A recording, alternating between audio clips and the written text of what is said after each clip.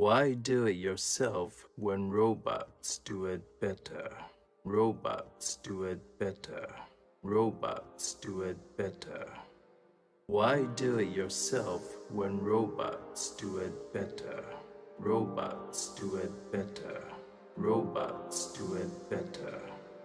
Why do it yourself when robots do it better? Robots do it better. Robots do it better. Why do it yourself when robots do it better?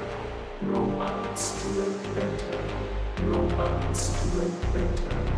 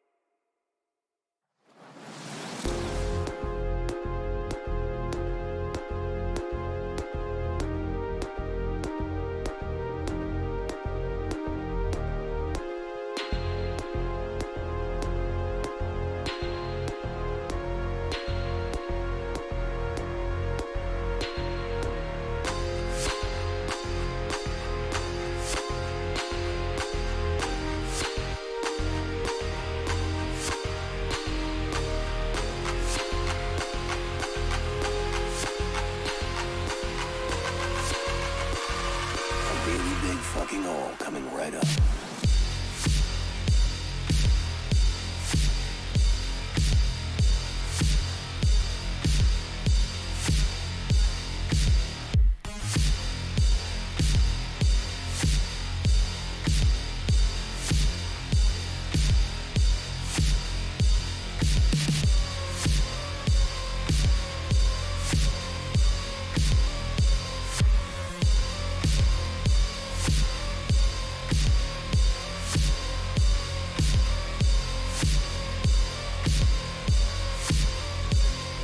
Really big fucking all coming right up.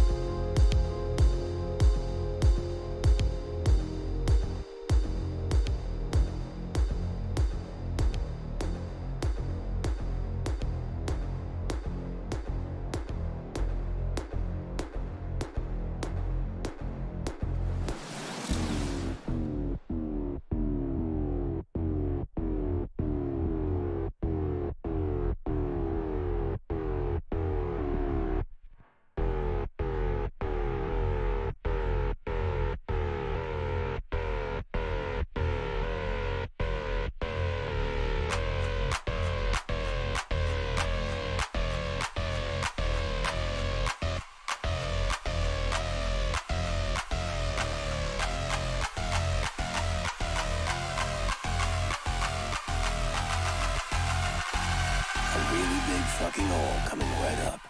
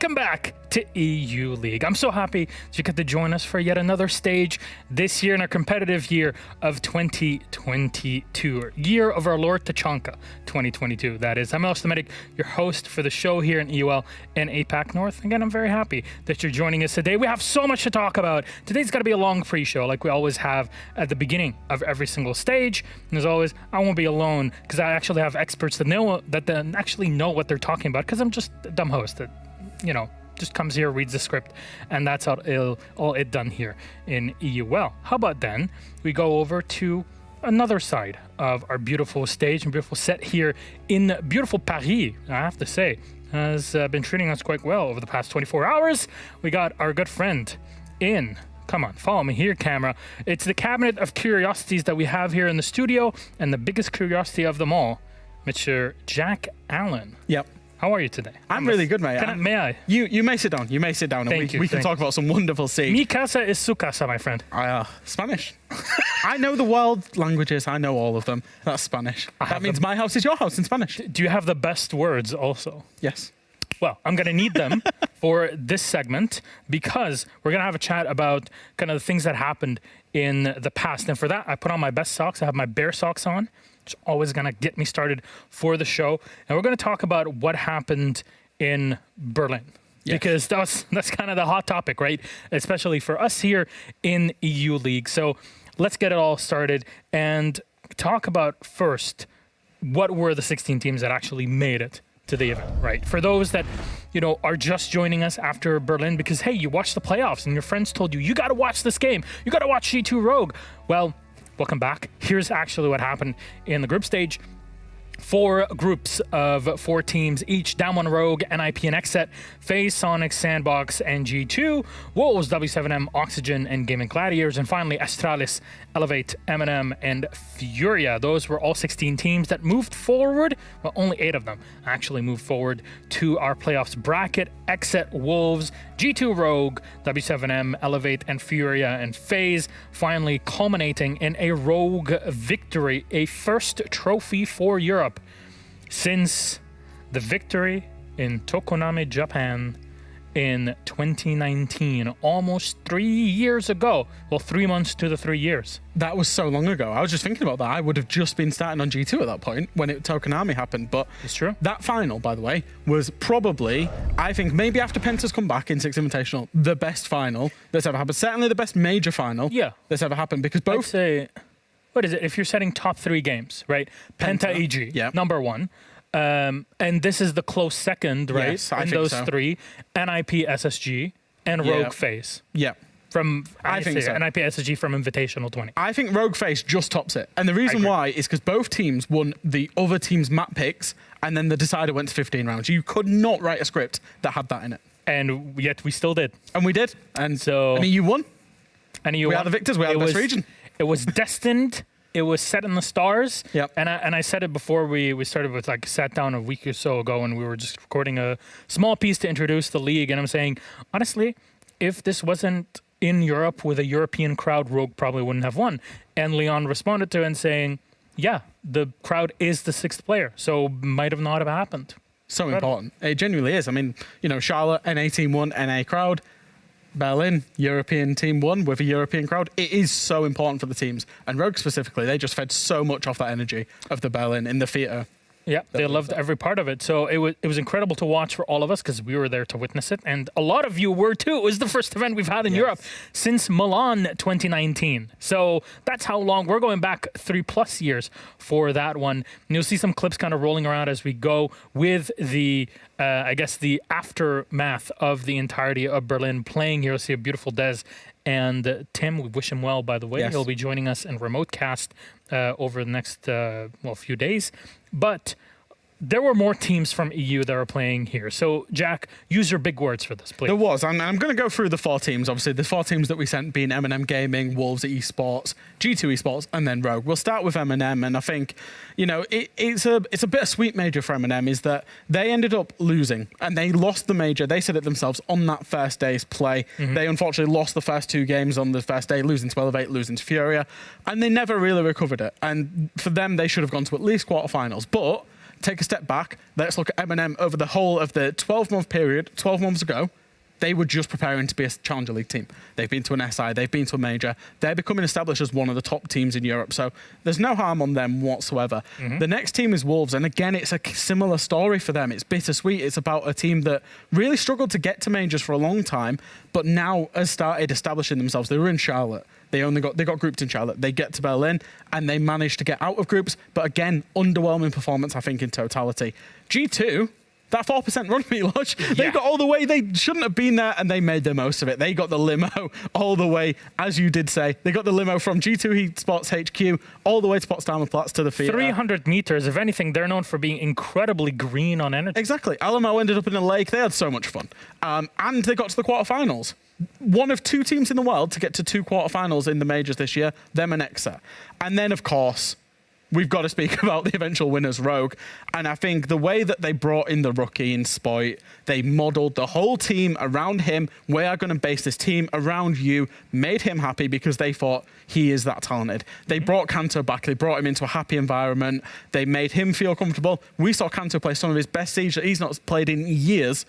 And they went on and they won the whole thing. They had to use 8 maps. They literally just had to dig deep in every game. It didn't even look like they were going to get out of groups. They had to dig deep. They had to go to Villa in the group stage to get out of the groups against NIP. They did that. They only beat G2 in 2 overtime games. And it was just pure entertainment. That's exactly what it was from Rogue. It was pure entertainment, start to finish with them. And they were worthy victors. Yep, and it was genuinely a hell of a run. It was, as was called, kind of the golden road for a player like Spoit, for example, who comes in with, hey, I have no experience I'm just playing for my first Pro League team, and then make it in the same stage all the way to winning the major. That was incredible. And the fact that I took the last map, I'm very glad that none of us had to go to the hospital at the end of it, because we were all on edge. The entirety of that stadium was on edge, awaiting to see an eventual Rogue victory, which is what we had. So that's kind of talking about the EU League and the EU League teams at the major and what they had to show for it. Any other surprises that you kind of see on your side, Jack? Oh, do you know what? NA, I think, as a region, and I'm not here to, go in on NA, but NA is a very competitive region. They could have sent 4 completely different teams to the major with how good that region is domestically. But everybody apart from Xset, you've got to say it, very underwhelming with the quality that region possesses. I would suspect that obviously they've made roster changes as well when they go into their roster changes and whatever else. But I think we will see completely set of new teams going into the November major. So I think NA was a little bit underwhelming.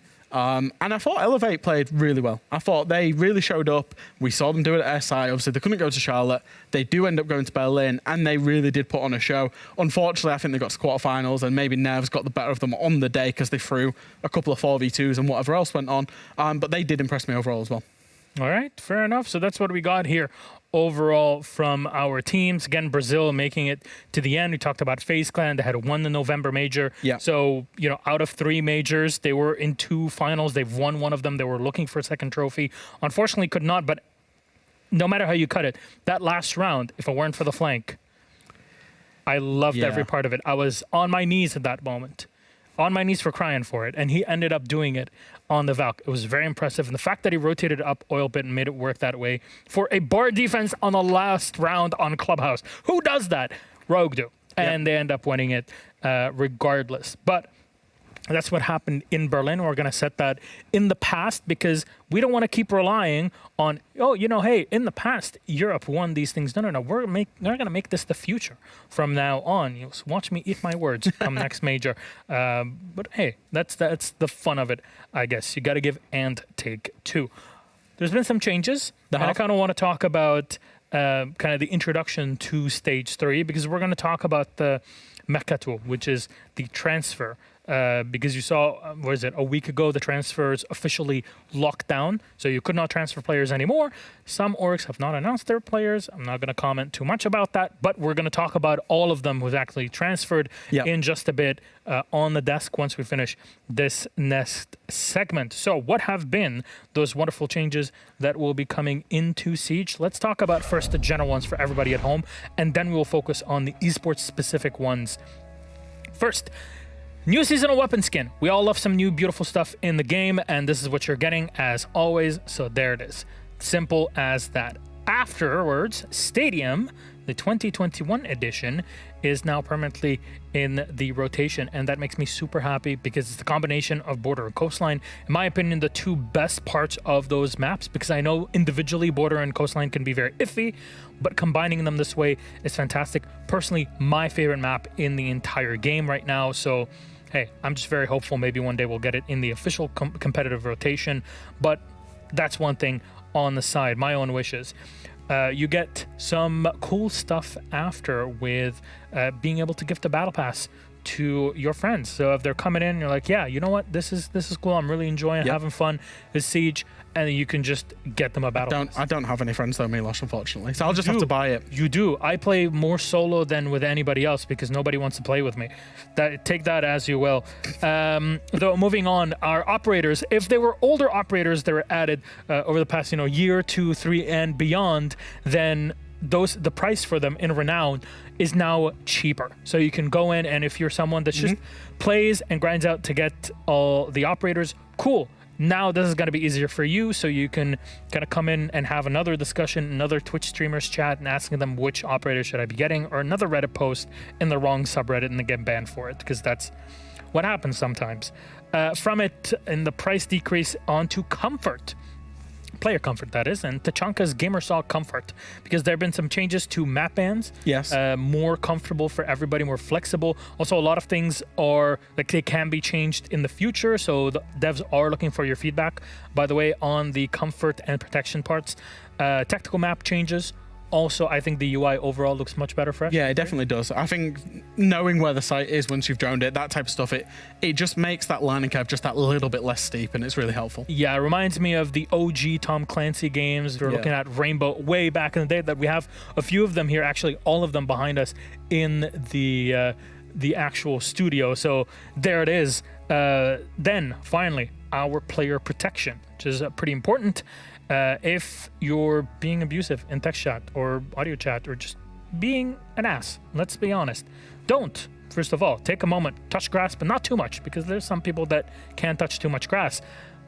But you're going to be muted, okay? You're going to have to take a timeout, and people can unmute you, if anything, but you will be muted by default until you serve out your sentence for being an ass. Maybe you've learned a lesson or two. That's something good. For everybody, and more importantly, you can report cheaters in match replay, so you can load up the replay if you're seeing something iffy, really iffy. Just hit the report button just from there. It's a good thing, Jack. That's absolutely a good thing. You can also report what's the word? Not trolling. Griefing. So when I'm doing my match replay on G2, I can report Doki every time I do a match replay on him for griefing. And you can report Des every time you're playing. That's so true. Yep. So there it is, which I'm sure you would have done was it a year ago? Multiple times. Yeah. There it is. What's the call out? Griefing. Yep. That's it. Then on to, I guess, changes that impact competitive play. First up, our weapon recoil system. Now, in the past, changes for weapon recoil and weapons in general has impacted PC and console in the same way. And I'm very happy to say that will not happen anymore. This is a good thing for console players, because now they get the changes that they deserve to have, because we have to be honest, PC and console play differently, and you need to tailor the game to the specific player experience on those different consoles, either console or PC. And this is a good thing. PC gets a lot of recoil added to a lot of weapons, especially when you keep firing them. Also, suppressors don't have any damage drop-off anymore. But how are you seeing this from a competitive point of view? Oh, do you know what? It's making the biggest difference to one operator, Milosh. That operator is Finka. Oh, yeah. Because the LMG recoil changes have nerfed Finka, not into oblivion, but we will be seeing far less Finka in terms of the competitive play, which can only be a good thing. It's almost like she was oversaturated thanks to an LMG metagame that did not really complement the entire game. 99% presence. Yeah, and that is a problem. Thankfully, that will have an impact on it. And we spoke with Spoit a few days ago, and he was saying, yeah, this is a positive thing. Very happy about it. Already has impact on scrims for teams. Then on to EMP. EMP. For all the Thatcher players out there, you can now plug in your SVGA monitors directly into the Impact EMP grenade. And what I mean is, you see that little compartment over there where you can plug in a cable. It's SVGA. We're really looking old. Are there any old people that have... There's no HDMI on these EMP grenades. Yeah, not even HDMI, not even 1.0 at that point, because everybody has a cable sitting in the back. For all the dudes that are out there, you know what I'm talking about. You got a cable from the Nokia from 30 years ago. Who knows? Yeah. But Jack, how does this impact pro play? Do you know what that does? It's going to have two things, right? Is the EMP grenade is coming in. It is a reduced version of Thatcher's EMP grenade, which means it has a smaller radius.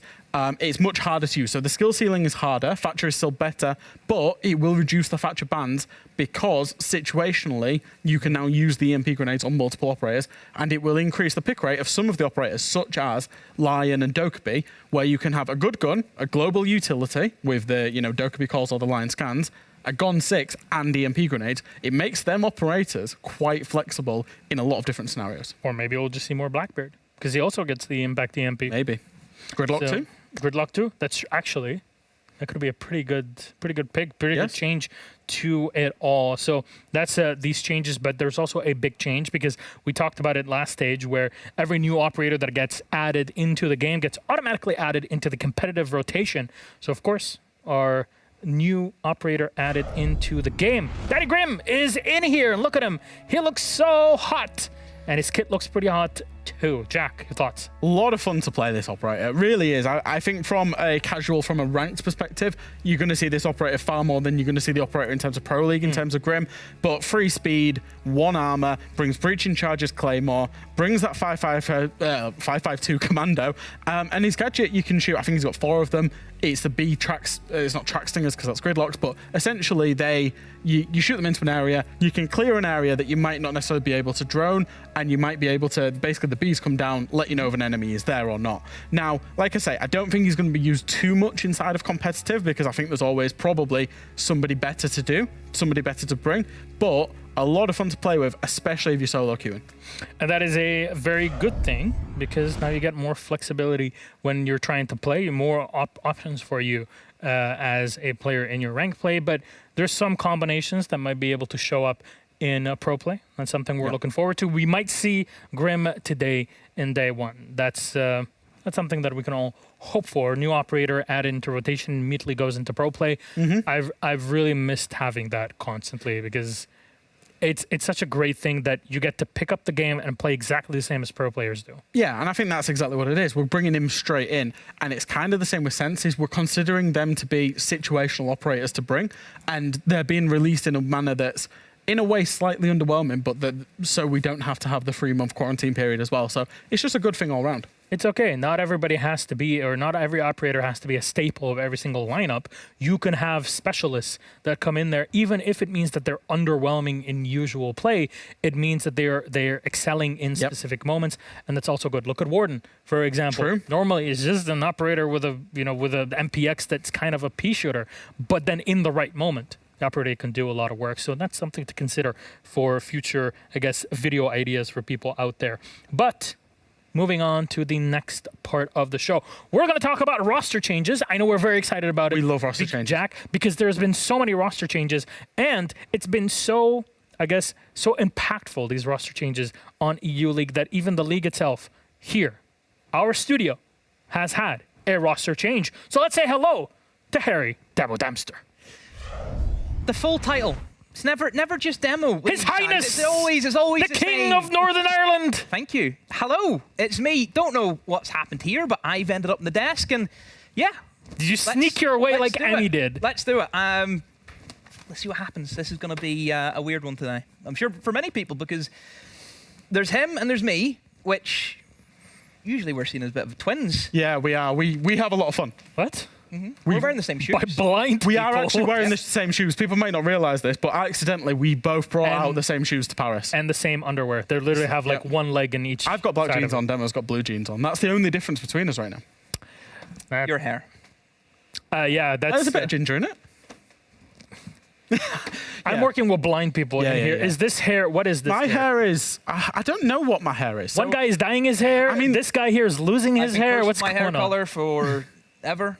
Yeah. But it's not as ginger as what people make it out to be. No. Give me a bit. It's beautiful. It's Harry, fine. It's you're absolutely beautiful. fine. And you know what? Your opinions are also very beautiful because for those that don't know Harry, come on, dude. You should know who Demo is by this point. You know, we casted an SI, not SI even, Major, Paris Major 2018. This is how long it's been, over 4 years now. Long time ago. And this man is back with us here in EUL. Usually, you know, we see you in, I guess, UKIN in the past. Usually there's a taller man standing beside me. I can pretend to be Ollie if you want. I just need to. Get the Do we box. have a box? Do we have a couple of a boxes? much deeper voice. Yeah. I can be Ollie. No, it didn't work. sorry. Let's not do that. I'm sorry. Let's talk about. I'm sorry. Milosh. So let's talk about rosters and the changes, starting off with G2. So, Demo, please fill us in. The announcements just happened. Literally, as you two were sitting having a chat about Well, all of the finally, new things in the season, They actually announced it. they announced it. Damn, dude. Wow. But 7 to hours give you late. to a quick rundown, basically it was Fabian was having nightmares about G2, and then he woke up and he joined the team. And it Try took fix them it. No, like I think he 4 was weeks to having announce that, didn't it? nightmares with Jack, That's true. and then he messaged Carlos, and here he is now coaching G2. That's so true. Yeah, obviously we've got Blair coming in first and foremost to replace Prano. We've got Blair coming in, which we both believe is an excellent pickup Demo. And we've also got Shas going out, and Fabian is going to be going in to G2 as their head coach as well. Yeah, Blur comes in. Off of Navi for a long time. He was on that Navi side for over 2 years, and that is quite a lot. I think in terms of our scene and how we're moving, roster changing, you know, every split, there's always seemed to be somebody chopping and changing. It's very rare that you would find somebody who's still there for 2 years. So to see this change, I think it's going to do not only Navi very well, because they can experience new players, which we'll get on to, but also this is, I think, something that Blur needs. I think he needs a new environment. He needs a new place to try and experiment with. So I'm excited to see what he's going to do. And let's just talk about what G2 wanted, right? Because they clearly looked a little bit fragmented in Stage 2. You know, the talk and everything that went on with Prano, they needed somebody that was going to come in and make this team and increase this team's harmony and synergy, make them happy. Because they got to the top 8 of a major with a fragmented team. You should have never made it. We've literally, you know, they were playing 4+1. You know, we've got to say it how it is. Yeah. So Blair comes in. They also wanted a player who would play hard support but wouldn't speak because they had a problem with too many people speaking. Blair, as we know, is quite a quiet player. So this is where, if the shoe fits, it fits perfectly. And we're very excited to see how this plays out. Fabian as coach? No comment. I prefer not to speak. What do you mean, no comment? You've literally got a job literally because of took it. his job. I feel as if you should be talking about this. Yeah, I'll talk about to be Fabian. honest. I'll talk about Fabian. Like, look, Fabian. happy he's gone? Fabian was clearly very passionate. He stood right where he actually stood here. I've swapped spots. Then he stood actually stood here. And stood here. no, he did stand there. Yeah, you're right. Anyway, I've got amnesia. Fabian stood and he criticised G2 and he saw a lot of things that were wrong with G2. And he thought that he could improve them, and he has gone there to go and improve them. I think it's a very good change. I think, you know, he will get them very passionate. He'll get them very motivated. He will understand as a former player what's been going wrong, how he can try and fix it. My one very slight concern with Fabian being picked up for G2, though, is the fact that there will not be an analytical-minded person on the coaching staff. Because Shas, as we know, was very analytically minded, did the map bans, did a lot of theory crafting about the map bans, the operator bans, counter-stratting.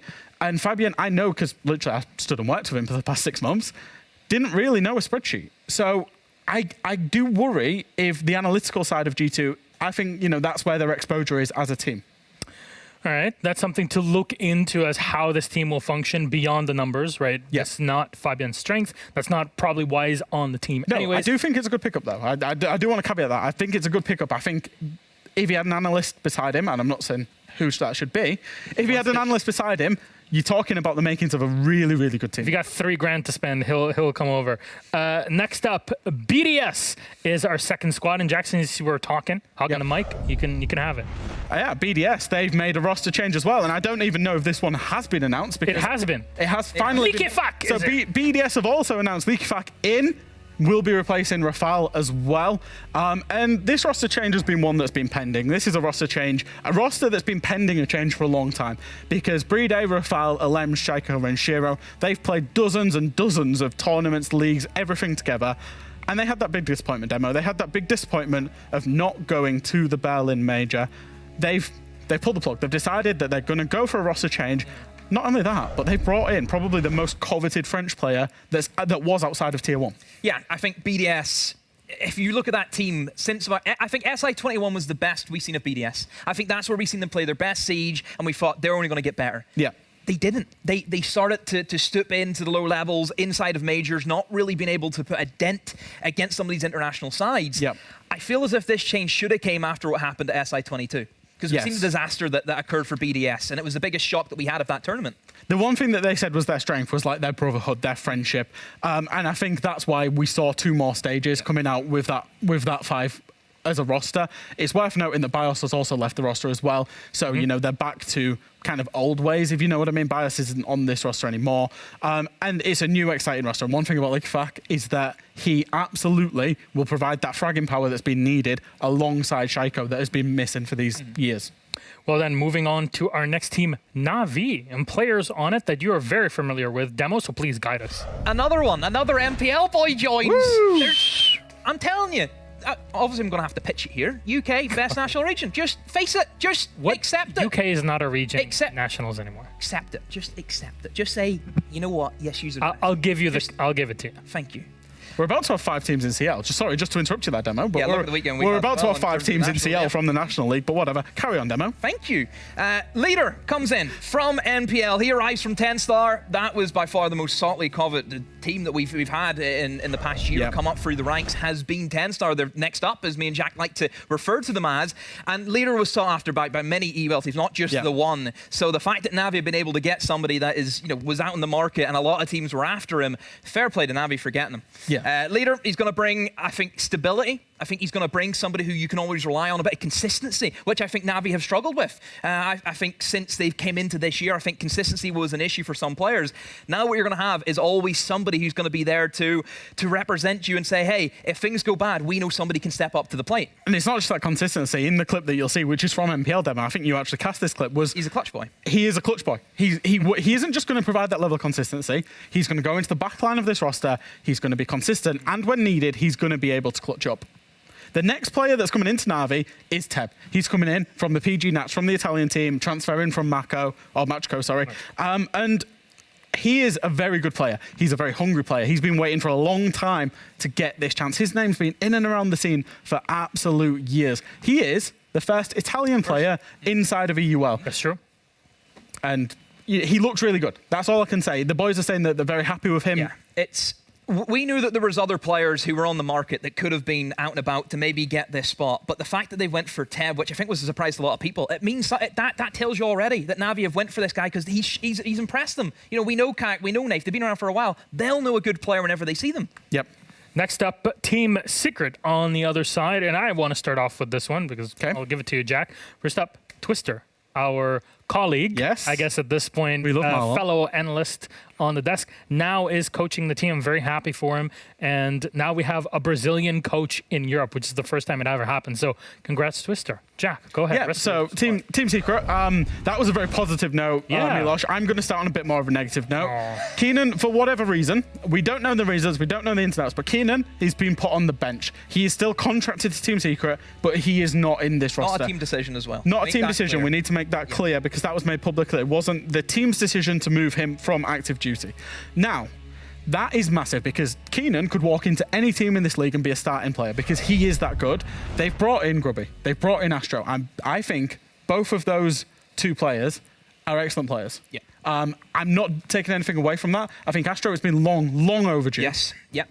With him coming in. He's got a similar arc to Deepak where he played with Deepak, right? They used to play during the Benelux. They were in CL together. And, this has been, again, a player that we've seen for a while that we've always heard the name off, and we've always thought, when's he going to get a chance? When's he going to get the chance? I can only praise Astro. I think he's a great player. I've seen this guy, since he turned 18, since he started competing. I've been able to see this guy work in progress, and I think he's so smart. He is very, very smart.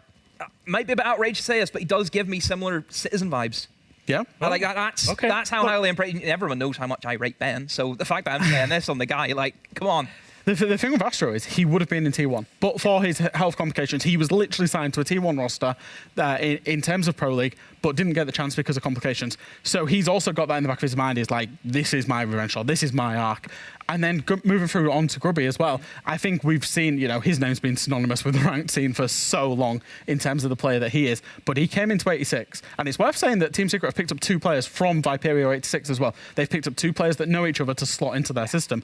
But he came in from 86, and he actually impressed in terms of the comp side. That was really his of first big chance, because obviously Nationals is going to be a big step up for most young players, and he hit the ground running, which I think more than anything, not as if he got off to a slow start. He was very, very good in that league, and a big reason why they were able to, have good wins in that league. And just to be clear, Grubby is not Grubby, the Warcraft 3 and Heroes of the Storm player. For those that will remember those days, it is a completely different person. Man, any old people in chat that will know exactly what I mean, please just tell me. The Warcraft 3 players. Anyways, moving on to our next team. There we go. At least somebody from production knows who we're talking. There's old people that run the production room in the back. Look, he does have a friend. Somebody's talking in his ear. Yes. There you go. Grubby has 2 Bs. Exactly. Now, let's talk about Outsiders, our next team on the block. Put them up on the screen for everybody to see. There you go. Thank you very much. And here they are with 2 changes to technically 3, because you got Joystick on the squad now. It's a big one. It is a big change. Typically, I categorize roster changes into 1 or 2. It's 1, you're bringing in a new player who hasn't had any Tier 1 experience. It's always going to be a bit of a risk to see how they play against some of the big boys.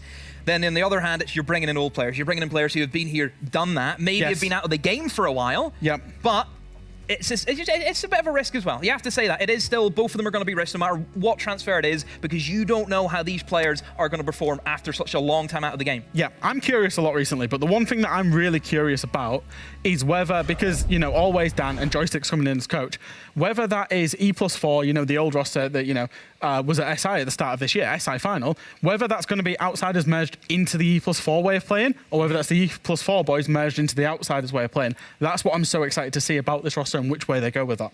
There's so many questions that could be raised about this team, and we're going to talk about every single team here, by the way, once we get to the pre-match for all the teams that are present here in EU League, and really talk about strategy and how they prepare themselves for their games. Now, moving on from Outsiders to our final team with a change, Heroic, that have had a lot of changes, actually, over the past few months. Some actually surprising in many ways, but Yume and Mello.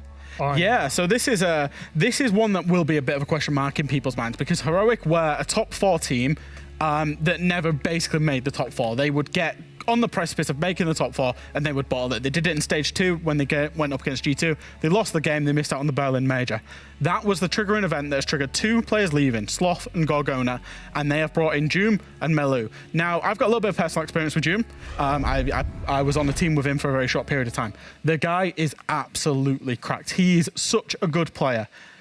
When I teamed with him, it was back in Fabian's project team, in Delta Project, a year or so ago. And there was no doubt in his ability, but it was his all-round game that was that little bit of a struggle, communication, making plays together with teams. But he's been working through Delta Project and in the team with Packbull in the Packbull's project team, improved that, and he's got his shot. Melu, on the other hand, is probably, I think, the most unknown coming into this. Melu, he's a French player, comes in from the French league. He was in CL for last season with Ascend. Everyone knows about Enemy Revan, very old French players inside of Penta. Sure. And he was on that side. The only issue, I'm not trying to sound negative with a new transfer like this, but it is very strange to see this pickup go through based on the history of Melu. And the history is, there's not much that you can say has really impressed many people about Melu over his Siege career at the moment. Of course, that can change, but if you look at CL, he was ranked in and around, the 20th best player. Is that really where Heroic, if that's who they've went for, is somebody who was mediocre at best inside of CL? Really? Yeah, and I think the one thing that I did ask Mr. Officer about it as well, and as I did get from him, is when they trialled him, all of the remaining 4 players on Heroic, including Joom, felt the most comfortable playing with him, i.e. he was there to raise the other 4 people's games. So I think it just felt like a natural fit for them out of the players that they trialled, and he's been given his shot, and it's up to him to go and prove it inside of EUL now. He can 100% go in here and could drop 20 kills today. 100% can happen. He's getting the chance. Let's see if he can do it. There you go. That's what I'm looking for here, and you're getting the chance today to be with us and for the next few days. I'm just here for the ride. I'm here for that's fun. True. Well, there's a lot of people that are in for the ride, but I guess a more hardcore one. Sprabuni prepped a graphic that we talked about in Berlin. We're going to talk about it here. And of course, it's Sprabuni and Wrath who kind of help us put all of this together. And this has been updated for who gets to go to Invitational from all of the EU teams, Jack. Yes, this is all of the EU teams going to the Invitational. Sprabuni put it on his Twitter, and we've got it here today because we work with Sprabuni and Wrath, which is absolutely amazing. Basically, we've got the top 6 teams on the graphic. Rogue, G2, Wolves, BDS, M&M, Heroic. If they make the top 4 or even 5th, they pretty much will be confirmed. For Rogue and G2's case, they could finish 10th and the 99.9%. Rogue and G2 are going to the major. I'll just say it now. Honestly, we'll throw them in there. Yeah, and then it's it's the remaining 4. I think Na'Vi, Outsiders, Secret, and TT9. They would basically have a very, very outside chance, so they're looking more towards the open qualifiers. But I think if you look at the bigger picture demo, we're looking at potentially, depending on how the top 4 goes, we could see 6 teams qualified on points from EU region to the 6th Invitational. It's a big possibility, and I think if you look at those 6 teams, you could say all 6 of them could get top 4. We know that's not that's physically impossible, Milosh. I'm not at least that smart. But, Bless your heart. I mean, it's going to be a battle. It's going to be a great battle for that top 4. I think any of those 6 are deserving of it as well. Yeah. I think they've all showcased what they can do in an international stage. So I think any of them are going to be worthy of it. All right, so moving on then to our schedule. What are our 5 matches that will kick off day 1 of Stage 3 of EUL? Here's what it all looks like. And we'll talk about that match of the day, which is always our 3rd match of EUL days. First up, M&M versus TT9. Next up is Outsiders versus Wolves. G2 versus Heroic is our match of the day. There's so much fallout from this game. We're going to talk about it in a second. Na'Vi versus Rogue are, of course, major champions in Rogue, and BDS versus Team Secret, our final matchup of today. Let's focus on said match of the day, G2 versus Heroic. And here are the players, of course, the changes that both teams have had.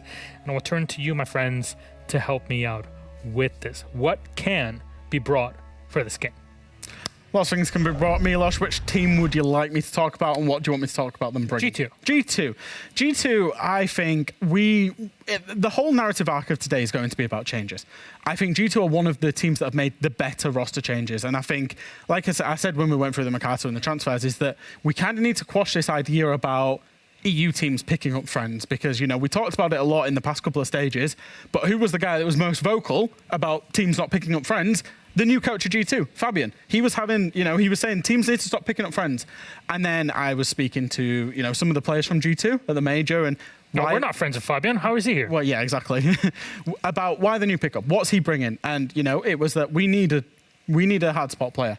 We need him to not speak that much. He's not going to be the IGL. Ben would be the IGL. Citizen would be the IGL. We need him to be able to hold his own. And Doki put it in a nice way for me. He said, imagine how good we are now. We got to the top 8 of the major. Imagine how good we are now with a fragmented team. Imagine we've got a complete team with a guy that can shoot a little bit harder than Prano can. We could be unstoppable. And I genuinely believe him on that. Yeah, I think it was always a worry that we said at the very start, whenever these changes happened for G2, the big year changes that happened for them, is there going to be too many cooks in the kitchen? Yeah, true. And I think that's happened. It clearly has happened, because it seems to be that there was different ideologies, different ideas. We've seen what happened to them in the first 3 weeks inside of last stage. Didn't work out for them. And then, as we know, things just kind of went into madness from there. You need a chef and a few line cooks. They've went for the momentum run. They made it into the major. We've seen from just the body language on Prano at the major. Yeah. You could tell something was up. You don't have to be a rocket scientist to realize that. And if they're making Citizen now this main IGL, it's a fantastic change. I think Citizen is one of the best brains that you can have right now in the game. We've seen what he can do year in, year out. One of the best. You can't argue against that. And then what kind of Jack was saying about you need somebody who is able to have a bit of a bite to it. Whenever they've done their job as Firmite, opened up a wall, whatever it is, they can go away and actually get some kills. Prano only had 38 kills throughout the last split. He was the lowest rated player in terms of kills. Imagine what you're going to do now with Blur, who we know can drop massive numbers. Yep. Let's hope that actually happens. We always have those questions. But what about Heroic on the other side, Jack? Again, it's going to be a game of changes. It's going to be a game. And we've already said that we think that Heroic, by the general community, their roster changes will be questioned. Because when you're going to make a roster change, are they addressing that problem by changing the players that they couldn't get over the line in those high-pressure games? Maybe they are, maybe they're not. Time will tell. For Heroic, I don't know if, even if you're making roster changes, some of the players that you bring in, you might bring in the experienced player to help with that pressure issue. They've brought in 2 guys from Tier 3 that are young, that are hungry. And I kind of wonder if this is Heroic with those roster changes. Taking that step back now, whether they expect to get to the November Major, taking the step back, and I need to go a bit further back, to then take 2 steps forward for the future to get them over that hurdle. I don't know if they're expecting it to cost them in the short term whilst these boys get the experience, get used to a UL, and then they're looking at 2023 and beyond. It's a big risk at the end of the day. You know, you're sacrificing 2 core members. Sloth and We've seen them around for a long time. Both good players in EUL as They well. are very, very good players. So you're making a statement. And in my eyes, for Heroic, this isn't your chance now to go and bottle the chances of getting SI. Everyone wants to be at the 6th Invitational. You know, you're an idiot because we just seen the stats are in a great position. Yeah. They don't want to throw that away. Yeah, and reminder, they need to get to 5th place as well to get the SI as well. So there's a lot of pressure on them, and they consider themselves a top 4 team. So in terms of this fixture, they need to hit the ground running because even though it's the first fixture of the entire stage, there's a lot of pressure on it already. Yeah, because you start making mistakes. Look at how many teams are gunning for the top 4 spots. You make one mistake, you're not in 5th or 6th anymore, and Heroic just don't make it to SI, which would have been or would be a failure of a year if you were to ask me, after all, you know, the hubbub that goes around the team and how close they were, how powerful they were really since the first moment they joined the league at Scovana to Heroic now. So a lot of pressure on both G2 and Heroic. More pressure considering the fact that there are predictions for our day. Let's see how our talent team predicted for today. I bring it up on the screen for everybody to see. And we're pretty much all equal. Fresh going for TT6, are we calling them? Wow.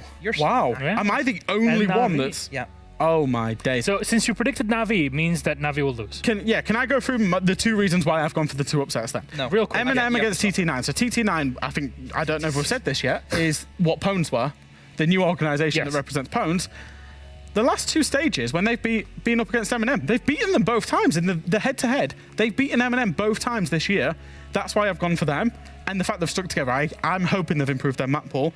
And Navi over Rogue, Bernie has been with the LEC, the Rogue LEC team. Yeah, they just won like 2 tournaments. They won Berlin and they won Malmö. Tristan, Safest, has had uni work, so he hasn't been able to be with the team. And I've been told that Rogue have only scrimmed a few times since the major. They've taken a big break. And I like Navi's changes that much that I think Navi could have a real go at Rogue you do today. know they've got Spoit.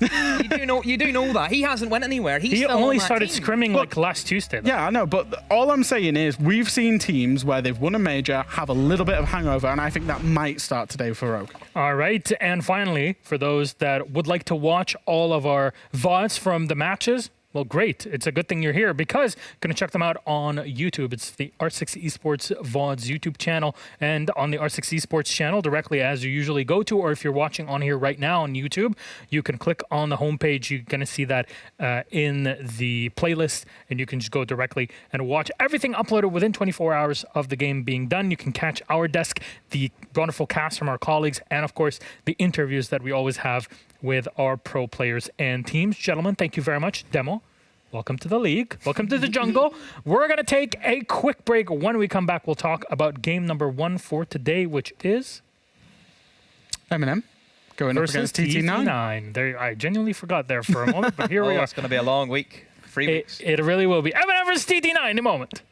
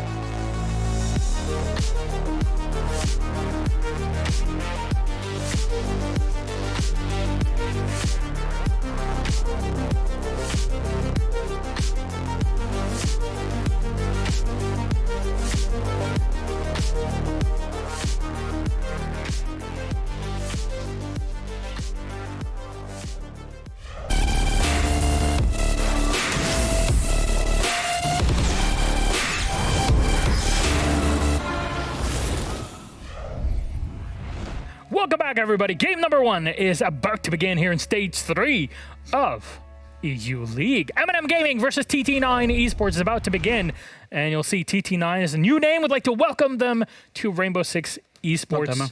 Not me. They pick Am I up not new? Pones. No, he's been around for a long time. He's been around. Logo. He's been around casting for longer than you, Jack. So I know. respect your elders. Yeah. He's about 5 years to my younger as well. Yeah, That's but the thing about Demo. He's got, 5 years a head start on you in terms of talent Quite work. sad to So think about it. What's happened here? But it's all right because you still live with your parents. yeah, No rent. I'm winner. I'm the winner. No rent. Demo bragged to me yesterday that he still lives with his parents, so he's got one up on me. I'm loved. you're paying a mortgage. That's terrible. You're the idiot. I'm doing a Des. Des lived with his mum and dad for ages. You're not taking. Actually, you do take the mick out of And Des. he's completely fine, I was right? going to say, you're not helping Okay, yourself. let's actually start off with what we're supposed to talk about here Yep. on the desk. I know Emmy's having a big old laugh about all of this, talking about M&M and what they have to show. What do you think, Demo? The team just keeps building. I will say that Jack kind of touched upon it on the seats was.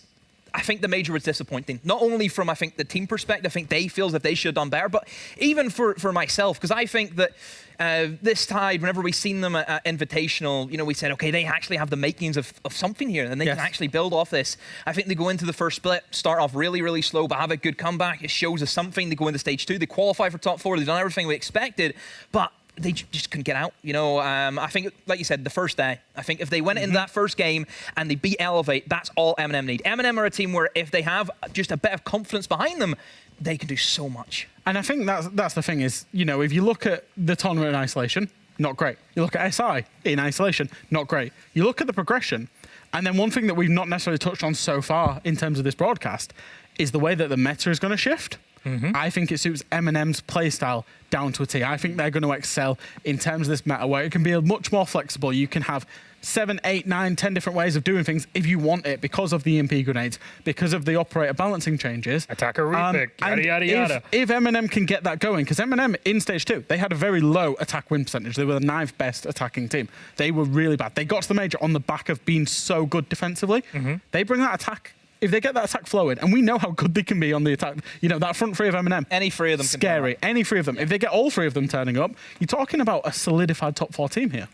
What about TT9 on the other side of what they can bring, Jack? What are your thoughts? Well, they're a bit polarizing for me. Yeah. You know me, Lush, that Like bears, polar bears. in polar bears, yeah. In a way, I have loved to hate this roster because of their lack of map pool. What a mean thing. They are so good.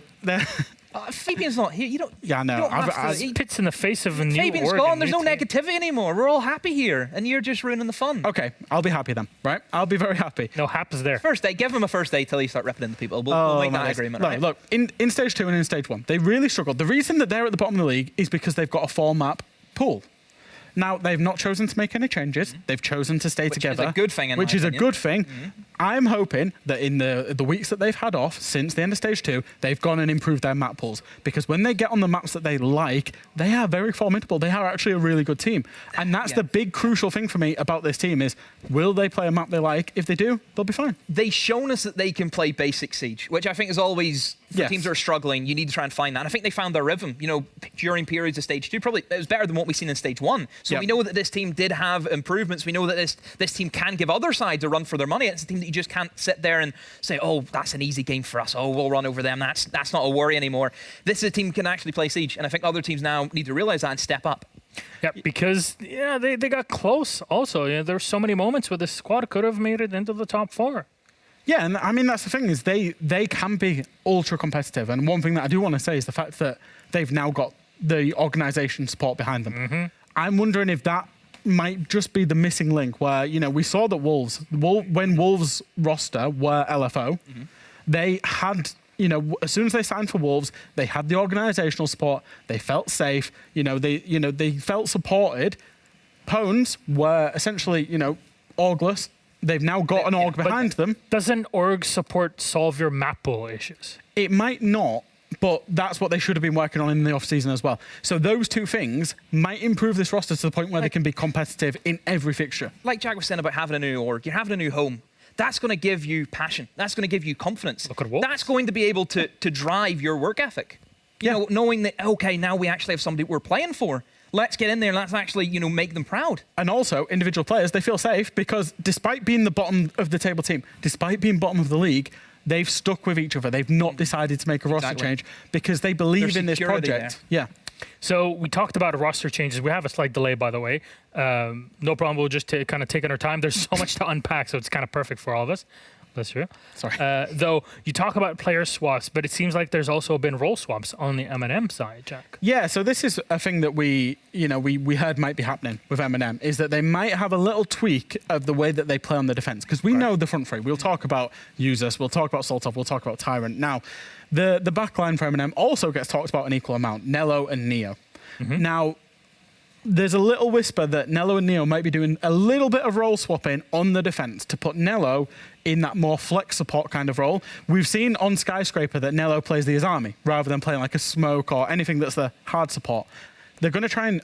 what we've heard is that they're going to try and do more of that so Nello can spot opportunities for them on the defense. And their defense, by the way, was already formidable. True. And I think this might be able to help Neo, because Neo's been under cannon fire by a lot of people. Yes. And I don't think it's fair to Neo, because I think Neo, the role he plays, the position he plays, nobody wants to play those roles. You think about some of the suicide positions. He's supposed to die. He's not supposed to have a KD. That's not his job. There's other free players there. It's like asking, oh, your goalkeeper's supposed to score a goal. No, he's not. He's not supposed to score a goal. That's not his job. He's supposed to sit there and save the goals coming in. That's exactly what he's supposed to do. But when they do, it looks good. Yeah, fair enough. There you go. Yeah. I'm an analyst. I'm an analyst. Can't come back from that. You got the host. He's the analyst now. Speaking of role swaps, I mean, you look at this change for Neo. This might give him something new, a little fresh air, because he's been doing the same thing for the past year. They've been the same for the year, and this it won't hurt them to do this. I think that's the biggest thing. There's no risk with it. So let's talk about our map bans here. It's kind of we're aligning with our schedule and all set up. We go through our 9-map pool. Ban, until we're hit with our last. Sorry. Properly hit yourself on this. Don't do that. Are you okay? Are you mental? They're banning the same format. How much alcohol did you have since Berlin? Feels like, is this me whenever I was watching Helios Gaming? It feels like it. For those that didn't see, Chalet was picked up by TT9. Why are you so angry? Because this roster lost all of their games on Chalet in Stage 2. But it's a completely different roster. No. But it's not a different M&M, and that's the scary thing, Milos, because this is M&M's best map by far. It's not a different roster. They've not made a roster change. Come on, man. That's my worry about the map bans. I was hoping I would come out and I would see a border. I would see a Skyscraper. I would see a film. I would see something that they're still forced into banning the same maps, and that's the worry. That's the worry so far. They did ban for Villa. They did ban for Villa. Villa? They did ban Villa. Yeah, it's a rough day one for all of us. It's hard on that one. They did ban Villa in favour of going to Chalet. So they could have gone to Villa, but they played M&M there and got beat by M&M there. So it's had a very close game with M&M there. But yeah, I'm not sure on this roster and Chalet. We saw it so much in Stage 2, where when they played Chalet, they just looked like they lacked fundamentals. Every time they played Chalet in the whole of the last stage, in terms of TT9, there was only a mission that went positive every single time they played it. So that has to change. And I hope that's what they've worked on. I will ask you to, as more demo, what are those fundamentals that are lacking? Because I know we can, throw around those words sometimes. Maybe newcomers that are just coming in from Berlin might not know what those fundamentals that they might be lacking. Well, I think Chalet is going to change a little bit in terms of fundamentals, how it's played. With a lot of operators getting their kind of gadgetry switched around, I don't think nades are going to be as prevalent as what we've once seen inside of the meta. You think about Finka, the big one, losing nades. Maverick doesn't have nades anymore, which is a big thing as well that you have to look at. And even just the general grenade radius from below it's minimized now. So I don't think the whole idea where Chalet, you're supposed to try and use all that burn, use as many nades as you can, I think we're going to shift away from that. I think we're not going to see top floor at all. I'd be surprised if we see top floor. I think it's just a very bad sight. It's kind of became what Clubhouse is, the CCTV room, that top floor where it's just, once you get a wall open, you can't do anything to stop a plant going down. So very similar story with Chalet. So I think we'll start to see basement be very prevalent. Tim will be buzzing to see these basements. We're going back to like OG Chalet. Yeah, with this. The thing is that site, towards the end of Stage 2, that site actually became more prevalent. It was the go-to site for many teams. And I would actually argue now it's probably the best site on Chalet. It's going the same way Barn Stock was for Clubhouse. However, the introduction of EMP grenades now means that you've got to play basement in a completely separate way again. So it's changed the dynamics on this particular map that realistically, there's 4 sites and none of them for the defenders are that great, if I'm being brutally honest. Kitchen's my favourite personally. It's a very fluid map in terms of who likes what site. Yeah. Kitchen, I think, gives you a little bit more of a bite back because you have that top floor presence. You can do a bit of a roam game more. So, but I still think overall, this has always been, in my opinion, Eminem's signature map. Yes. It's always, since they played in CL, and I seen a lot of Chalet from CL from this side, it's always been their go-to. Do you remember Uses' clutch? Oh, do I ever? Oh, do I? Oh, do you? And then you look at even the Berlin Major. Every team banned Chalet against Eminem for a reason. All three of those teams in their group banned it. I don't know why TT9 hasn't done the same. I might retract on myself because I forcefully smashed my head against the table when I saw whose fault is that? But the one thing that I will say is because TT9, I can't say this, TT9 chose to go to Chalet over Villa, knowing that it's Eminem's best map. It does say something. It does say to me, you know, even though they didn't look good on it in stage 2, that they must have gone away and worked with it. And that's the pedestal that I'll hold them to. That's how I will judge them at the end of this game is, have they gone away and worked on it or not? Or is it the same old? So very quick, our lobby's ready. Thank you so much for waiting. Eminem win? Yeah. Yeah. No, what? Well, you selected TT9? If I'd have known the map was Chalet, I'd have selected Eminem. Well, there you go. That's more stories for you. Let's see if TT9 can bring it all back against the odds that they've set themselves up to. Thank you so much, Demo and Fresh. I'm going to toss it to our casters for game number 1 of this stage. It's happening. Enjoy. I'm glad we're back to this. It shows that winning the major and being the best region doesn't change us. We're still the same. We're just the best now. Hi, it's Fluke. That's Hap. We're here back in Paris. We're back in Paris and we are here for some amazing games. So the new patch, which will bring us some different kind of recoil to come through. So new recoil. Yeah, new different guns, tricks. new pocket tricks. Wonderful to have Demo on the desk and Milosh and whoever that gay woman is that's replaced. I'm allowed to make that joke. Am I allowed to laugh? Yes, right? So. It broke the desk. That's all that matters. Okay. We're back. We're back. Okay, I'm very excited to get into this. I'm very excited to see how this does progress. They're not excited to have Nook. No Nook on the board currently.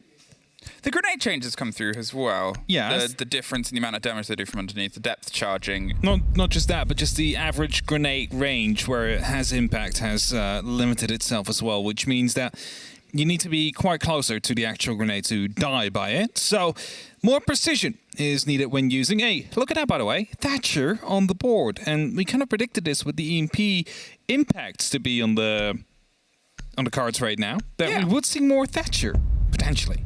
No, Azami. Azami, she's had a pretty good roll here onto this map, especially. Is Tari Natus' computer, or is it just really dark? Sorry, side note. It's been, you're looking at if you're holding onto the top floor. I know they talked about it before. It's not the strongest site, the positioning that you can sort of get with those. Keep barricades, tuck yourself in. Valk, yep, that's a pretty consistent removal here onto Chalet. And these are two teams that are consistent on the map. Some for posterity, some not. Now, some of you might have seen it already. We're quickly swapping the servers.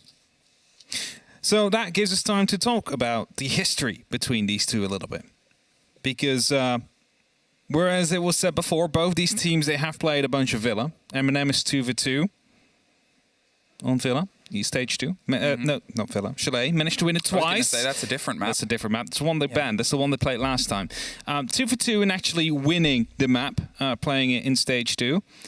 Whereas TT9 is 4-for-4. However, they lost it every single time they played this map during stage 2. So there is definitely some bit to prove here. Now, the last time these two teams met as well was actually Playday 9.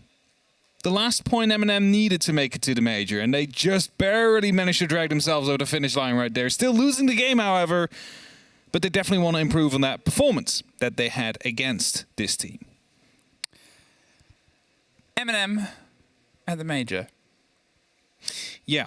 Wasn't great. No, it was definitely not great. Not great. There was a lot of sort of conversations about them coming into it. It was a last day they got over the line. It was close to them not making it. They didn't need the win. They just needed to get OT. That's what they got. Yeah. But still, that's not, in anyone's books, the cleanest. However, they were still a seed, from our perspective, that put in a good fight in the sort of final weeks, especially towards getting there. Then it sort of fell a little bit apart. They just needed like 3 points over the last 3 games, and they managed to just do that in that very last one, like 1 point in the last 2. They struggled a lot. And the last time, you know, the time before that, actually, these two teams played, it was actually, again, TT9 that won it with a 7-2 victory. So M&M have lots of proof here. And even though, you know, we have been saying about how Chalet seems to be favoring towards M&M, they also were playing a major. Whereas TT9 had all that time off to work on the flaws that they have spotted themselves to see if there's improvement possible. Now, I just want to go back to the new season a little bit. We have Grim, the new operator, joining as well. Wondering if we get to see any of the Cow and Hive launcher today. It's an interesting gadget. Deploy some bees. We'll be giving some permanent tracking until you leave the hive. After that, it's just a Prisma scan that goes through. Wondering how it might be used, like, especially if you look at this map. I would assume you might actually be able to use it on Pantry, for example, right? It's often a place people like to hide, just shoot it through the door, they can't swing you. Well, obviously, we've had this sort of conversation about this before, is where are we going to see it? We have it every single time that there's a new operator released from it, because our perspective is one of, you know, it's closed doors until the game starts, until we throw ourselves into it.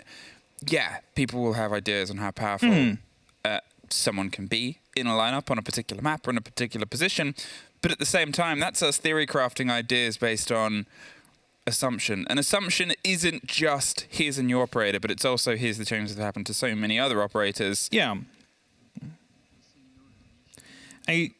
You start looking to where teams sometimes have issues with certain areas, and you're like, how can this operator fix these issues and these strongholds that teams come up against? It's not entirely, are we going to see Grim? It's not entirely what can Grim do, or where is Grim going to do it? But, you know, it becomes this sort of position of, okay, but how's the potential recoil going to change things? LMGs in the dirt? R.I.P. Bozo? To some extent, they indeed are.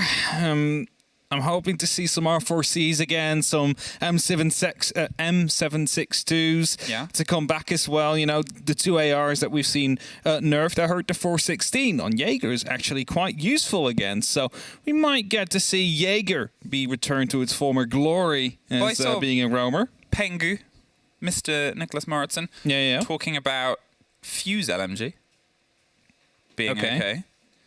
Which is the same as Finka's LMG, by the way. So I don't know what he's talking about, but we'll leave him to it.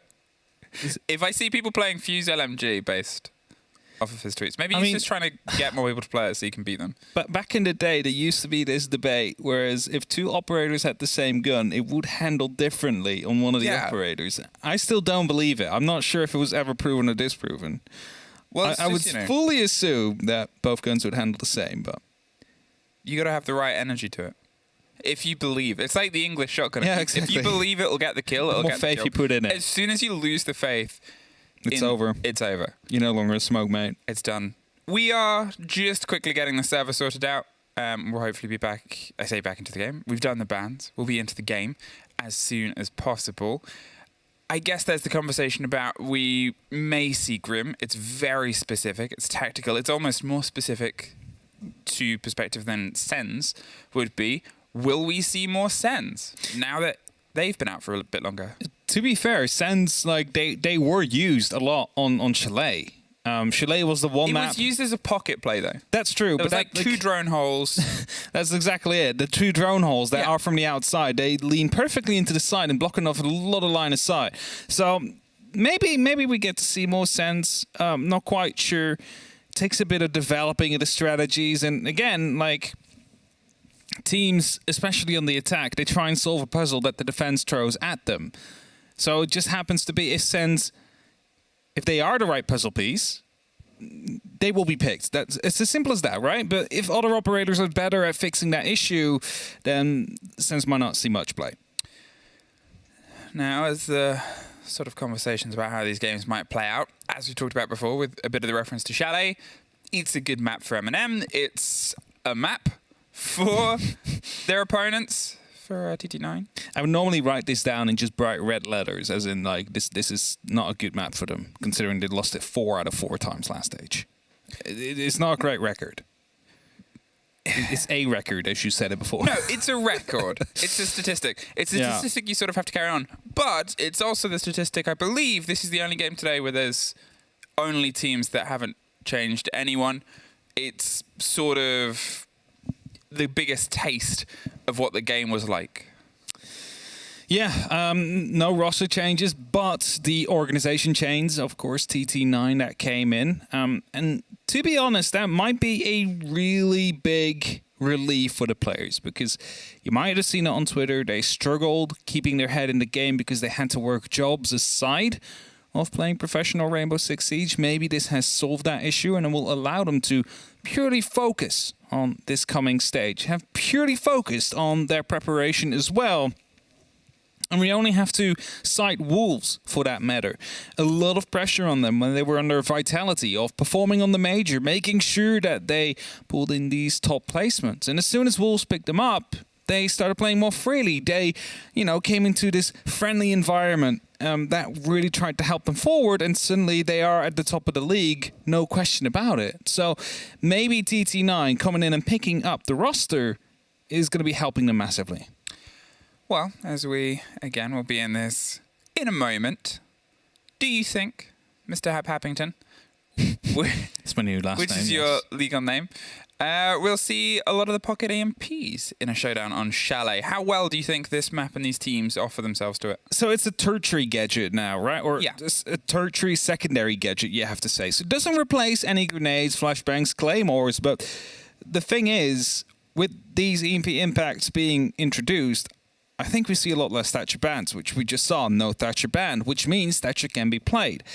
I think if Thatcher is open, he's still the better alternative than these EMP impacts that you have. Because I don't think with an EMP impact you can actually stop an active K trick, which you can do with a Thatcher, for example, because there's a cooldown between the two throws that you have with the impacts. You cannot just toss them quickly after one another. So with Thatcher being opened up, I believe we might see Thatcher in play rather than the EMP impacts, because, it's just better to take grenades in that case, even though they have been nerfed a little bit. Yeah, there's been changes there. I guess for me, I want to see how it might potentially shape the structure of things, because the last time we had this conversation was around the hard breach gadgets. Yeah, very true. Little quick ability to, I guess, move slightly further away from having a sort of setup of hard breach, especially with Buck with the hard breach, soft breach combination that he could then be. He came a little bit background into the play and the push of things. Heck, Fuse has them. He can do some approach here. But again, it's one of those questions that can only really be answered as soon as we sort of get into a bit of the gameplay. Look at this. I have not seen that chibi before. Where is the that? Twitch one? What's that? It is. I was like, where is that in the studio? I believe that's a Predator Twitch chibi. Wow. And I've not seen anything about it. That was... So we've just had a sneaky reveal. It might have been a That's sneaky a slow reveal. pan. Are we... At some point, it might come all the way there's to like us. We're Glass now. Jaeger coming up next, and then you have Ella. And then the newest operator that will reveal next season is going to be Emmy, yes. Imagine. I would be useless. What would I your... have no military experience. But what would your ability be? Just to shout really loud? Shout real loud. I don't know. I mean, to be fair, this pains me to say it. Dez might be the best one to add from the EUL team as an operator, because fun fact about him, he used to be semi-pro in paintball. This is a weird Dez fact for you. Semi-pro in paintball? Yeah. Okay. Weird Derry Desert Holt fact. Was a semi-professional paintball player. He's quite little. He's quite nippy. Low center of gravity. I can imagine. It's like Mozzie, right? Hard to hit. Demo's pointing at himself and trying to, I guess... Have you had military experience? He's trying to put forward the idea that he would be good. Yeah, but it's Demo. Yeah, but it's also Dez. He just stood up from the couch and he's like, oh, my knees. I'm getting old. He is old. Maybe, okay, Medics, I think. He could do... Medics would be like a silent assassin. Yeah. It'd be great for like a new Assassin's Creed game. Well, luckily there's been one announced. There is one, yes. Hopefully Medics is a playable character. In this game, Medics becomes the new sort of flagship character in every single Ubisoft title. Hi, if you're just joining us right now, welcome back to EUL. We're the champions. How do we celebrate? With a brief pause before we get into the game. How did you celebrate? What's been your 2 weeks? And everybody from chat, how much have you rubbed it in the faces of the other regions?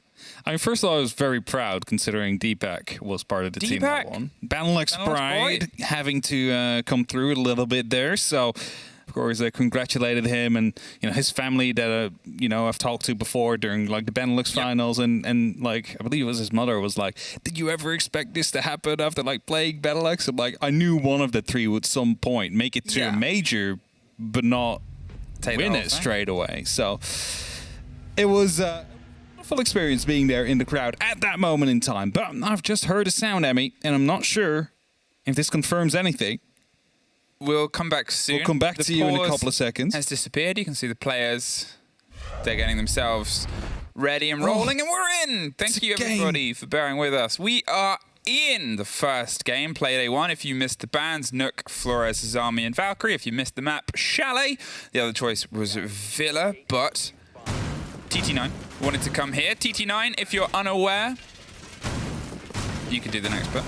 I was going to say, just continue, but yeah, the new organization that has picked up the Russian team, making sure they do not have to worry about the issues they had when they were orgless temporarily. So I'm hoping that it will bring them some freedom, some extra performance that they might be able to bring out during this stage, because they visibly struggle, and that's not something you'd like to see. So I really hope that they get back into their best game now.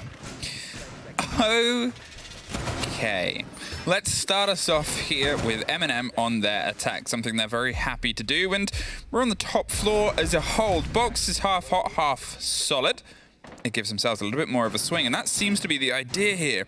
The magical man with his glasses might be the preventative measure against the Ying. The Candela's in the pocket of Nello. Might find themselves coming up a bit of ground very quickly. It depends on the M&M push. We've obviously got the line heading towards double window potentially. No, rotates around to the fireplace door. The stretch of Nico and Exodus towards the other side of the map is going to be something that M&M might need to pay attention to, as Solotov is busy underneath the stair set to drive that player out. Yeah, they just want to put that pressure from both the windows and from underneath, which means that if a grenade gets tossed in, they'll either be forced to flee downstairs and be picked up by the player in the big garage, or to try and push up as a result. And that gunfight is about to be taking place right here. WTG gets the spot out, but Solotov unable to connect any shots himself. Now, a little bit more quick pressure here towards those windows. The double setup with those ADSs. That's why they try and force the pressure from underneath here. WTG, you don't want to put as much utility round on the swing, hit those ADSs, but it's Tyrant that goes down first. The E1D is going to keep him alive just for a second. Scythe wants to go for another swing. He's waiting for the sound of the crawl. Fires a little bit too high. Concerned about someone on the long overwatch. It's a drop. Tyrant should be safe. It depends how wide he goes for this crawl, if they're trying to get the cover and the timing of the potential swing round here. Solotov is the man that's going for the recollection. Pulled himself out of the garage wall. He's going to have to pay some focus and attention elsewhere. Again, concerned with the swing round. You can see they've kept themselves just tucked under that balcony window, but that's a minute 30, and their main driving force has been pulled out of position and suddenly under pressure here from the swing round onto West Main. They definitely knew someone just got picked up there, and WTG just had a minute to spare. It's going to be the Candelas that are about to be rolling in right here, but I believe that's a shotgun ready to engage Nello if they do go a bit too aggressive. The ping comes through as C4 will detonate as well and fight Neo on its way out. That's it. The first pick goes the way of TT9, and now they're going to see if they can just, again, keep this staircase solid. You can see how much M&M's dedicated to try and get rid of the player. They finally find him. Usus is able to get that just on the loose play round underneath, but 50 seconds. They still have to do a lot of the structural work onto the site itself. Tyrant, he's back on these windows, trying to put the pressure. That was the wrong sort of explosion. Doesn't quite get the full pop. But here, the three remaining other players, they're eyeing up the chance to push up the staircase. There's the catch on the flank. Drone Exodus pulling himself all the way around on the other side. Solotov's about to find a fight on this doorway. Does he know how close Exodus is? The spot on the red dot. Solotov heading to the ladder itself, but it's Nello that drives through. Does a little bit of scratch damage over towards the bathroom door. Exodus, he's missed his moment to catch out Solotov. Definitely missed out. Nello will be picked up from the staircase, and that leaves it in a 2v3 situation. The diffuser is down. Solotov picked up on the side as well. Only up to Tyrant now. 1v3, 7 seconds. Needs to find a lot of bodies, but will find none. Scyther shuts him down with a 4-16, and that's going to be the first round for TT9. A bit slow from M&M, a bit cautious. They put a lot into getting control of Solarium Stairs. They put a lot into paying some attention underneath and didn't really get anything from it. Obviously, Tyrant suffered elsewhere. Yeah. Not sure if he was trying to make an approach onto Scyther on the top of the blue stairs or he was just swung out. Unfortunately, it puts him in this tricky position, though, where you're sort of thinking, who was going to be that first lead in for M&M? A problem that they used to have a fair bit before on their slower days.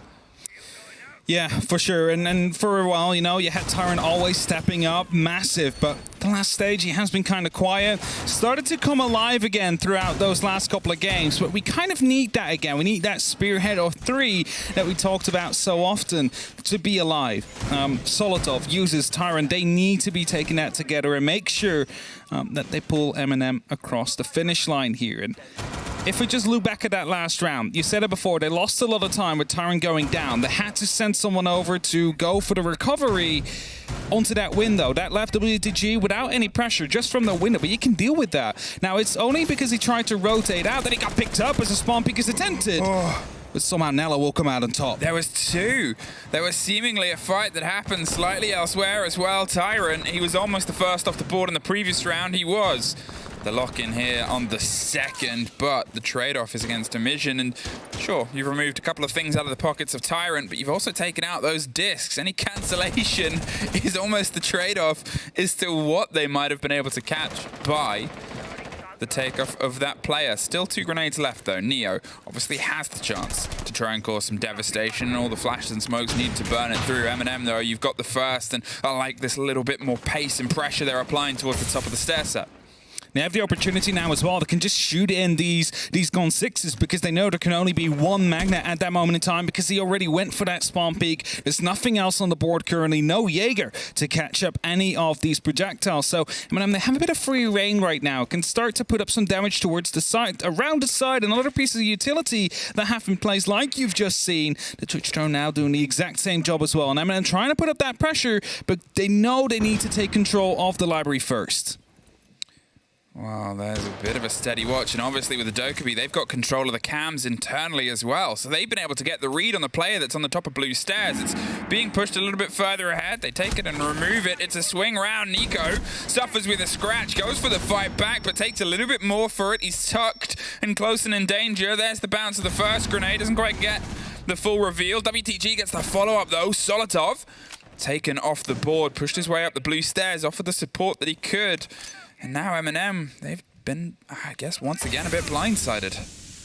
Was kind of losing some time right here. Uses puts out a player, but takes a lot of damage himself. Neo tries to hop in. He needs to put up that pressure. They need to try and attack from 2 sides at the same time, but Nico just swings him, takes him out. Users will be picked up next. It's only up to Nello. He will find a first with the MK14, but needs to find 3 more. The phone call will give him a bit of security. Knows where these players are, but as he jumps in for the frost mat, it's the C9 that will eventually pick him up, and TT9 with yet another round on the board. It's one of the things Fresh said on the desk was he's curious to see what their game is because the game's got to be good. I don't know if I'm still ready after a couple of rounds to say this is a good game from TT9, but I think this is a bit of a sloppy game here from M&M. The response there from TT9 was fantastically put together. As soon as the player hopped in, they had the reveal. Yeah. They'd just gotten themselves tucked onto library. You suddenly saw Nico able to find that pressure and put it elsewhere. He kept himself alive long enough on the fight just before to get some support from the blue stair set. He had a support structure ready and they're utilizing it and responding around it, and this was one of the problems that this roster had last split. They've been able to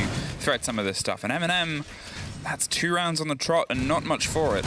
Well, it's basically the same issues that we've seen on M&M as well. They're slow here a bit, then they get caught up, not really having a way into the site. They try and make an entry happen somewhere, but then completely neglect, for example, those blue staircases where suddenly a player pops up, takes them down, and makes sure that the advantage is there for TT9. So they need to be a bit more precise and disciplined in how they approach this site. Take things one by one. Don't just try and cut right to the middle if you haven't cleared the surroundings yet. Another 3 minutes on the clock here for round 3. It's Nello has brought out Amaru. So we might see some hatch play there. We might see some window play. Who knows? What we do know is that the operator usually brings some form of speed. Wow, speed might be on the cards. They've got themselves double stacked onto this window. There's a bit of a preemptive pop there just to sort of say we have some awareness. We hear the shuffling, but look at Nello where he's stacked up. There's the break onto the window. Nello's up through the gate. He's able to win out one. Scyther finds Tyrant on the swing, but Neo's inside, and Solotov, he's been able to get one on the backside as well. Suddenly, M&M has executed. It's a 3 versus 1. After the end of it, Exodus, the only one left. The rotate round on the backside of the stairs caught out. You can see they're on the drone hole as well. It's Usus. Takes the toes, and if the first 2 rounds was M&M failure to launch, that was straight into space. They needed to go quick, and it's exactly what they did there. They knew that there was no one around the bathroom area. They had that as a lock-in. Nello coming in from the window as well. You don't really expect it. Usually someone repelled up, takes out the barricade first, then wastes the serial laser gate, but this time it was just a player right on through without any former warning, and that allowed him to get the drop into the player onto those back stairs, and with that, you find the first initial entries. Now, M&M with 1 on the board. They need to find more though. You want to get at least an even split out here. Yes, it's the first game off the stage, the quite literal first game of the stage, not just for M&M or TT9, but also of any other team here in Europe. So there might be some jitters, who knows?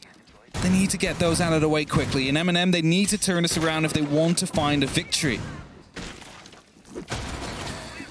They haven't taken their time out yet, obviously. Yep. They still have some chance to build it. But for what people would call a generic and a good on par Chalet half is a 4 attack take. It's exactly a lot more threaded in a row, and they've got to see if they can try and build behind it. The rush strat, that sort of quick pace play, only really works on some of these pocket sites, and it was the tertiary site. Let's see if they can try and bring it on. Well, technically a repeat here. Kitchen is where we're going to go instead of back up to the top floor. They're going to see if they can try and go with something slightly alternate here, and alternate is the push to slower and steadier, and back to Candelas in the pockets. They need to take slow control. Take the map section by section. Don't just try and cut right to the side. That's what they tried in 2 of the rounds that they have lost so far. So maybe if they play this a bit more, I said it before, discipline. Take out these areas one by one. Work as a team. You might be able to get towards the site more successfully and, you know, with more members left alive to actually try and make stuff happen. And it seems like it will be the top floor that they try and take control of first. Nello wasting some of the serial laser gates, is receiving a smoke canister, but doesn't take any damage yet. We'll know of the player now, though. That's it. That drone just bounced off the one beam to the top corner. Solotov is curious about somebody coming in behind him. You can see the drone still getting that recon. There's the burn of the flashes. The smoke canister just comes from force.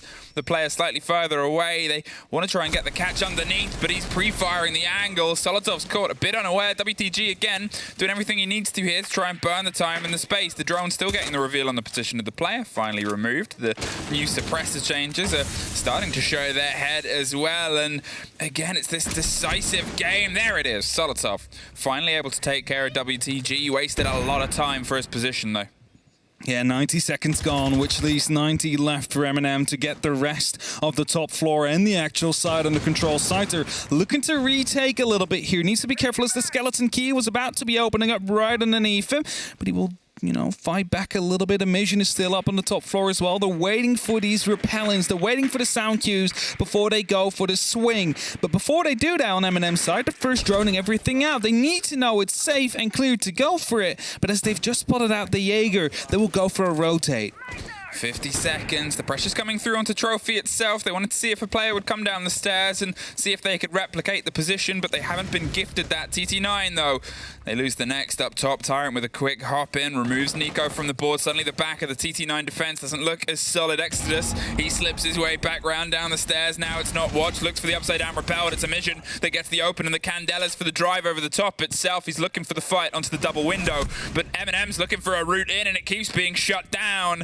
Exodus from the hatch up 2 stories to that window is able to remove the player. Emissions move back, watching from above, waiting for the hop in, and with 15 seconds, there is nowhere else for Solotov to go but through the fire and the flames here. Emissions waiting, Neo suffering in a scrap but gets the lockdown. Gonna see if he can hold F. The cover needs to come through. They're still waiting for that player. Emission wins it out. Tyrant, he's able to get one. They hold F. It gets locked in. M&M. Well done, Derek. Crucial gunfight won around the dining table, around the kitchen, which allowed the plan to go down as the last two members not in a position to stop that from happening. So TT9, they almost managed to bring back that 5v3. M&M just barely edging it out in favor of themselves. And that puts them up on 2. But you mentioned it before. A 4-2 split is considered good. A 3-3 you can still work with to some extent. So they want to get at least one more, but preferably 2 or 3 on the side of M&M. Whereas TT9, they might already be content with what they have, but looking and hungry for more either way. But we headed towards the bar and gaming room next.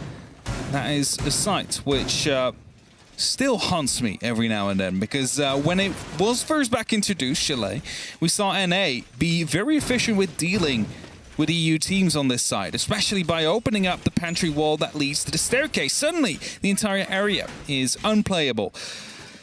I wonder if we get to see something similar as that now from the sides of M&M. There is no dedicated heart breach, but of course the heart breach gadgets could be making its entrance again to fill that role if they would want to go for it, but there's no real need to do it. And indeed, they will not decide to go for it. 2 impact EMPs, though, on the side of Tyrant. That's an intriguing one, considering there is no heart breach. Yet. Yes. But it's, I mean, the first play, the first run. It's the good thing about having the first Playday on the Tier 1 scene. We get to say we got the first one, and that's the first pocket EMP. Will Tyrant get to use them, or will he be the first off the board? Which has happened on some of these rounds. The Lion, the E1D, might be able to do some damage, but it's actually a mission that suffers first. He should be very easily recovered. They looked like they wanted to try the idea of a grenade round there, but it's the pickup through the drone hole. It was beat. No! Just protected by the side of the chassis. Second one! Catches sight there on the swing round. Neo double dipped and was rewarded for it. Thought it might be clear after the first grenade came through. Well, that wasn't the case at all. But it's going to be the last grenade as well that M&M had, so they at least found a single kill with it. That's an advantage they now need to lock in. A lot of damage done to a mission as well. You need to capitalize on this one, so make sure you clear everything out as decently as you can. But Exodus, he's playing in that dangerous position right there. Onto the mezzanines, could easily swing onto Nello, who's on that window. Now, what are they going to try and do about rooting out the players on the top? Nico and Exodus have that sustaining relationship here. Tyrant's trying to watch from the double door across Fireplace, but they've actually opted to pull themselves back. That canister is them buying them a second. Solotov looks for a fight elsewhere. Only a single player. No, Nico rotates back up as I say it. Goes to offer some of the support. There's a swing round. There's Nello with a hefty double. Looks for the third just on the swing round. The E1D isn't going to quite get the full catch, but WTG does. And he thinks better of trying to push on that advantage. Tyrant inside the site. WTG on the door of it. Gets the instant response. 2 versus 1. And a minute left on the clock. The calls come through pretty consistently. They have the kit. They have a lot of time. Are they going to hunt the man? Oh, hacking the cams quickly, see if there's any extra information they can gain from that. Now, Nello has the opportunity to open up that hatch with the MK14, but decides to just descend down these stairs. Join Neo, who's about to go for the drop-in. Frostmat already gone. Neo is inside, is slowly peeking around the corner. They definitely know where he is now. The hatch gets opened up, and that's the drop, but Neo finds him first. M&M find their 3rd round. I mean, that was it. You're starting to see that side and spark here from M&M. I don't think we saw a pocket EMP. I don't think one was thrown. I mean, there's no real use to them as well. But I think if you're a T1 player, as we'll say this in the timeout that's been taken here, and there's a new gadget added, and you're in that situation, you'd just throw one just to say you were the first, wouldn't you? You just use it just to be like, well, I was Damn, I would. Just in spawn. Because then any time it's brought up, any time they say this, you could be like, yeah, I was the first one to use it. First one to use it in T1. Doesn't matter if you use it well. Just, you can end the sentence there. I mean, I'm going to be bringing this back to Benelux for a second. Of course you are. I'm just going to say, because new operator. No, listen. New operator came out. Vige was one of the 2 players that has played every operator in the game in a competitive manner at that point. But it was quarantined. So what they did instead, he played it, and then he got team killed because it was still in quarantine. So he technically played it. We had our own beep there. Dama doesn't agree with me. I was half listening to your point. Yeah, and no, half I know. distracted. It's There was we had our own beep. I heard the beep as well. Yeah, it really confused me. I didn't know if that was... Is that a new beep? Well, I didn't know if that was in the building for a second, and there was like a fire alarm, and... Or is production just adding a new beep for Production for loves a everybody? new beep. Love throwing a cheeky beep. All right, TT9's tech timeout has been taken. That ties into what I said before. M&M needed 4 rounds to sort of get themselves on par for the course here, but also look at how this game has gone. TT9 were 2 up, and then since then have sort of been pushed aside. They needed to slow down the pace of this game and try and just recollect themselves more than that 4-2 scoreline. But M&M had started to find momentum. They'd started to find a bit of a roll in their energy, and you've got to try and dampen those spirits. They definitely did that with the start of that rush, and after that being able to pick up 2 extra rounds all in a row. Now, Thatcher on the board. Classic Thatcher. Again, no heart breach. Just a classic Thatcher. What's your reasoning for the Thatcher no hard breach? ADSs is the only thing I can imagine, or the warding glasses, which then don't activate when flashbangs are used. But there's only 3 flashbangs as well, so I guess it is only for the ADSs, just to make sure that grenades actually reach their destination. Well, the counter pick on the counter pick. Will it count for this pick as we run through here? The pressure's instantly coming around onto West Main. Seemingly they want to cut off the route round a little bit more flat to the fire this time. They've always put the buck 2 stories under inside the garage. It makes sense. It cuts through a lot of utility without having to cut through the utility. But they seem to have themselves a little bit more stacked up just around here where Tyrant's ready to broach and breach. Will this be the idea of pace? The potential of a Rooney Gates is maybe also why they've brought it here. There's the burn through, one either side. There's no gates. There's the ADS. There's the catch. There's the grenade, you assume now. And there's the player gone. Perfectly played there. That's why you bring the Thatcher without anybody else behind it other than plucky grenades. Yeah, well, make sure you don't have to waste any other utility. You don't have to throw in any flashbangs before that grenade can pop off, because if flashbangs come in, that's going to be the call to move out as the smoke player, because you know a grenade will follow very soon. So, well played there, the double EMP to get rid of all those ADSs, and the grenade kill to open things up. Another opening for M&M. Again, they need to capitalize of this. A 4-2 split is what we consider the default here. So, with that, they have the advantage. They just need to lock it in now. So here comes that second step that's sometimes been a little bit tough. How do you start the pressure inside the building? Solotov can pull himself away. There is obviously a big soft floor above him towards the bathroom that can start to cut the players, but they're curious about the one currently around onto dining, where they want to isolate the backside. Not sure what that was from the side of Tyrant, but there it is, Nico. I said the dining player was causing them some curiosities. The drone's going to get the reveal on the next. There's now a bit of a fight inside Trophy. Users wants to push it. Somebody's watching him above, though. They're concerned about potentially below. Exodus forced off by the fire. There's the slight reveal, and there's the slip away. You might well just want to abandon that bottom floor completely now and just try and go for the actual site. EMPs to be tossed in, another grenade to follow up very shortly here for Nello. Will take care of the shield of emission, but not do any damage himself. He sees the head. Wasn't able to quickly respond enough, though. Drone tossed in. Will be giving some extra information, but 20 seconds means they need to be very quick here on the side of M&M. That's it, more discs, more cover, but there's not really much else outside of just throwing themselves in the fight, and they're trying to do that up the stairs itself. The Solarium's becoming a battleground, but with 10 seconds, it's got to turn into a war. The first goes down, the second is caught out just a little. There it is, Tyrant at least gets some revenge. They're trying to get the diffuser planted, cover on the box. Can he hold it down? It's a 2 versus 1. The answer's no. TT9 pull themselves level.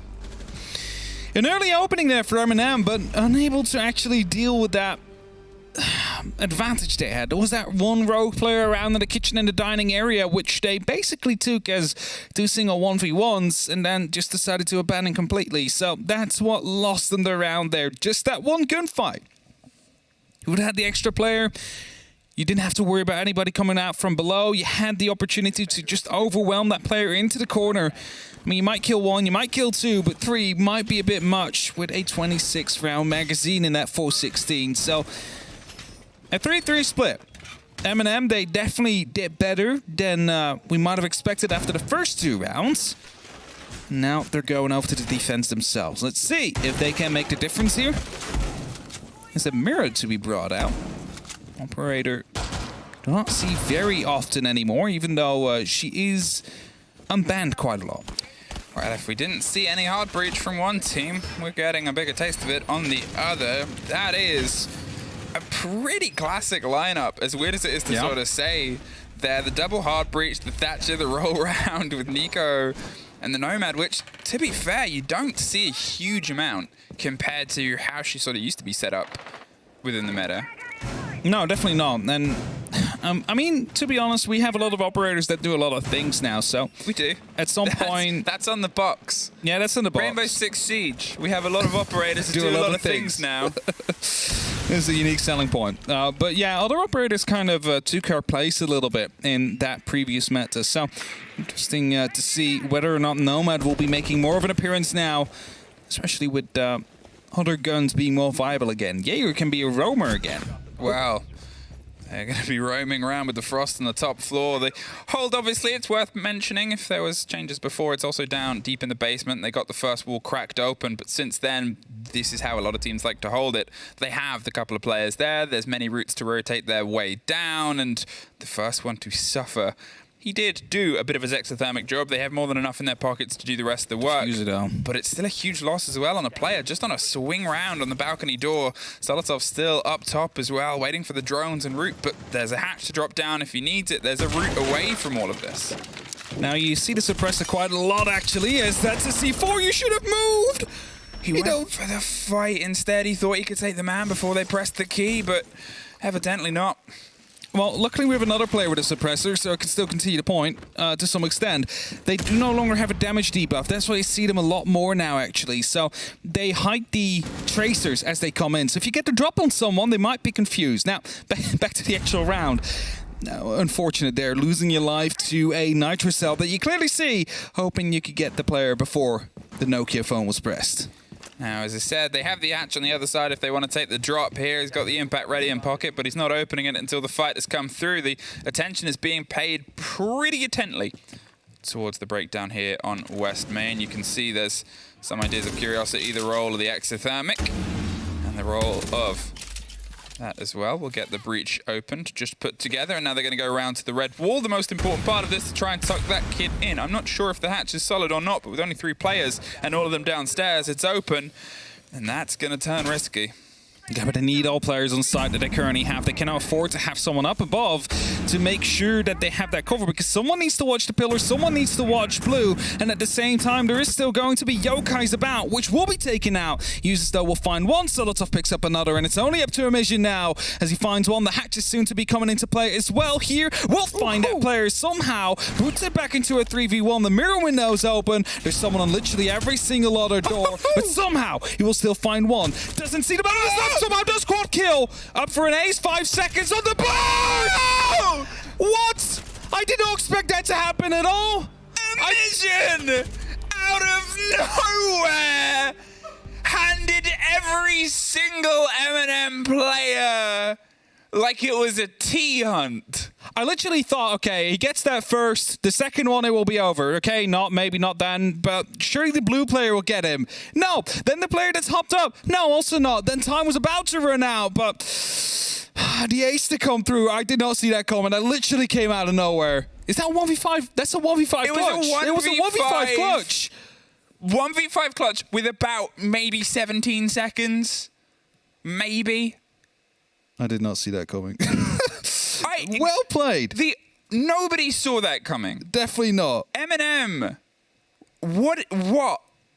I'm sorry I had too little faith in you, Emission. I honestly thought you would be dying at the next engagement you take, but not the case. And you ace clutch it for your team, and that's a tactical timeout to be called by M&M. Because something just happened there. It all just went south really quickly, and they need to prevent that from happening again.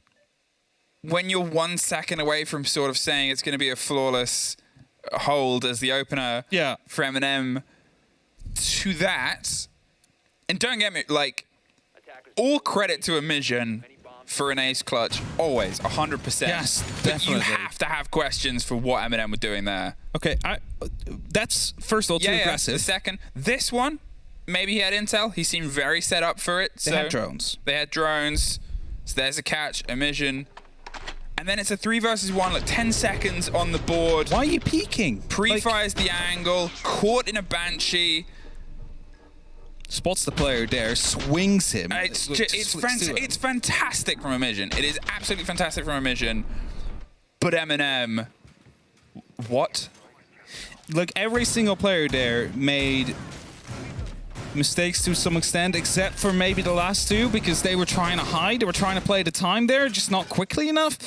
But it's a 1v5. You don't need to go for the swings one by one. You just wait until that plant goes down, and that's the moment when you strike.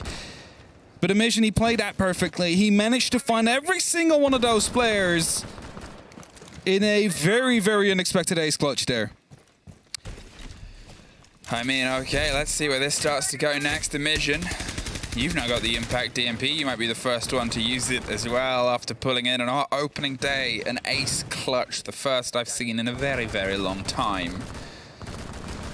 Holding with Oster Shield.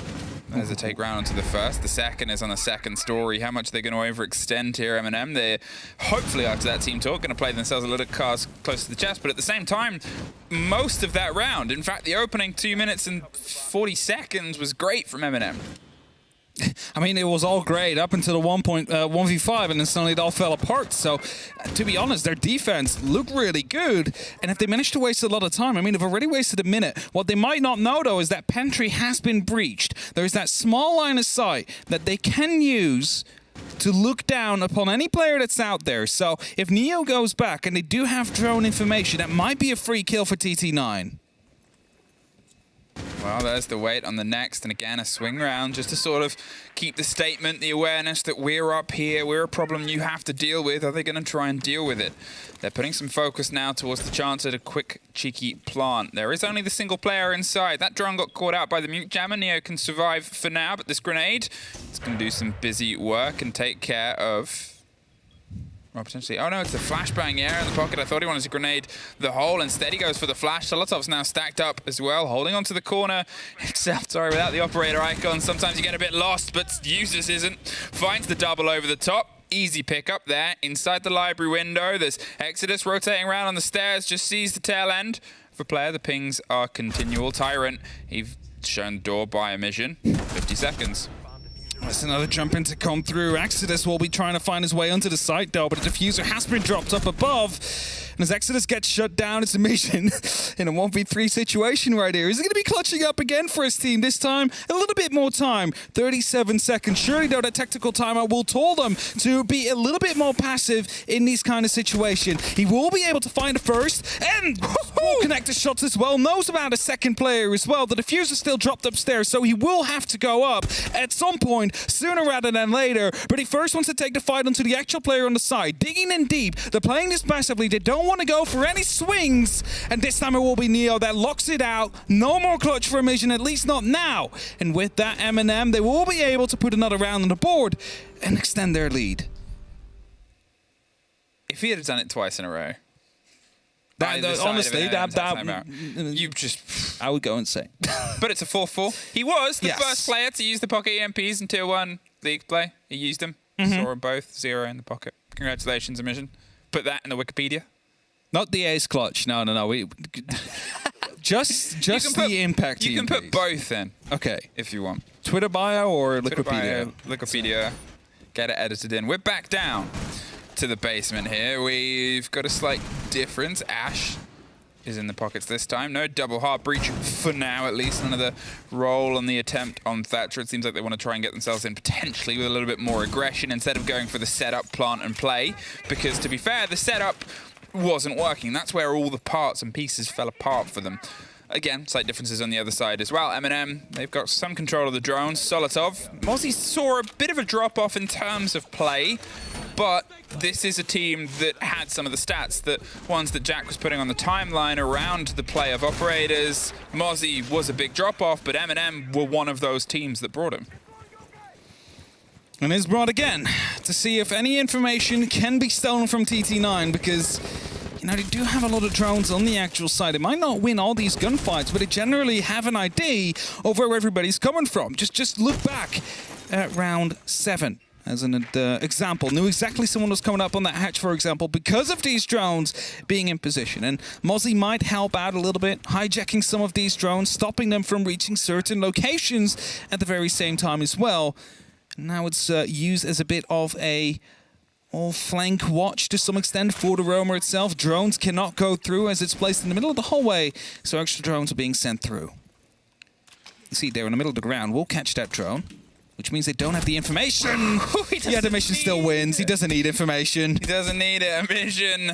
He's on a heater, and you can't blame him with the energy that was put before him, and now he's going to make sure he can ride that and keep TT9 riding into this game. Tyrant, he's on the back line, just sort of darting towards the curiosity at what's down underneath him and what might be coming flat on, but Mission with the chance at the 2-story devastation here over the top of Fireplace is keeping this. That's unfortunate.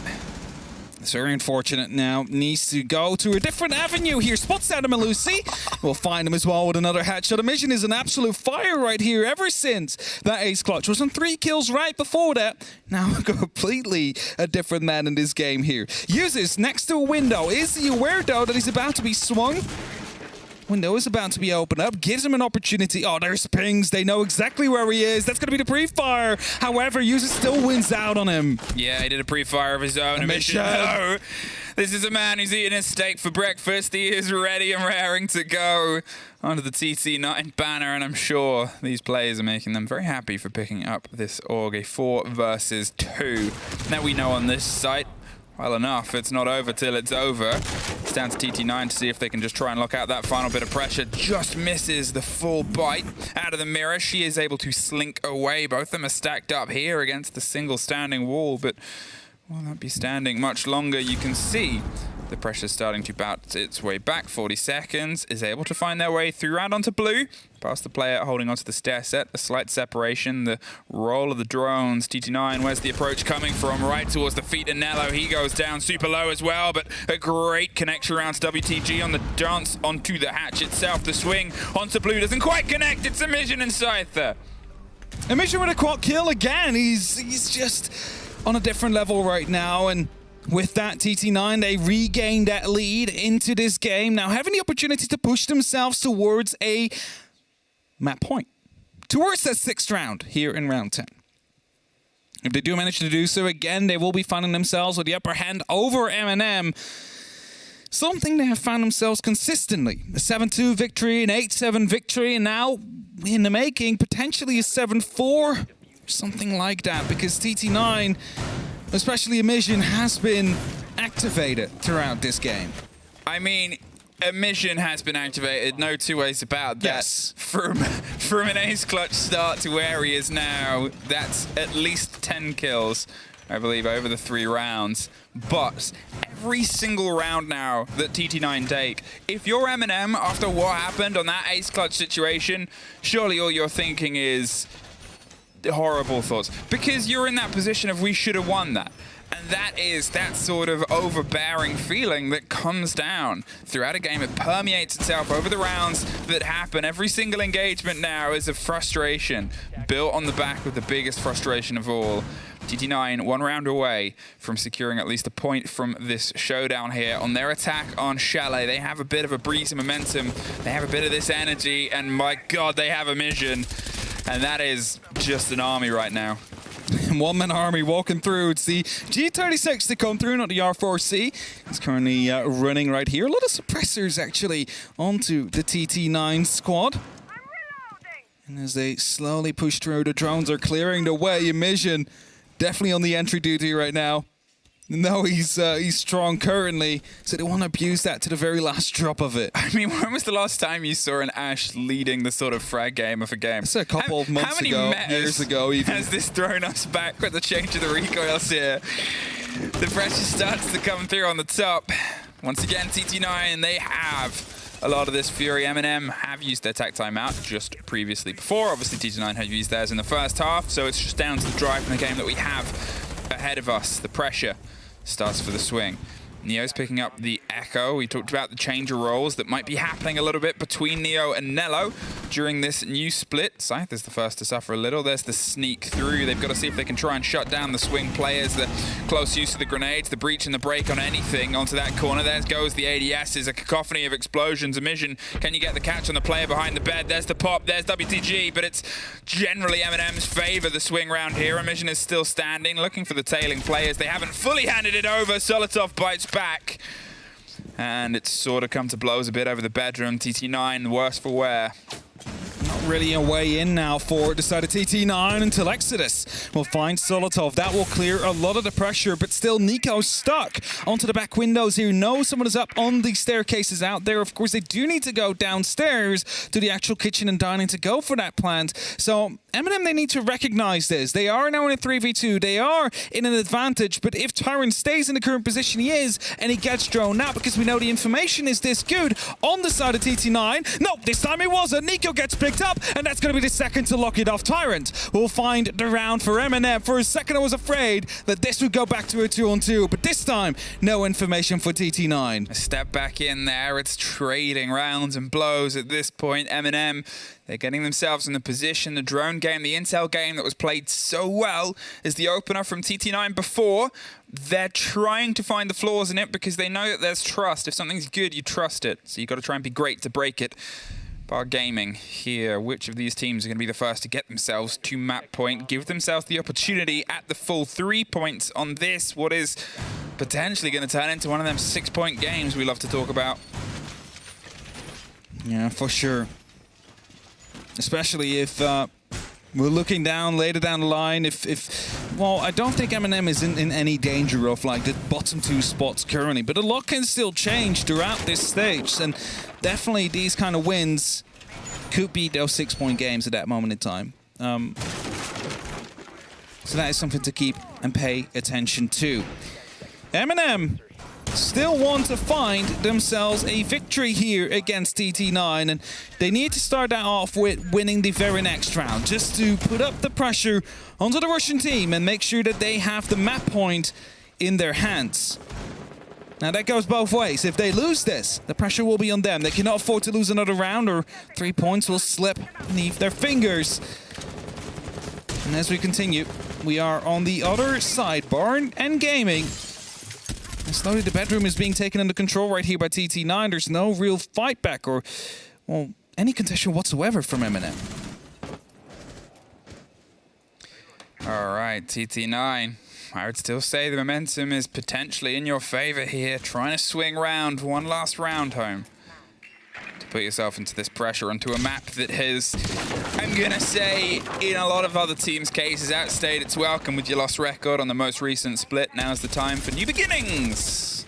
No more so than with a new banner flying, probably pretty proudly over your heads. The attention paid its way around towards the top of blue stairs. We talk about this being a sort of synergetic position. You've got the player around onto the pillar and the fireplace. You've got the one that is their support structure, and TT9's just trying to cut them off the old traditional way. Start here with the break over the other side of the top.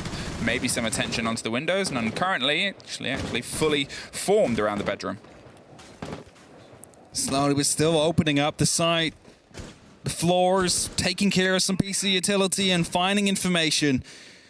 All still preparative work coming down. Grenades being tossed down range. Flashbangs actually to get rid of any potential projectile catching device. Now the shield will be taken care of. That means they can now actively take a fight onto the blue stairs. WTG is still afraid though of someone being next to that fireplace shaft onto the mezzanines right here. And he's not wrong because Tyrant is on there. And Solotov will find that very first kill. M&M finds yet another. Wow, there it is. Suddenly, in the blink of an eye, they've lost 2 big players there. Nico and Emission both off the board early here. M&M's just gone for the swing before it became a problem. Tyrant survives by the skin of his teeth. They're able to find another one there. It's a fight onto the door. Scyther finally ends it, but there's another swing round. Solotov is able to get one more for the trouble. Exodus, all that's left, back in the position. He gives the game away with a couple of preemptive pops. But with the kit a few steps into the location, the yellow ping on this player, he wants to try and win the first, tries to bait the movement, there it is, but they're not fully forming it. It's a swing from Nello, and it's a map point from M&M. Oh, it's good to see M&M definitely learned from that clutch from a mission earlier on. They're playing it more passively now. They're not trying to swing everything they can at the moment they have such a big advantage. So, you know, it should never happen, a 1v5 clutch. It happened once, M&M, they learned of it, fair enough. But if they don't win this next round, then it's definitely costing them massively here. As it could have been a 7-4 victory at this point if they would have just been passive enough. And Wine and Snowmobile is coming up next. As potentially the final sight of this game tonight. 3 men stuck in the door is unfortunate there. So, a lot of traffic through that area. Now, M&M need to be flawless here. They cannot afford a mistake. Otherwise, they will be going towards overtime. But at the same time, TT9, if they mess up their round, they'll be losing out on every single point they could possibly get out of this matchup today. If M&M get anything less than full points at this point, that round... You know which round I'm talking about. Yeah, that round that's the reason is why. going to haunt them for the whole season. Imagine you're going to be a point short at the end of the stage for making it to the major. You're going to be looking back. It's the very first Playday, round 7, that you thought you had in the bag, and you went a bit too aggressive. You became a bit too confident, and suddenly you find yourself a mission who shuts you all out one by one. That'd be the reason why. TT9. One more opportunity here to try and push it over. It wasn't so much the last split that they were entirely pushed aside during their games. They were close, but close is the difference between being at the bottom of the board and being at a major. And the fact that they can put so much of a fight into M&M, who were at the most recent major, it does spell at least some promise for the potential of them to be eyeing up one of those spots. Solotov. He's holding off here towards the Solarium window, waiting for the approach round onto the bedroom, waiting for the swing here. It's Exodus, a little bit isolated, who is also waiting for his own support structure onto the double window itself. Amision wants to go for the swing at the same time. It's a pre-fire round, did a little bit of damage to Solotov. He's tucked tail, just behind, and pulled himself to a bit of safety, slipped away.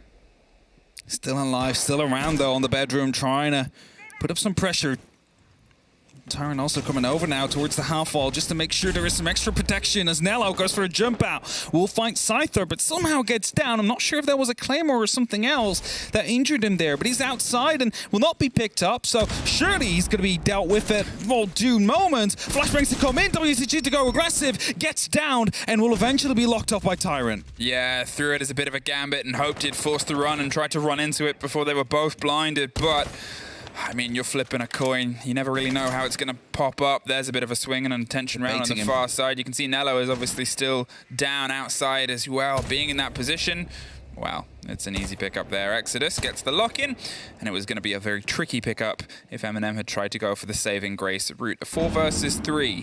Just over a minute left here. Amision with the route down, potentially through onto the site itself. Nico might try and go for the hold out. That's an air jab that, well, I mean, it should get removed. But the player does. They had no idea Solotov was there. Exodus now going on the chase down the back stairs, hoping to make a difference for his team because they're so close to points. He will not find a first. It's Solotov that will lock him off, and it's only up to Amision, who else, to try and lock this off. He will find a first again. He needs to find 3 more. He does have the diffuser this time around, so he's just heading right to the side. But he needs to be careful as someone is coming down the staircase. It's not just 1, but it's 2. It's users that will find him, and it's going to be the 3 points for M&M. They will be victorious here against TT9, but it got so close. I mean, it did. And it was closer than it should have been by a lot of people's scoreboards in 2 different reasons. M&M suffered a couple of rounds, but you cannot deny TT9 definitely showed up throughout this game. They leave with nothing today, but the energy that they might be able to carry across, no more so than Amision. I really hope he continues to be in this form for the rest of the stage, because that will be a sight to behold. But unfortunately, TT9 not able to pick up any points here today. For the first time this year, beaten by M&M, who pick up the full 3 points. And yet again, the Chalet curse continues on. 5 for 5 now for them, not being able to win it. Will that change anytime soon? Who knows? Well, what we do know is we're throwing it back over to our desk after a very quick break.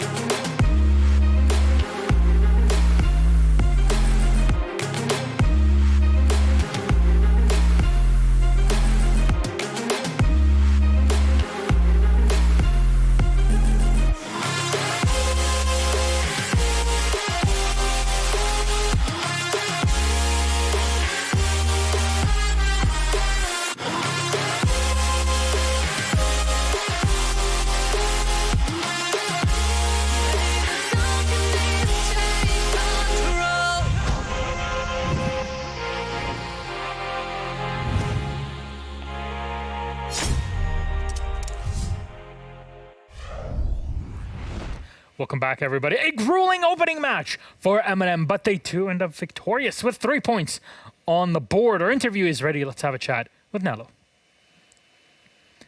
Zdravo, Nello. Welcome back again. It's good to see you. It's been a few weeks since we've had a chat. How are you feeling? Hello, Milos. I'm doing fine. That one round was... Yeah. Okay, you know what? Since you're talking about it, what happened? Because there's no way you should have all peaked one by one. We are just a bunch of trolls. That's basically it. We just want to make game for ourselves somehow harder, so we just trolled around. So that's basically it. Okay. But we called a timeout after, talked it through, and reset our mental, and it worked. Well, I want to ask you a question in general about Chalet, because usually we get to see like Thatcher bans on Chalet. This time is not the case. Obviously, we've had an addition with the EMP impacts, and I just want to hear your opinion on how that all works in Chalet off of this game you've just had. I think it's going to work a lot more on some other maps than Chalet, but still we saw some of the impacts today from the like Thatcher being open because there is EMPs and you cannot really ban anymore Thatcher completely. But yeah, like we had a similar idea. We saw 3 ADSs on the trophy stairs. We picked Thatcher, right? It's open now, so we can actually do it. They were picking a lot of Thatcher as well to get rid of a lot of utility. So I think Thatcher is going to be a lot more open and we're going to see a lot more of it. All right. So what do you think there was that struggle in the first couple of rounds from your side? And why did it turn into a 3-3 at the half? Because that is unusual for Chalet. We were quite slow. We were also got a little bit cold from waiting until the game. Since we started tech, like you need to be warmed up and ready, but we were a little bit too slow, a little bit too cold. And yeah, that's basically lost some gunfights and basically that's it. All right. We already talked about that one round, but then how did you kind of rally everybody to take it to the second half and actually be positive about your position and be able to take it in a close 7-5? I mean, I call it timeout. I was talking that it is what it is. It happened. Like, let's just move on. Let's have some fun. Like, let's just not all be depressed and lose the next 3 rounds and just lose the game, right? We still can win the game. It's still everything on the line. So we just managed to reset, which is really good. I don't think, like, let's say 4 or 5 months ago, we would be able to done that. So proud of the boys really much. And you talk about, 4 or 5 months ago, this is the same squad that you've had since then. You've made no changes coming into the stage. Have there been any changes in the roles of, different players? Have you swapped anything between you? Have you swapped any operators that you guys will be playing? We are testing some stuff. Maybe, I mean, you will see a lot of stuff. So I'm just not going to say anything. You're just going to have to wait and see. Great thing to tell me on the interview part, the part where you tell me things that I ask you about, Nello. Well, you're asking me personal team questions, which I'm not going to answer. Personal team question. Okay. Fair enough. I don't want it to get so personal as that. We'll leave it for other messages, other kinds of interviews. So, Nello, it's a big victory for you today. Of course, the getting a W and getting all 3 points on the opening day. We finally beat Punt, or the new org, what's the name? TT9. Yeah, how does that feel? On Chalet, were you surprised when you saw the Chalet? On Chalet as well. Yeah, it's been 2 stages. We couldn't beat them. We finally beat them. We almost rolled you in this game as well. So, but we won. It's good. How do you feel for next week now? You're just taking your time.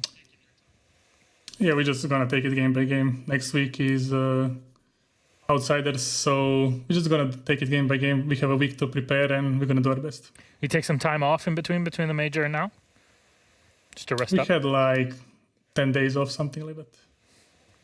Not bad. Which is fine. After the last stage, we have only 6 days off, so it's an improvement. Baby steps now. That's what they say. But, well, no, thank you very much for the interview as always. Anything you want to say to the fans out there? Yes, much love as always, everybody who's supporting us. That's basically it. We love you a lot. Thank you for supporting us. Keep supporting us. We hope we're going to see you on the next major as well, but it's a long run. So that's basically it. All right. Now, thank you very much and good luck. We'll see you next Monday. Bye-bye. Thank you, everybody. Everybody. Have a good night, Milch. Have a great trip. English is too hard. Thank you so much. See you next time. See you. This is when you go to the restaurant. It's so cute. I always love having a chat with Nello. It's always fantastic to hear from him. But it's always like when you go to the restaurant and the wonderful waiter will come in and say, "Enjoy your meal, sir." sir and madam. And like, thank you, you too. And then you never come back ever again. I can one-up that, Milosh. I once said thank you to a cash machine that dispenses cash. I put my card in, the pin, dispensed the cash, and I said thank you, and walked away. You really are a special man. Anyways, our special man in Japan, well, not in Japan, I guess. Demo, what can you tell me about our match summary on the scoreboard? Anybody that stands out for you? Just the score. I think it being cool, Chalet, good. you know, I kind of said that this is M&M's stronghold. This is their fortress. Nobody's getting past them. And TT9, I'll be honest, had me worried for a good portion of that game. Yep. Start off very slow for M&M, losing the first 2 rounds. And then you go into even splits. You're 3-3 in the first half, and then you move into the second half. And that's where, after a mission did what he did, that's whenever M&M then woke up. I think so, and I think, you know, realistically, how many times are we going to see a mission be on the losing side yet be the MVP when TT9 plays Chalet? Yeah. This has got to be the third or the fourth time it's happened in the third or the fourth time. That ace clutch was incredible, and I feel a little bit deja vu. I mean, Losh, I will be brutally honest with this. I feel a little bit deja vu that M&M, they really struggled on their attacks on Chalet, 3-3 split, as we mentioned, but then they came good on defense because they are so good at the defenses. The same with TT9 is that, you know, they struggle on Chalet. They're really bad at attacks. There was only a mission who, again, was that shining light. And we've got to have a look at that clutch again, Demo. We've got to have a look at that clutch if we can bring it up. Yeah, and I think the kind of storyline with this new side, new organization is it going to be just the emission show again? Is it going to be this one man that we look to? Because it's going to happen. Eventually it will happen. Actually, is it going to happen? He will have a bad game. It has to happen. There's no way he can go these 9 games dropping double digits every single time. There's no way. I'll believe it when I see There's it. no way. He's so good. So Harry Demo he will have bad games, and whenever those bad games do come, what are they going to do? Same story as I think what we've had with BDS for a while was, oh, if Shaiku's not there. Same what we had on Navi. Oh, what if Doki isn't there?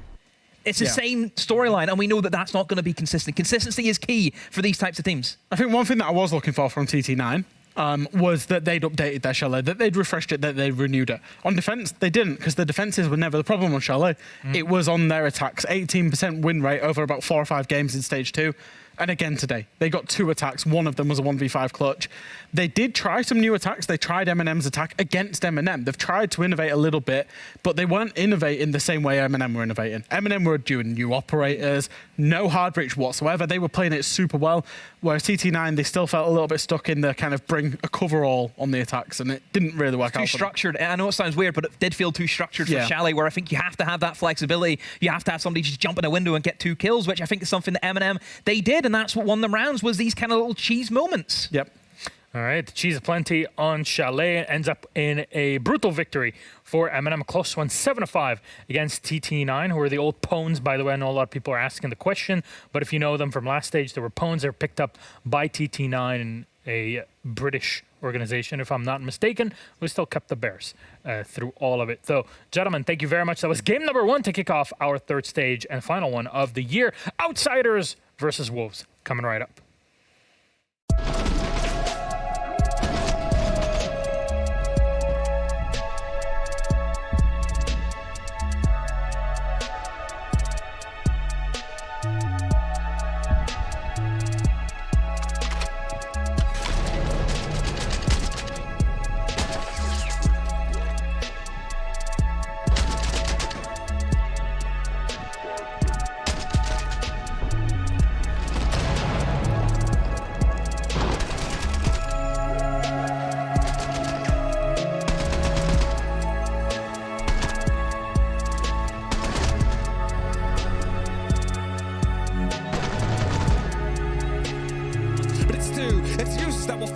It's going to be the 3 points for M&M. They will be...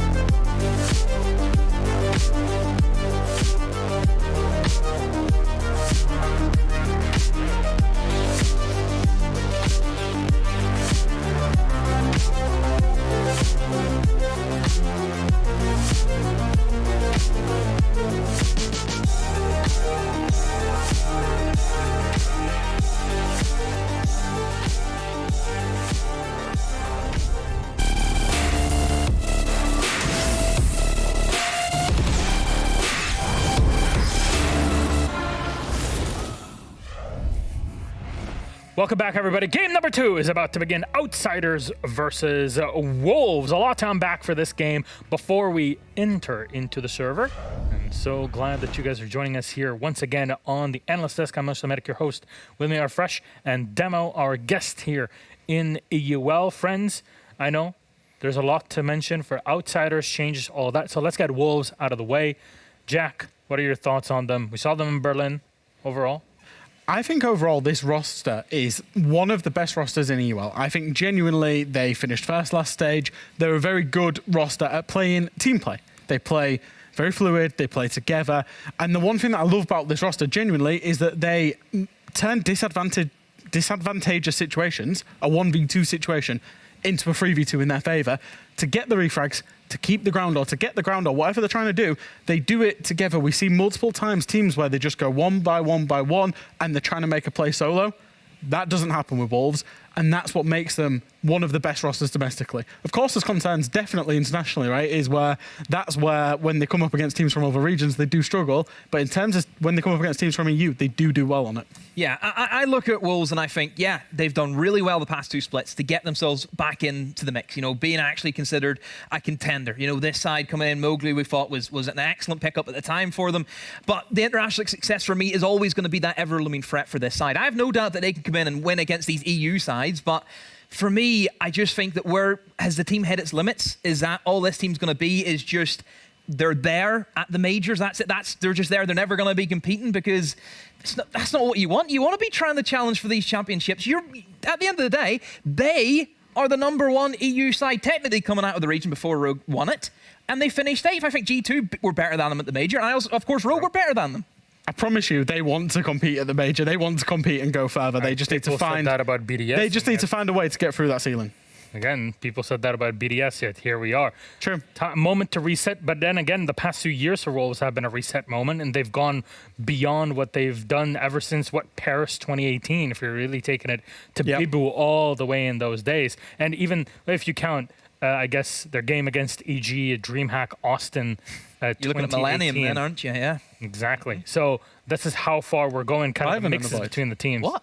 Was Liven on that roster? No, that's what Renchi used to be on before he moved over as well. History. I love it was Liven as well. I've now got 2 historians. Siege history. I've now got 2 historians. Yeah, nobody remembers any of it because actually most of the people... How many people used to watch Siege in 2018 that are still watching right now? Type 1 in chat. Well, obviously you didn't because you don't remember any of it. Outsiders. Let's talk about them and their changes because they are significant. Yes. And they do encompass players that were competing way back in those days. And again, they've taken... we've talked about teams and how the general UL approach for roster changes this stage has been to look into tier 3. Go into tier 3, find these unproven, quite young, at times 18, 19, 20-year-olds that are hungry to be in at the top. Mm-hmm. Not outsiders. They've picked up 3 guys, 2 players and a coach who have played in 2 6 invitational finals, who have got all that experience, who have won majors. Pro League champion, major They've champion. gone down the experienced route. And the big question mark, my man, still is whether this is outsiders plus 2 in terms of the team, or whether this is the E+4 plus the 3 outsiders players into it. How that integration is going to work. And, back in the day, these were the 2 big Russian teams going head-to-head, and they've basically merged into one. Yeah, I personally think that it's going to be a new team. I think that it's not going to be the same outsiders that we've seen in the last 2 splits. I think it's going to be Joystick's going to come in, Always is going to come in, Dan's come in and say, right, yous have not been playing the good Siege.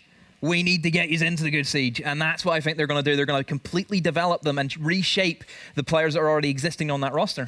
Well, we're going to have to see if they're going to change any sort of strategy on today's map for this series. 9-map pool, 8 are out, 1 is left, and it will be Bank for this one. Close to getting the clubhouse, which personally I would have loved to see in this case, but outsiders are picking Bank. They start off on defensive side. Jackers, help me out. So Wolves are still banning the same. Wolves have had quite a small map pool. They've been playing with a 5 map pool through stage 2. They still banned 3 of those same maps, Border, Skyscraper, and Cafe. The only map that they left, I guess, didn't ban was Theme Park. They probably would have banned Theme Park if outsiders didn't get there first.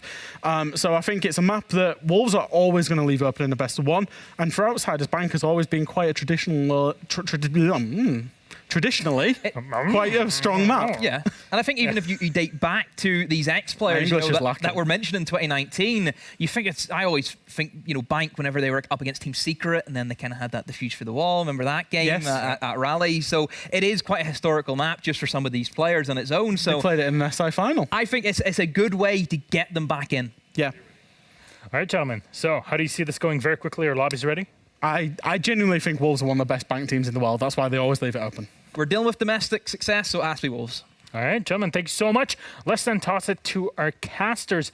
Des and Tim, Ace, that is, return to the cast. One here and one at home. So, hey, they're going to bring it as always. Enjoy. I wish I knew who this Tim guy was. I only know Big Tim. And Big Tim is joining us from home. Hey, how you doing, Tim? Big Tim, Big Tim, Big Tim. He's got you've got the God voice, mate. Use it well. It always gets left on. Go on, give us something. I don't. You've caught me on the spot now. What was it? I mean, all I was going to do was point out how well pink, Fresh's pink hair blended in with the Outsiders logo. I nearly lost him as it was crossing. It actually is a very good point. I compared him to something else, and it wasn't the Outsiders logo earlier, but he's doing it now. Production, can we cut to that camera? Can we? Look at it. It's incredible. It's perfect. I feel like I'm talking you into some hallowed hall somewhere, Tim. No, I'm just at home in a bedroom, spare bedroom. You could be in a church or an abbey for all I know with how echoey it is. It's amazing. But our first game is ready, Tim. Oh, it's good to be back. I wish you were here, buddy, but I'm sure you will. But one thing I think worth touching on before we get into this game fully is for Outsiders, they've had those two big roster changes. For Wolves, they're coming back in after falling short at yet another major. They've got a point to prove. Outsiders have got a way to try and bounce their way back into things here. This could be far more explosive than maybe it first looked on paper. I really think it could be. Normally we look at teams that have come together like Outsiders, they've had a good few changes, and you start saying, oh, they've got to settle down, they've got to, get everything in place.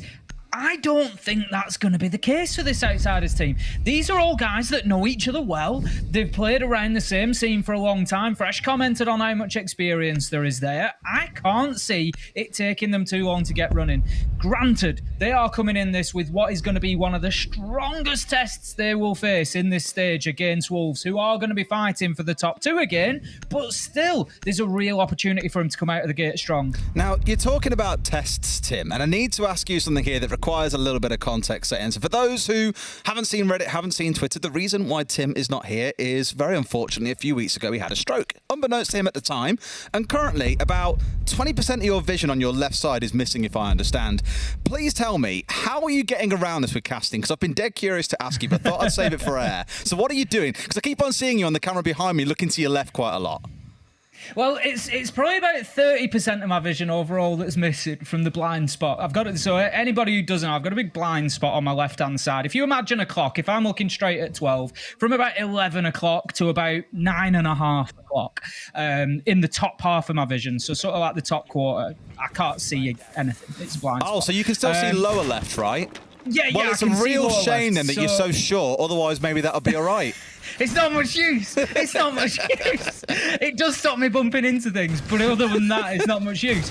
But yeah, in terms of casting, so what I've done at the minute, it's a little bit more difficult for playing. I've been putting a few clips up on Twitter, and I've got my little outline on there that shows people. So it impacts about 20% of the monitor, the top left corner. But what I'm able to do when I'm casting is I can just reduce the game window down a little bit. So my game window is currently about 75% set towards my top right corner. So none of the game window actually sits in that blind spot, as long as I focus on the right foot. Improvise, adapt, overcome. That's Tim, and that's what we know he can be like as well. But Tim, I hope you have a back out here with us very, very soon, buddy, because we always know it's a riot in studio together. For now, you can sit in the darkness and keep seeing you turn your lights off so you completely disappear behind me. It's wonderful. But let's have a focus on this round and see how things are going to shape up. In case you're just joining us, welcome. Bans have gone through nice and quick. Wolves are on the attacking side to start. And if we know anything about Wolves, they are terrifying with their drone play. You'll have a drone or two in front of these entries looking towards players like Mowgli, like Rise, potentially even P4, bringing along the Zofia. Now they've had those recent recall changes coming in. Her MS762 is generally considered pretty damn good. But here we go, another gun that's not too bad. It's also with the carbine coming out for the Jaeger. May well see a pick rate increase for him, given how that gun currently fares, but a lot of pressure coming in as well from Square side against Milan. Just picking up on those bans very quickly, pretty much expected for most of them. Kaid, Valkyrie, Knock, not too many surprises. The Orsa, not one that we see every time, but no surprise on Bank. Nice opener for Milan there as he gets P4. Wheels around and manages to find a pistol onto Mowgli as well. Milan absolutely flying right from the off, and he is a player that we know has got that and stacks more in the locker. Really interestingly, they're seeing them with Ras bringing along the Echo here as well. Taking a few leaves out of the book of Rogue, specifically Deepek, Big ET, better known in some circles. Using it more to provide assistance to the team there. A couple of pings coming in on where the attackers were pushing in from. Shinka finally gets that shutdown onto Milan, but the damage has been done, Tim. He's burnt through 90 seconds. He's brought down 2 of the entries on the side of Wolves. Fantastic, Rome. It's worked perfectly. You know, he will happily trade his life, especially on the Jaeger. The ADSs are down, the barbed wire is down. His only job is to go and find kills, and he's done exactly that, really catapulting his team into the round. But Wolves have got an opportunity now. We heard Fresh speak earlier about how they're fantastic at turning a disadvantageous situation, such as a 3v4, to their advantage. They will work as a team to start picking up on people, to try and dissect this outsider's defense. They'll look for the 3v1, for the 3v2. They'll try and get those advantages and bring the numbers back to their side. They've got 45 seconds, plenty of time, hatch control. This is definitely doable for Wolves, but outsiders right now looking pretty. They know that one's around Vault here, but aware that for the most part, I was going to say at least around elevators, things were clear, but that has now changed. Pasha dancing very dangerously near the doors where Shinka was holding on towards the side angle. It's very passive from outsiders, but in comes the drop. Bibu's in, blasted out by the Yokai, but does the swing respond? Rise finds one onto Always, making a second as well. 2 massive kills, make it a third, and like that, Rise has cleaned up house downstairs, and even though they were in a 3 versus 4, Wolves find the round win. I'm very glad that I brought Fresh's point back to the fore then, because it was perfectly timed. In they go, pick up those defenders in just difficult situations for them. Rise going in, making those challenges, nobody in a position to trade those deaths, nobody in a position to impact onto Rise as his march continued.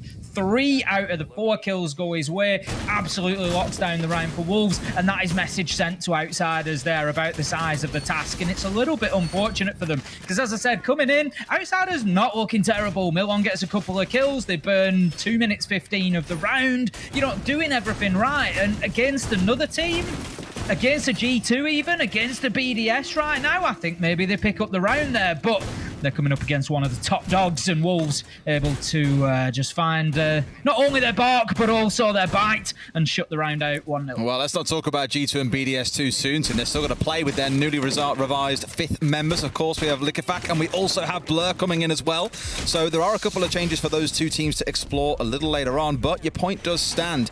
What was impressive to me as well is it wasn't players like Mowgli, P4, the 2 big entries that we always talk about on this team. No, it was Bibu, it was Rise, it was Shinka pulling that one off, and they only lost 1 of their 3 players in that execute. So for outsiders, they probably felt they'd done the right thing. They'd got the 5 versus, or even in this case, they got the 2 kills on side, a 5 versus 3 down to a 4v3, and thought, great, let's sit on site, we can win from here. But I think in the current meta, even having a 1-man advantage might not be enough. You've still got to be in a spot where you're able to challenge even when they're getting set up, if not immediately as soon as they drop. And that was what bit them in the backside, even with the Yokai spotting out exactly where that drop came from. Here we go, though, into round 2, and it already looks like there's a bit of a war going on around ATMs. Rask on this castle, being a little rascal, holding inside of elevators, and P4 knows that his man's around there. Has got a little bit of information in front of him with that drone sat just inside of the hallway to ensure that Rask isn't pressing too aggressively, and has now managed to get P4 straight up these stairs, ignoring what's going on in elevators and sweeping his way across that top floor.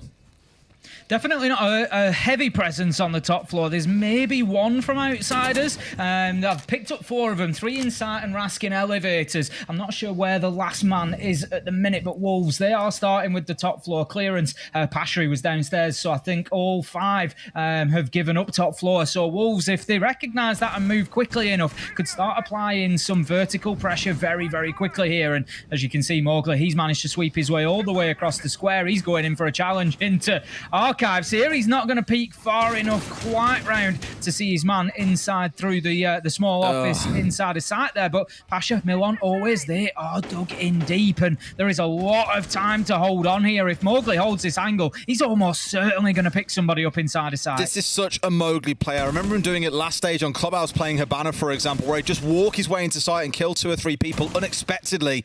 With that first shot coming in, though, he has given himself away. The Magnets doing their job here and catching out a couple of these. The second one being redeployed. Milan playing well in what has been called Kansan spot by a number of teams after Kansan's incredible 4K clutch from that exact position. But with them holding down here towards this admin office, it does mean this north side is a bit difficult for Wolves to come pushing in. I'm slightly concerned that we've only got 40 seconds left on the clock, and still there's a couple of C4s to play through. There's impacts, for example. Outsiders have got themselves set up pretty well, so Wolves are going to have to get creative, and this could be it.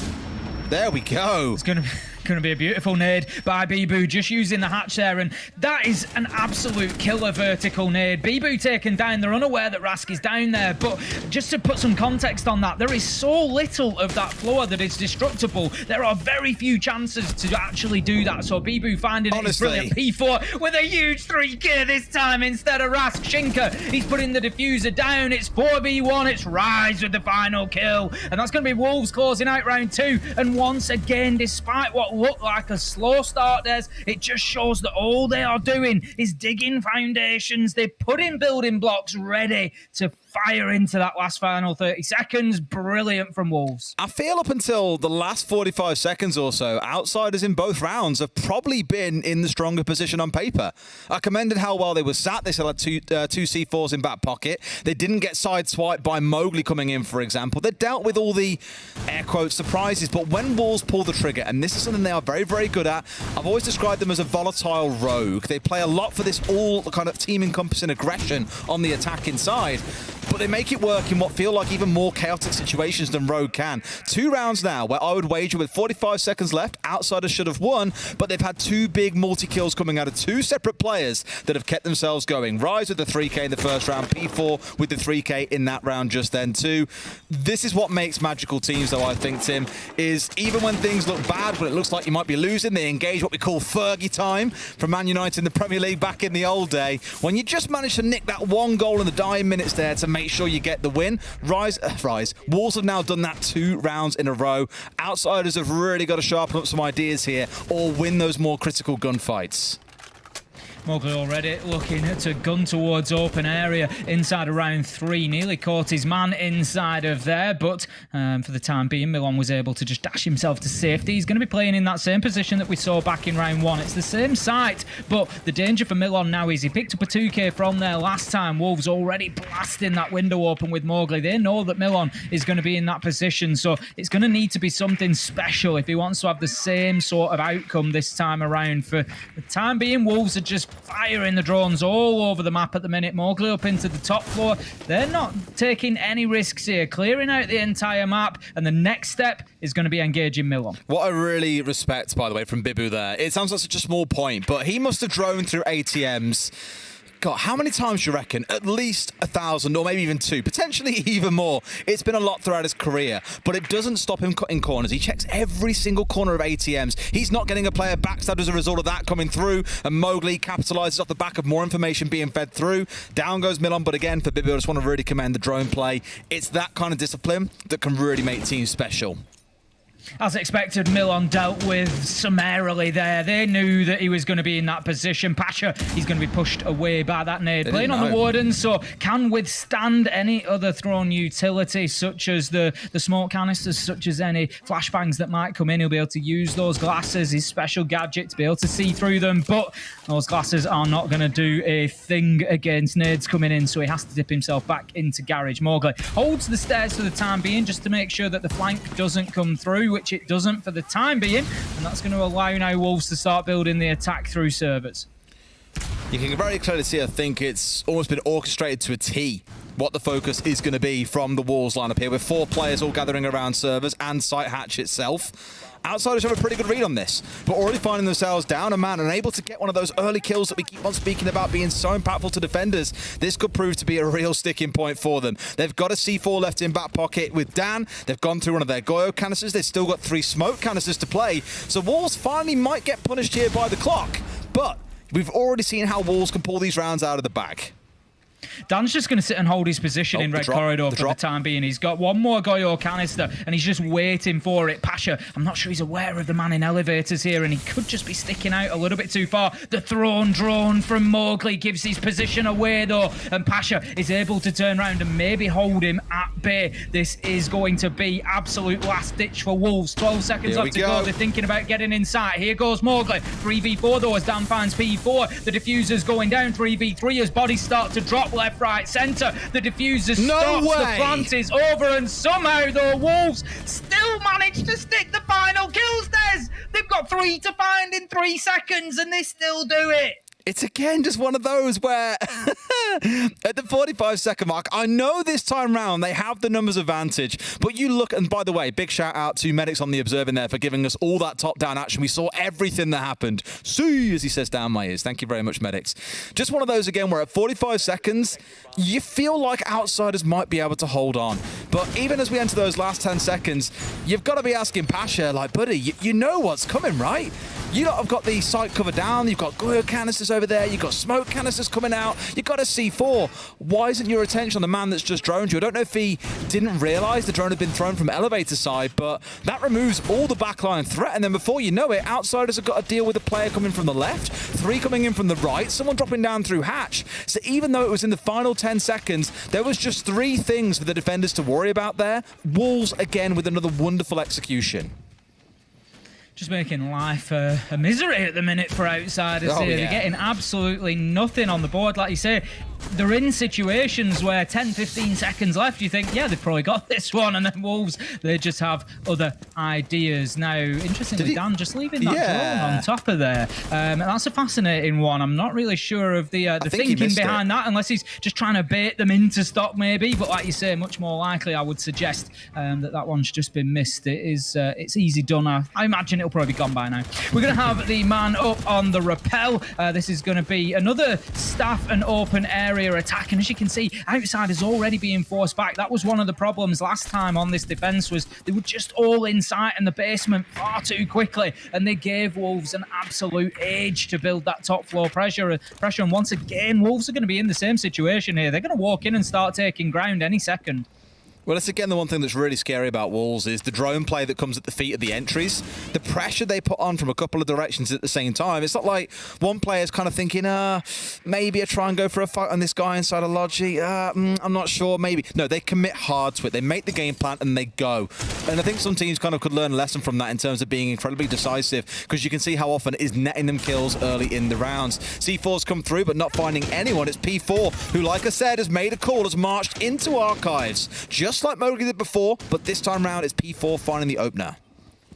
Wolves now have got about 90% map control, so you better believe this is going to be a tough round for Outsiders. Rask, however, makes it a little bit easier, getting himself another kill. Last time it was Bibu down in the basement. This time it's Mowgli. They know that he's going to be playing there, and that's why Mowgli was positioned on those stairs to prevent him coming up, but Rask having absolutely none of it. P4, he's going to be on the chase next. He's going to be looking to find his man. Castle is down to low health inside of the basement, but right now he's happy to just waste time. He's going to sit down there. P4 may well choose to just hold the flank and prevent Rask being able to move forward. If he continues stepping up to this door, he's likely to lose his life. P4, he knows. He hears him, Des. He knows that he's going to be peeking around this any moment. Will there be a pre-fire from the castle? Absolutely not. And P4 gets himself an absolute freebie. 50 seconds left to go, and that is an age for Outsiders to hold on in a 4v3 against this Wolves side. Really patient flank watch there as we got towards that last 60. Arguably, Rask moving a little bit too soon here has cost him his life. But in this 4 versus 3, Wolves once again have that numbers advantage going into the closing 30 seconds. They find Always. Now, they won't be able to get him back up as they're far too exposed through that soft wall.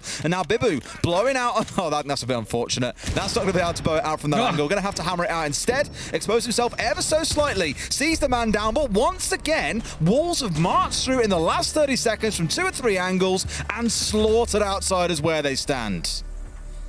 I am not surprised by how good Wolves are and how clinical they're being here, but I am surprised that Outsiders getting beat this badly. I'll be honest. I really expected a little bit more coming in here, and the reason that I say that is the current scoreboard. I know we've gone into a timeout, but I've got the scoreboard in front of me. We're talking 3 kills to Rask, 1 for Dan, 2 for Milon, which was in the first round, 1 for Always, 1 for Pasha. So across the entire team, they've got 8 kills so far inside of 4 rounds. And that's out of a potential 20. And 20 have obviously gone to Wolves. They've killed them every single round here, like almost double. 2 for the price of 1, quite literally in terms of the exchange between the two sides. But for me, I want to come back to the sort of thing I was mentioning earlier around Wolves and how the early rounds go. And they're very good at forcing members of Outsiders back towards the site. And it looks at about the 45-second mark. Okay, Outsiders have got good positions on site. They've got utility supporting them. And you think, okay, maybe at least a couple of rounds here they can hold on. But no, Wolves have just steamrolled them when it came to the execute every single time. Because you don't have one player dropping over here, pushing in, dying, then 2 seconds later someone comes in through printer window, they dive to an angle they weren't aware of, then someone's trying to push in through admin. No, they're doing it all at the same time, and that is what's really impressive. The teamwork and the synergy behind them is getting the results they're looking for. Heading into round number 5 then, on the back of the tactical timeout. We'll see whether that can have any positive impact for Outsiders here, or whether Wolves will continue to steamroll them as it has been so far. We're going to be going back to staff and open area again. It's a rinse repeat of what we saw last time around. For me, I think Outsiders, they've played it with 4 on site and Rask in the basement both times they've attempted this. It hasn't really worked out for them. They've given up the top floor very, very quickly. It's not to say that that's where all the pressure has come from. It hasn't necessarily always been a hatch drop. It hasn't necessarily, been those vertical angles that have been causing the danger, but they've just been giving up too much map control. 90% of the map was in the control of Wolves for about half of the round last time out, and it's just too much. So for me, Outsiders, however you do it, whether it's a roam on the top floor, whether it's archives, tell us, you just gotta hold on to more this time. This is the thing, they keep on trying, because once again they've got Dan and the Azami playing inside of stock. You've got one side inside of Janitor in Pasha, but you just know inside 30 seconds or so, Wolves are going to force those players out. It's what they've been so good at doing. And just to touch on Outsiders for a second, obviously this is the coming together of 2 rosters, the original Outsiders plus the old Team Empire. Now, the guys that finished second at SI, you've got Dan, you've got Always coming in, and potentially, who knows, maybe more to follow in future as well. One thing I did say when I was talking about these predictions the other day in terms of how they're going to finish this stage, they might need a few games. I know they've had a few weeks to work together. You're going to have to give this roster a bit of time to gel in officials, for example, to get more scrims in, to really warm into the season. I wasn't expecting them to, come out and beat Wolves today, but I was expecting a stronger performance overall. But I just remember me saying that and thinking, okay, give maybe 3 games, then we can start to assess exactly where they're at. It's a good opener this time, though. Tim has said Wolves will be inside in 30 seconds. They were, but it's a kill still going across to Outsiders first. Yeah, definitely an improvement on the back of that tactical timeout, managing to get themselves the opening kill for the first time since round 1. So Outsiders need to show us that they've got that ability to build on this, that they can assert that pressure onto Wolves and, keep burning that clock, prevent them doing what they want to do. But as I commented earlier, don't forget that Wolves have just got that uncanny knack, that ability to single players out, to still find the advantage in this kind of situation. P4 with the castle barricade there, he's comfortable to march down Square Skylight Stairs. He can start pushing towards archives and tell us if he should choose. But for the time being, he's just going to be holding himself around the top of Blue Stairs because they know that Rask is going to be down there. Him and Mowgli are nightmares for this. They'll just crouch walk their way pretty much anywhere. They don't care if it's into territory that many would consider dangerous and really shouldn't be done. They'll go and do it. But once again, they're setting up for a similar push where you've got Bibu coming in from Bleepers, potentially 2 of them. You'll have one trying to come up on towards Square Side as well, and they're trying to pinch on towards Rask here. They know Lucy where he is. There's 2 players, one more to his left here. You wouldn't have been able to see him, Tim, but he gets downed anyway. It's P4 taken out by Rask as the trade then comes through. Rise does manage to get that trade essential, but Patcher straight. Honestly, I don't know why I still do it, and he does. Nade is going to be going up, finding its man. Once again, Bibu from underneath, and I commented on this. There's vertical nades on bank from basement upwards should not be found. There is very little opportunity for it. Bibu gets another, and we now find ourselves in a 1v1. It's Bibu. Can he make it 3 on the round? He knows exactly where his man is, but he misses shots. So then finds him. Always taken down, and Bibu still not letting a round slip away. It's unreal. Outsiders again find the entry. They take Mowgli off the board. They get kills as drops come through the hatch. It's a massive improvement on previous. But just all, again, the small moments there being set up by Wolves, the multi-point push, the nades coming in from below, the pinch on towards Rask. Everything just feels orchestrated. It doesn't feel like it's happening by chance. Everything is being planned, and it's all adapting based on what they find in the round. Again, incredible stuff by Wolves. They're up 5-0. Outsiders couldn't even buy a round right now. They're going to try and see if they can find a bit of cash in the vault, Des, to buy one as they head down to basement. I'll be honest with you, I'm not sure that there's enough in all that gold bullion and all the cash that's knocking about in the bank to buy a round for them right now, because Wolves are just absolutely dominating this. We saw a similar setup last time around, so it's 3 Goyo canisters over by the plant spot, just trying to waste as much time as possible. But if you remember coming in, I think there's about 25 seconds, that wall gets open, 4 Goyo canisters make it. So there's about 25-30 seconds. We see the wall open, we see the time ticking away as the fire is still burning. They still had canisters there. They could burn out the rest of the round, but guess what? Wolves didn't care. They still went in, found the kills and won the round. He's nicking your idea here with that C4. I've seen that on Tim Love Top a pre-place there. Love a pre-place. He's been on Tim Top. We'll see if it nets a kill, but this time rather than Black Eyes feeding the information, it is going to potentially be those Yokais. Now, I was looking at those 3 Goyo canisters that got set up inside the basement. They are in very close proximity. A well-placed nade could take out all 3 at the same time, and before you know it, you've lost that potential 1 minute 30 or so of burn time that you would have had. Instead, it's taken down to about 25 seconds or so before the attackers can then continue to operate. So, not too sure about that one down. We'll see what the impact of them turns out to be, but knowing Wolves, they'll have an answer. Rask is just buzzing around on the Yokai drone at the minute. We quite often see them used in that way as a sort of essentially the defender equivalent of the attacker drones. It will get taken out by the looks of things though, so that's going to be at least 1 Yokai down. Does still have, as you say, 1 remaining. He's going to throw it out now, keep himself locked in the gold bars area. He's nice and safe there, and will be able to provide info to his team still. But once again, quick progress from Wolves here. They've got in a position to start thinking about hatchers. Dan's been forced back into sight. As you say, they can start on that utility burn. Mowgli's got a nade left here. Get that in the right place, and they're going to lose an awful lot. I don't think you can see that one in the top left corner of the screen, Tim. I'm joking. I know you've shrunk your window. Though. Can you see the one in the top left? Top left. Yes. No. Look, all 4 of them are literally right together. Like, again, a well-placed nade will take out the vast majority of these. I'm convinced of it. But we'll see if Wolves can deal with that. Of course, they've got to get themselves control above. They've got to have Sophia potentially get up there. You've got to see nades come rifling on through. I don't think they quite get the exact angle just from the hatch in isolation, but this maybe is where Aruni also helps out in trying to get rid of that thrown utility. So actually here, maybe Outsiders have really, set the golden goose in front of Wolves and said, come get. They'll get rid of the one there at the very least. That'll burn away, and now there's still 3 more to go through. If Shinka opens the long angle, which he has done now, they can just shoot them. They can go and just pop all 3 of them. I'd like to see that before they start. There's 2 more go. I think that was possibly a nade going in there. That's just going to take a couple of them out. It leaves now just 1. And to be honest, they can probably plant far enough away that it won't have an impact necessarily. We'll see as the round progresses. 35 seconds, Toxic Babe canisters going out. But Wolves, they've got their angles. They've got the opportunity. Mowgli's managed to get down the main stairs, but Pasha knows who's going to win this fight. It's got to be Pasha as he sees him move across. Nice headshot. 30 seconds left to go, and Wolves, they need to think about this diffuser.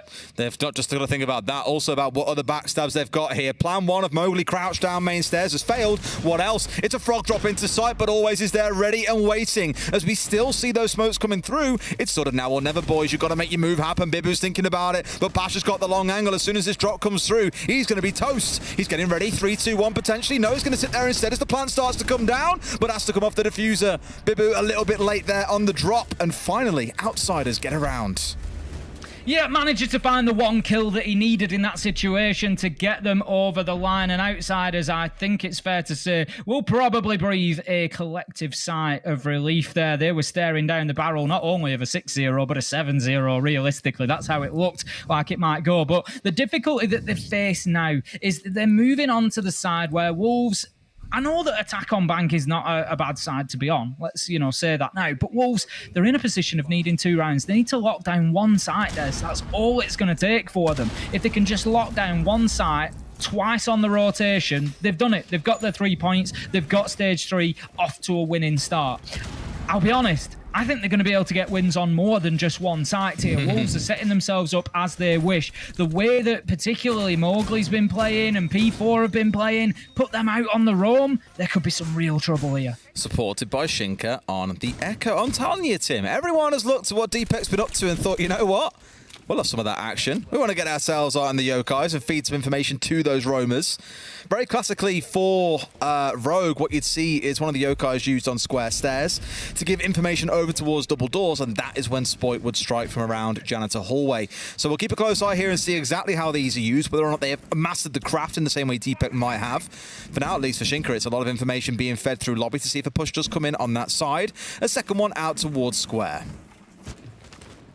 It's going to be, as you said, waiting for the push to come in from outsiders, see where they try to get themselves established. We saw Wolves using lower square, particularly P4 moving down there, getting themselves into archives. Tellers, we saw Mowgli doing the same thing as well, so they're obviously trying to prevent that. Now, interestingly, we've got P4 on the Aruna. He's got himself hidden, but yes, outsiders are well aware of that position. He should not get away with his life here. If outsiders want a couple of better rounds, they need to be using this information well. They've spotted a couple of them up on the top floor. They know where the castle is. They know where the Aruna is. They need to be going in and getting kills now, and they can't take forever to do it.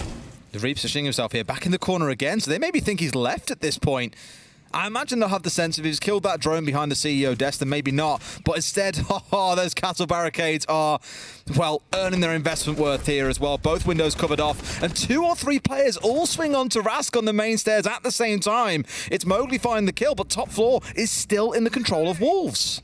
It is. Dan manages to pick up P4, so that at least levels things out. And Rise, he takes a ton of damage. He's not going to lose his life. Flips over to the super shorty to get himself out. A dodge, drops down the elevator and tries to get himself back to site at this point, I would imagine. Just keep himself as a gun, firing in the right direction for Wolves, but he's not going to be able to take much of an engagement. He's going to have to hope that he just catches somebody on their blind side to get himself a free kill. Oh, he's gone all the way down, Des. He's going to be working his way back up basement stairs here, and that could be an area that outsiders take their eye off the ball. No, they've got it covered. They know he's coming. This is going to be an easy freebie for Dan if Rise continues forward. And I think he knows about it as well, which is why he's backed his way downstairs once again. I mean, Rise is doing exactly what Ras did on the defensive rounds of this side for outsiders. So taking the inverse approach, you know, this is where you take to outsiders. Okay, you're going to pinch this guy? Are you going to shut him down before he backstabs you? The answer so far is no. They're just trying to hit the site here and holding on to the angles instead. But here we go, always with a great swing, not even having to go for the head as Rise was only on about 3 HP. The big question now is, can outsiders execute as well as Wolves did inside the final 15-20 seconds? Nade gets caught by a Wamai Magnet there. You could be forgiven for missing it. That was a quick one that we saw it. Don't say that. No, they can't be forgiven for missing the Magnet. Yes. The viewers can be forgiven for not seeing it get caught. Very fair, Tim, very fair. I'm with you on that one. Even with my dodgy vision, Des, you'll have to be quicker than that to get past me. Now then, Beaver nearly catches the man on the rear side as he goes through into Tellers. They're going to be pushing through here, but the kills come in once again. Final 10 seconds, defense, attack. It doesn't matter to Wolves, it's all the same. They close out the round, it's 6-1. And I just love the orchestration of that defense once again, but this is where you see the difference, right? Think about when P4 marched into admin and picked up a 3K from that same spot that we just saw the player coming in from Archive, or from Tellers, sorry, died to. Yeah, in fact, no, it was Archives, the other way around. As they came pushing in through there, they were looking out towards Kansan's spot. No idea that there was still a player sat on the quad wall. I can't really think of a time back in the first half where Wolves were caught by someone that they didn't know was there getting a freebie. But it wasn't just that. It wasn't the fact that the player on the quad wall was undrone and they were completely unawares of his presence. That quad wall player was also covered on the double door by the player that was sat across in Kansan's spot, or at least near to it. So the coverage of these players against each other, the angles they had held down, and the lack of information from outsiders there has really stung them. They're down 6-1. Do I think there's any chance they win 5 rounds in a row? No.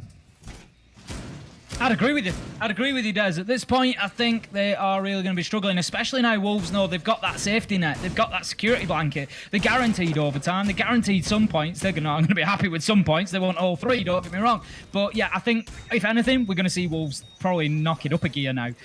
This is one of those where I just wouldn't be surprised to see this be a flawless round or something where Wolves just come in and like just decimate them on the defence and close things out. Outsiders have just been well off the pace so far. Wolves have been way ahead of it. And it really has just been one of those days, unfortunately. But I mean, broadcast-wise, Des, at least it's caught us up a little bit. We had a little bit of a delay at the beginning of the first game, and we bang back on schedule if this one continues. It's a big shout out to Wolves for that one. Well done, boys. Well done. Respecting Thanks for catching us up. The need of the broadcast. But I think really overall for me, looking at how the game has gone, it feels like Outsiders have just been outclassed in every area.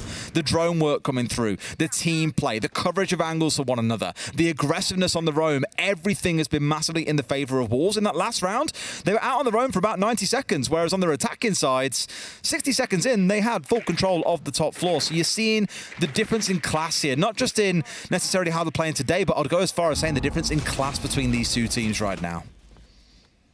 P4 just trying for the nitro there. I think he maybe had a little bit of info, just suggesting somebody had got themselves in through those windows. He's not going to find his man, though, not going to be successful. You heard me comment a couple of times on the lack of vertical play between basement and ground floor here on Bank. It's quite the opposite between ground floor and first floor. There's plenty of opportunities, particularly on that north side of the map, to be finding a little bit of vertical action. So, Bibu, he's going to be getting the Yokai drones around this time, just trying to find that information. It was Shinka previously, but they've switched over. Shinka's going to be on the mute this time, and we've got Mowgli just hovering around that hatch rise once again, taking a lot of damage, but I don't know how many lives he's got today, but it's certainly a few. Dan, however, finding a nice kill onto P4, using the yellow ping information to find the man led behind the counter. It's a lot of control coming out of this Dakabi as well. Was circling around square for the longest time. Does he miss this?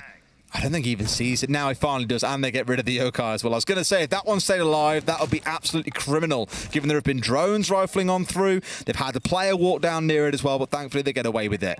Hacking these cams out there will feed a little bit of information over. Of course, now have visibility onto bulletproofs and towards those Yokais. Mowgli holding out towards ramp as well, just waiting for a potential drop to come through. Recent change to Dokkaebi, I believe, as well. I could be. I think the way that it works is that hacking the cams will knock any dead defenders off them. If they're looking at them, they'll have to go back on. So a little bit of a disruption to them. Rask is going to find a nade onto Rise, and the diffuser's going down here, as they've managed to get themselves in. They're going to stick this. There's nothing going to prevent Always from seeing this through. I don't think Wolves are even aware that was going down. Shinka manages to get one, but Bibu is dropped by Milon at the same time. 4 versus 1 now. Shinka, he's got it all to do, and he's got about 30 seconds if he wants to be able to deactivate that diffuser. He's going to have no choice but to head upstairs, and he knows it. They've got the hatches covered. The Gemini comes in, distracts him enough for Milon to get himself a freebie. And consumes a whole round as well. Had no ammo left to really go for the gunfight onto the man coming down main stairs. Better round for Outsiders. Maybe a slip up by Wolves there to not have anything to contest on towards the plant spot going down, but for Outsiders, and they've stuck to their basics there. They've focused on the plant. They've got the necessary ground control they needed. Didn't go trying to fight Wolves absolutely everywhere around the map, and have got away with it there. Still 6-2, still 4 rounds on the bounce. They need to pull back here as we go up to the top floor. All the way up to the top. It's going to be very similar to the hold that we saw from them for open area. They had 3 up on the top floor, tried to hold on to it for as long as possible. They won't have much of a presence this time, Wolves, around the rest of the map. I wouldn't expect. We'd usually see at least 3 or 4 defenders on the top floor for a CEO hold. It's not an easy site to hold on to. There's a couple of key spots. P4 is reinforcing one of them right now. That's the elevator spot. They will try to breach that possibly from the windows opposite, just to give a view, and that's why the mute jammer's going down there. Gives a view all the way down the corridor past the vending machine. Wonderful fly through, thank you, medics. And Mowgli is setting up the second important position. He's going to be reinforcing stop wall, going to try to hold on to that corridor. Potential. Sometimes you bring along a shield. They do have a shield in hand. I would expect we'll probably see Shinka go and put it in that position. It may be utilised elsewhere, maybe to keep hold of elevators, but they will try to keep hold of stock and janitor area just to prevent, again, that pressure coming through from the top of Square Skyline. Seeing that you've got the Ace and the Hibana on side here, I imagine you'll have the Ace go up and try and challenge on towards those elevator walls. You'll have Always go out towards Square and look to get CEO opened up. So everyone's got their part to do in this round.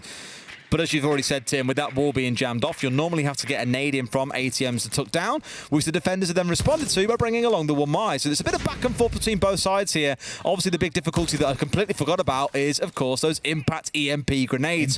Chuck them at the wall, disabled away, things are opened up, no bother. And because these holes are so low down, there's not really any chance that Wolves can contest this one back. They just have to deal with being shot at as they try and stand inside that hallway with no real ability to respond. One thing that is worth pointing out when it comes to the impact EMPs, they, as we can see, are very, very good at what they do. But you got to be very careful with your use of them. The pros won't have too much of a problem with this, but if you're using them in your ranked game at home, just think about the fact that it's quite a small circular area that they affect. So if you throw them at the middle of a wall, expecting to get bandit charges that are maybe on each corner, that ain't going to happen. You got to think about where you're throwing it. Usually you got to throw it down towards the bottom of the wall, unless you're against the Kaid Electrical maybe, that could be higher up. You got to be careful about it because the impact area is quite small, but seeing a great use of them there just to deal with this elevator wall.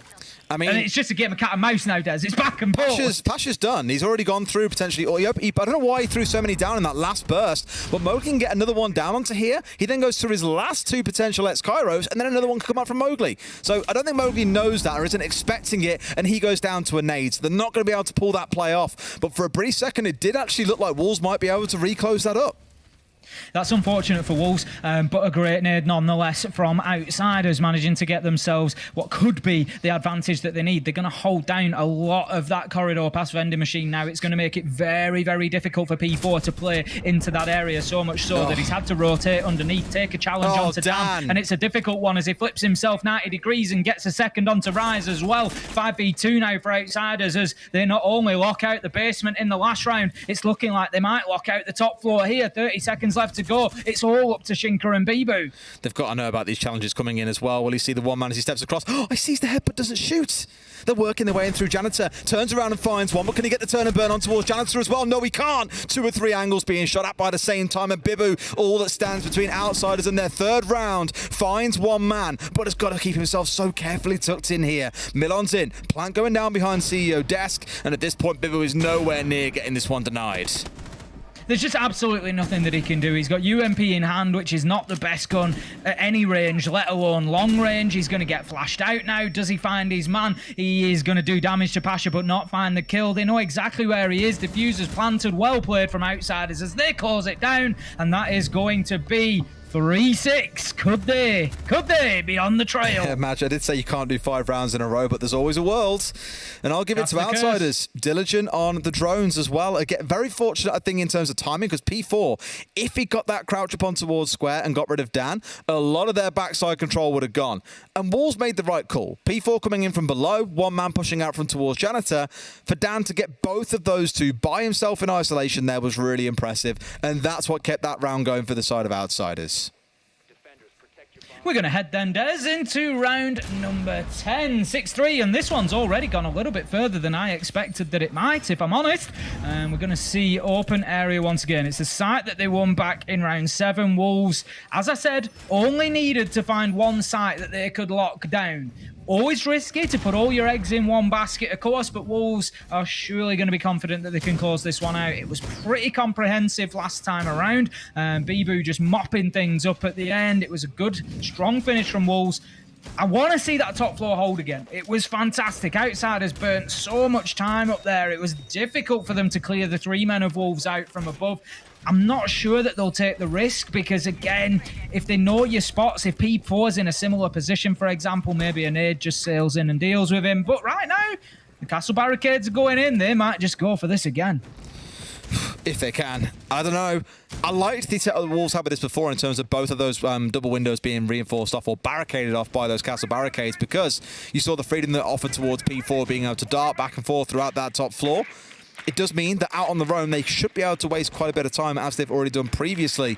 So for Outsiders, it's how can they speed things up compared to before? How can they keep themselves moving on? I don't know if they saw those yokais for a second as well. There is one inside of the lobby. I think that drone just missed it.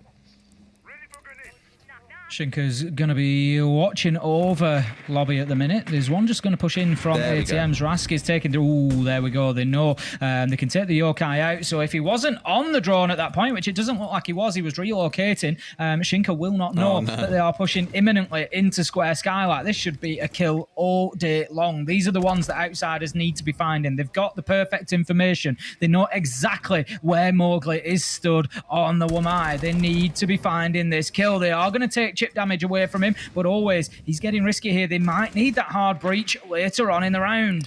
They had that drone on him as well, but didn't really have any Naus about them to really go aggressively for that push, and sure enough, Mowgli finds a kill and gets away. That's kind of unforgivable for outsiders. You had the information, you knew that you couldn't be challenged, but you let the man sit for too long, and he's taken down one of yours and got away. It just paints a different picture for the Hibana as well, who now has 12 pellets left, and they need to make use of it. If they want to open the triple wall, for example, they need to be making sure that that is where the utility is deployed, but also making sure that Pasha gets into a position to be able to do that. We're going to have fuse charges raining into sight at the minute and finding a kill. Now, that is unusual. Dan picking up Mowgli. Even Shinka's forced away as well from Kansan's spot, just too fearful of those charges finding any more. Can keep on dropping those down tactfully as and when they want to. Still 2 more in back pocket. And it will keep players out of the main room as well. It will keep them out of open area. You can force them away making use of that. But this is where outsiders have got to show the teamwork and pushing this one together. Another fuse charge going in from the quad wall this time. Just looking again to force defenders out of position, but P4 finds Milon. And with 39 seconds left to go, that could be a critical time there. Going to shoot out the fuse charge as well that's placed on the castle barricade. So right now, Wolves are looking pretty good, Des. They've got themselves in sight. I believe P4 is all the way down in basement, and outsiders, they don't have time to start chasing anybody around who might or might not flank Rise. He is going to find himself down and out, but in a 3 versus 3, P4 could be in a critical position to end this round. 13 seconds left to go. Pasha takes the drop. Going to try and get that diffuser down. Dan manages to find one B-boot on Tarask though. 2v2 now. 6 seconds left to go. The diffuser's going to have to be stuck. Here comes P4 on that critical position. He doesn't get the man before the diffuser goes down, but with only 1 left, this is going to be a difficult job for Dan. Do they know they're going to get away with it as well? P4, Dupro's fake. He's sticking it the whole way through. Will Dan be there in time? He sprays through, but can't get away with it. Wolves get the defuse in what probably should have been an outsiders round, and they take the 3 points. Fantastic play from P4 there. I picked him up in the basement and I knew that he was the one to watch. He was just going to come creeping back in to spoil the party. Had he moved a little bit quicker, Des, that round would have been over even sooner. He should have known that Pasha was getting the diffuser down there, but he just seemed a little bit concerned with everything else going on inside, which is fine. He doesn't want to throw his life away to Dan, but he gets the job done, and that is the game. And 3 points for Wolves. I'm waiting for you to come back to me. I'll be with you soon, don't worry. I'll be with you soon. It's not the same. I like seeing their logo, but I like seeing your beautiful face more. There he is. You see plenty of it now. And the God voice is back again. Have you prepared for this, Tim? You've had 50 minutes. I proclaim Wolves are the winners. There you go. That works pretty damn well. Let's go to a break. When we come back, Desk will break it down.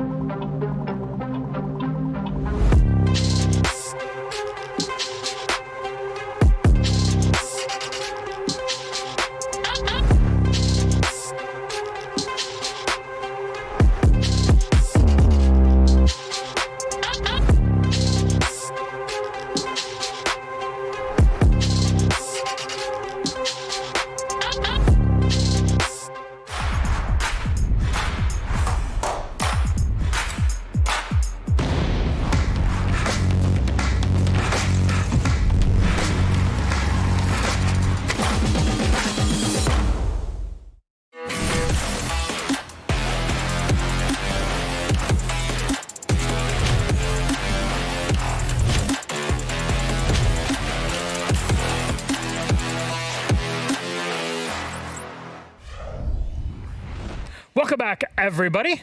It's a victory for the Wolverhampton, I guess, Wolves, do we call them? Yeah, Wolverhampton Wolves? Wanderers. They're the Wanderers. The football club is Wolverhampton Wanderers. I don't know if they go by Wolverhampton. We're just going to call them that. They're still owned by the same.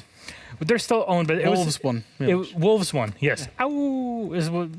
There you go. The French one, also, I think, applicable. There you go. That's all you need. So let's have a chat with our victors. We've got Rise on the line, who is very distinctly French, by the way. Hello, Rise, my French friend. How are you doing today, Sacre Bleu? How are you doing? I'm doing great. I mean, it's a good way to start a new stage, right? Yeah, it definitely is. You know, first day you come in, you get full points out of all of it. And I think the best way for us to kind of talk about all of this is, how is it for you now going from offline to online to offline to online constantly? Because it seems like, yes, in the grand scheme of things, you guys are performing well, right? Even when you go to events, making it to quarterfinals and the playoffs is pretty good. But then the story of what happens after, because I know you yourself and the entire team strive always for more. Oh, sure. I think well, overall, it feels good to go from online to offline. It just like needs a little bit of adaptation. We need a little bit of time for that every time, but we always manage to adapt. And about our previous major, yes, I think we can say that we are a bit disappointed about our performance, but Excel really played well against us. Props to them. I think we had a more than decent clubhouse against them. Mm-hmm. We just lacked maybe a little bit of success in some way. But then Charlotte, I think we just didn't really went for what we are good at, and they just took advantage of it. I mean, I don't think we can really talk about our offline performance just because of that game, mm-hmm. Because obviously it was the first quarter. It was the first quarterfinals with an audience for more than half of my team. So basically, it's a big stuff. Mm-hmm. It's big stuff for them. But I'm still proud of what we've achieved in so little time and how we grow every single stage even more. Okay, and what do you feel you've learned from Berlin, from the major in Berlin? Because it seemed like the biggest thing, especially in groups, was closing out games, not going to overtime every single time. How do you feel, you kind of were able to pull something from it going into stage 3? About Berlin group stage, you mean? Yeah, like Berlin group stage specifically, yeah. Berlin overall, yeah. I mean, sure. I mean, it's Siege is a learning experience every single day you play it, and especially against great international teams. I believe in the major we have the 16 best teams at the moment in the world, so it means a lot. It means that you have a lot to learn if you're not winning, which we did not. So we learned a lot, obviously, and we are trying to bring these in this EL stage. Like whether it is on the strategy aspect or in the mental one, maybe. So everything is good to learn, obviously. Let me word it even, I guess, properly in this. Do you feel that having a group stage with 3 other teams that are from 3 different regions was the reason why you were taken to overtime, that it took that time to kind of flex around and actually find your stride? I completely missed the question, right? Sorry. No, go ahead. I didn't even finish it, but I found okay, let's really dig into it. I'm half French, so that's why I struggle in English. That's my bad. Sorry English, about that. Not Sorry very good. That. Yeah. Not a good England. Not very good London. Well, I think honestly, I don't really know how to answer the question in the sense of probably yes. The 3 teams we had in the group stage.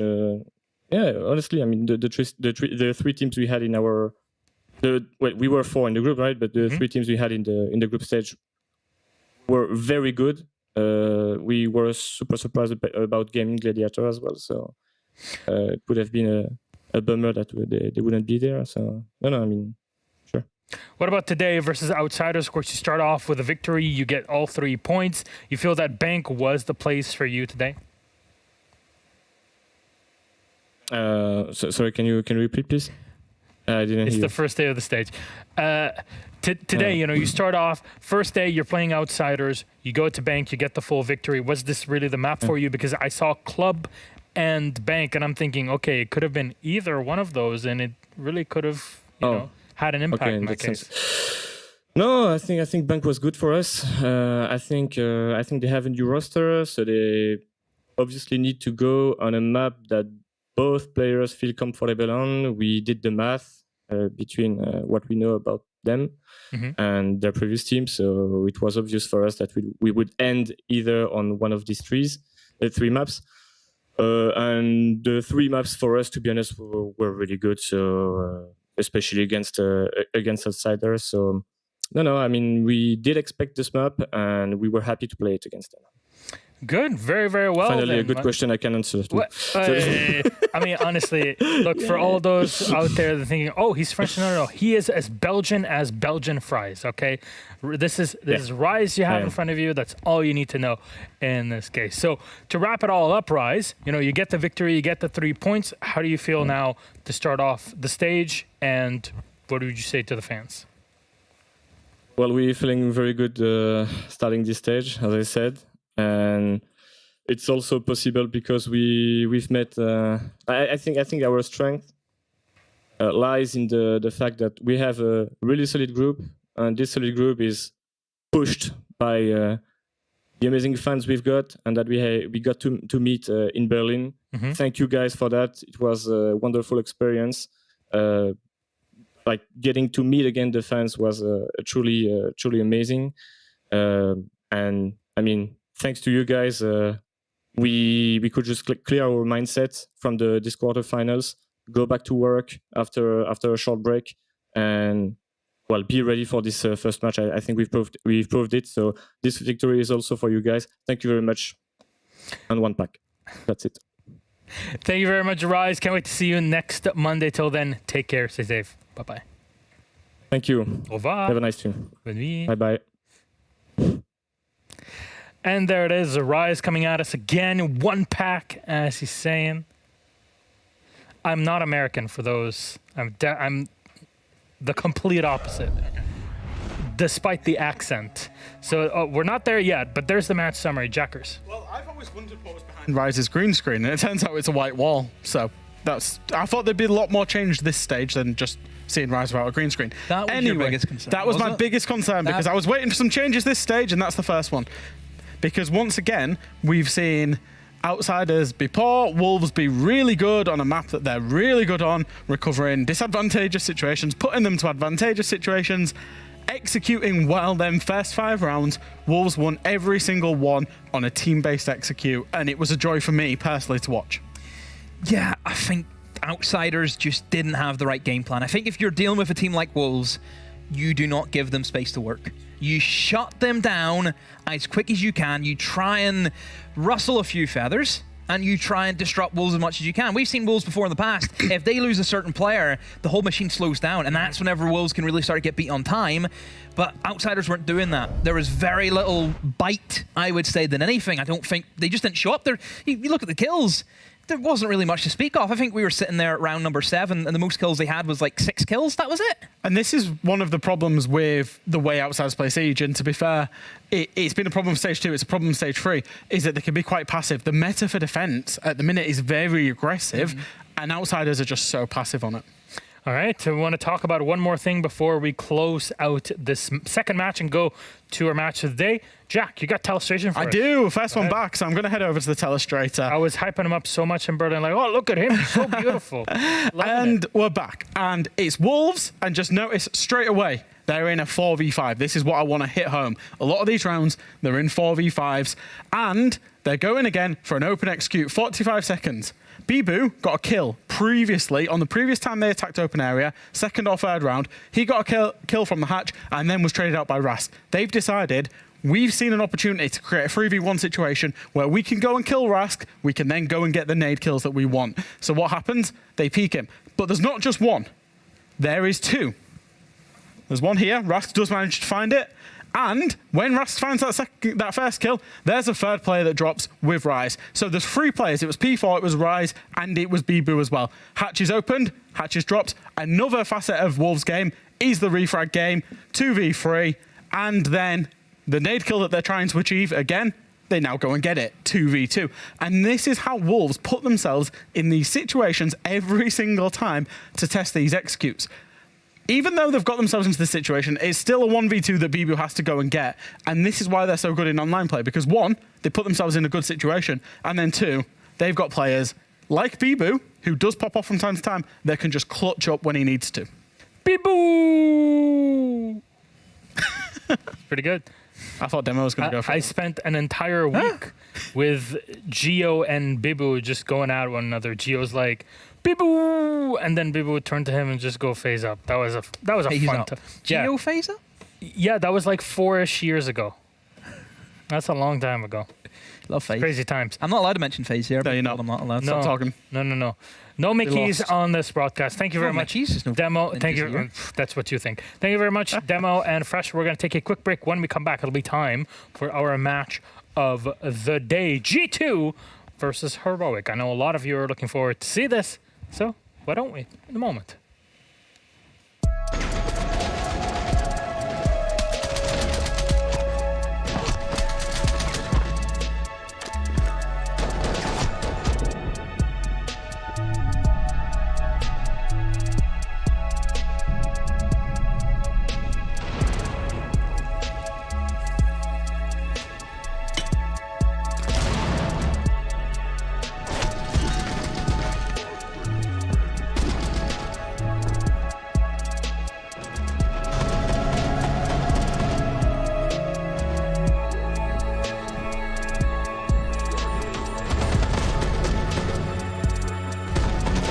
He sprays through, but can't get away with it. Wolves get the defuse in what probably should have been. Why do it yourself when robots do it better? Robots do it better. Robots do it better. Why do it yourself when robots do it better? Robots do it better. Robots do it better. Why do it yourself when robots do it better? Robots do it better. Robots do it better. Why do it yourself when robots do it better? Robots do it better. Robots do it better.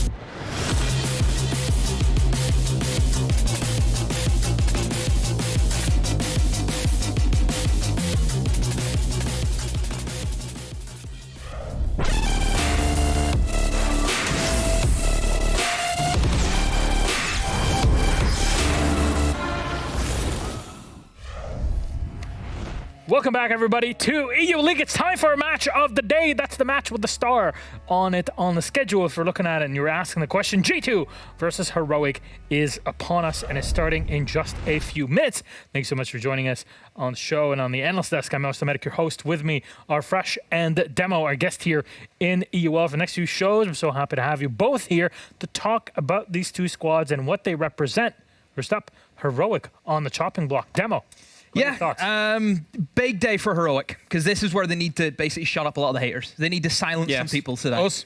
Us primarily, because what they've done is they have changed two core members, two massive players. Gorgona, Sloth, both gone out of the roster.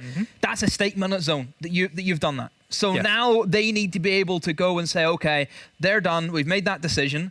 Look who we've brought in. The two players they've brought in haven't earned anything yet. They haven't earned the respect. Yeah, because they need to be able to perform here today. Yeah, and I think that's the thing is some of the players, you know, a lot of teams have brought in players that are not necessarily tested, but also, you know, even Jumi only played half a stage of GSA.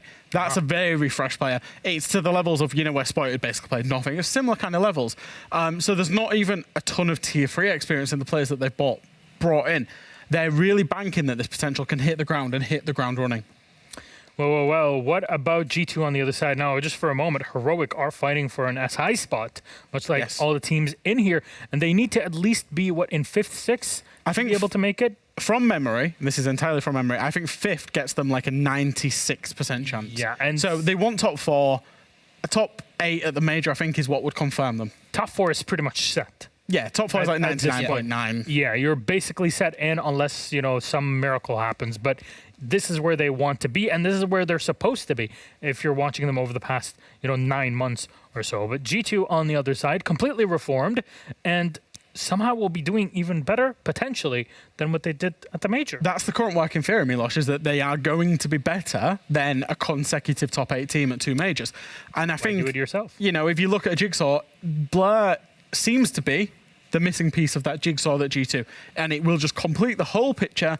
And the idea, the theory, is that this team is now going to be working absolutely hard. I can't say the word, like just together. Harmoniously. Thank you. I can't do English today. Everybody, Rise was having difficulty with it. I'm having difficulty. I had it in the intro. By the way, Rise isn't natively British. You are. So he's from Hull, though, so... That's true. They have web tools down there. Can I talk about G2? Yeah, go ahead. Yeah, okay. So the idea is that this team will be going in sync. They will still have the crazy plays that Alamal brings. Citizen is now the official IGL of the team, and they've got hard support that will just do his duties and get the kills. There's no, in theory, downside to this team. And they have the hardest support of them all. A new coach, Fabian, on the squad now. Like I said, you take his job. No comment. No, if I speak, I'm in big trouble. It's literally your job to comment. Look, he has obviously been very vocal about G2. You know, he's kind of showcased, you know, the need for something in that roster to get them moving, get them working.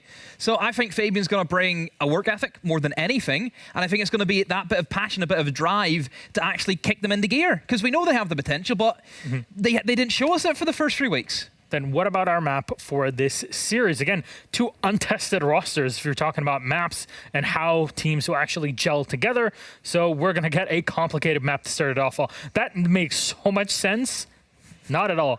With Heroic going to Villa here, attack start for them, G2 on defense. How does this line up? It's hard to rely on the previous map ban data, particularly for Heroic, because this is, like I said, such a fundamental change for them. What I will say is they did not play Villa at all through stage 2. It's not a map that's high up on their preference list, so I'm guessing they've gone away. It's a map they feel comfortable on with this new 5. For G2, they always liked this map, but they struggled a couple of times they played it. Remember that game last stage against BDS with Doki rushing in on the blitz while the rest of the team are over in Master Bedroom. So it is a map that G2, even since when I was at G2, they always love Villa. They've always been good at Villa. So I hope Heroic have got something up their sleeves. Yeah, and I think Villa is certainly trending towards, you don't really need that hard breach. So remember we were talking about Blur being on this new hard breach role. He might just be able just to do what he's been doing, for, you know, for Navi in a sense, because it's not really a necessity. Again, I think from already what we've seen from our games, especially in Chalet, vertical nades weren't a thing. And Villa is a map that we know about 90% of that map is destructible. So if we're not having those nades from below anymore, we're going to see a different Villa. We're going to see a lot more gunfights. All right, then who takes it? Real quick, Lobster. Oh, G2. G2. Damn, really sticking it to it. Let's see if Heroic can recover and prove to everybody that they're supposed to be in the top 4. Maybe G2 are going to step in with a new player and a new coach on it all. Toss it to our casters. Thank you very much, gentlemen. Hap and M, take it away. Welcome back, and thank you very much, Milos, for the introduction there with the desk demo, and Fresh, a new face that has rejoined the desk. No, there. that's Fresh. They just dyed their hair. Oh yeah, sorry, I forgot about that one. No Demo, of course. He's been around for a while. So, yeah, old Demo. You can't get rid of him. Old Demo. In the walls. I'm actually no longer the youngest person on the talent lineup. No. That makes me quite happy. Congratulations. Thank you. I'm no longer the baby. All right. Anyway, it is going to be the match of the day upon us here. It's G2 Esports with an old face now as the coach joining. Fabian replacing Shas. And Blur joining in instead of Prano. And then Heroic as well with their own roster changes to come through. It's going to be an intriguing match to see which has bonded better. I mean, I think there's a big test here for the side of Heroic. Let's be honest, because G2 are on the up and up, and Heroic, they had the shakes, they had the shivers, and now they've had roster changes. Sure, they're not the only ones. Hey, look, there's Fabian. Oh yeah, you see him standing right behind him.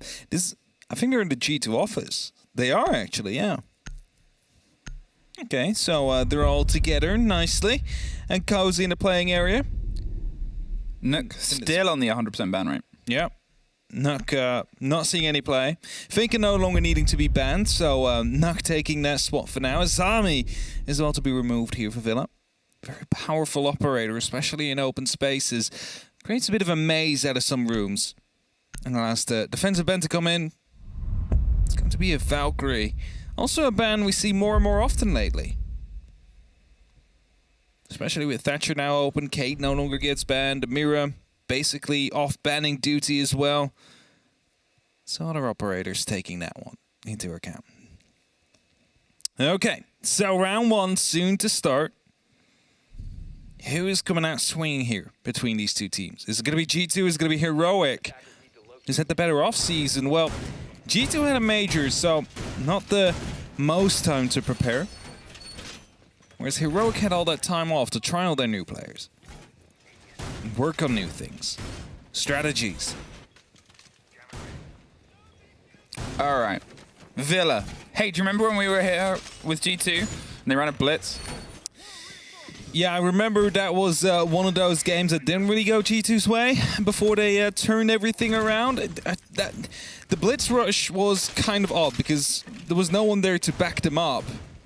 So I hope that if we see a similar kind of strategy to come down this time, they really have learned. Good late, have fun.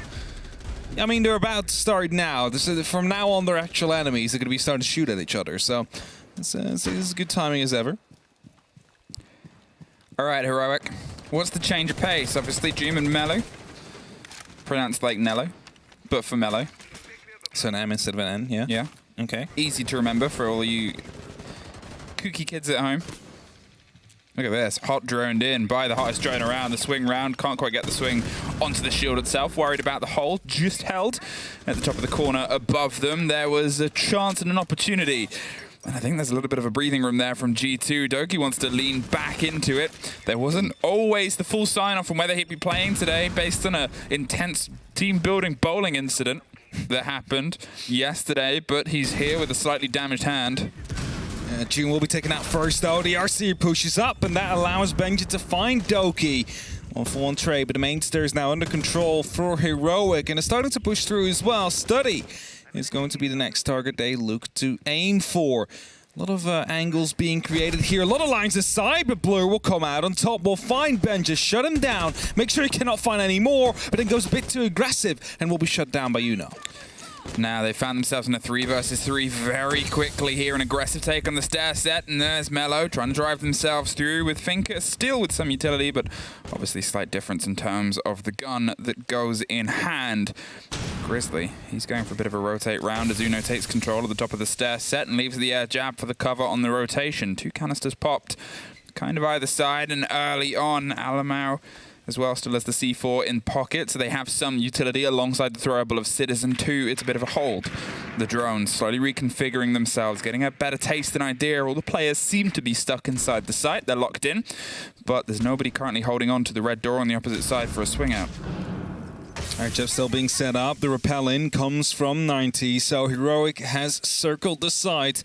All they need now is a single entry to at least start things off. Elamau's looking to go a bit aggressive, but the airdrop will keep him at bay. He's not going to be able to completely step out that door. And as Melo and Uno now try to push through, it seems like they might aim for a bar plant. Well, here's the chance. Virtue holding on, gets dropped by Grizzly. The swing round and the cover, the 3 versus 1. Melo leads through across the head. Alamau, all that's left. No C4 left, trying to get the catch on the loose player. They've got themselves tucked behind the bar. The plant has gone down.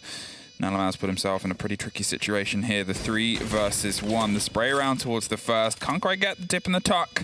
Round to the opposite. Gets the drop down onto Uno. 30 seconds, 2 more players for them to try and encroach and put the pressure onto now. They're looking for the swing onto the breach. This is a very good hold from Heroic. They're doing just enough to make their presence known as a bit of the fight. There's the shotgun ready, but it can't quite get the connection, and Heroic take the first round. Hope to get the injured there onto the floors, but still walking, so Heroic will be taking that one. Not completely comfortable, but it's a plan down. It's a 3v1, eventually a 2v1 win they have there. So a great first attacking round for them. Now needing to hold on. Start with the RC Rotero coming in on the main stairs. Doki falling that early on as he tried to rotate out. It gives away so much free space to the rest of Heroic. The main stairs falls, the classical hall is suddenly under your control as well. You can start putting down the pressure onto Steady at the very same time. And basically half your side has already been circled by presence of Heroic just by losing out on Doki there. So well played, getting the RC in place, and for Benja as well to follow that one up quickly with the R4C hoping to hunt down that kill.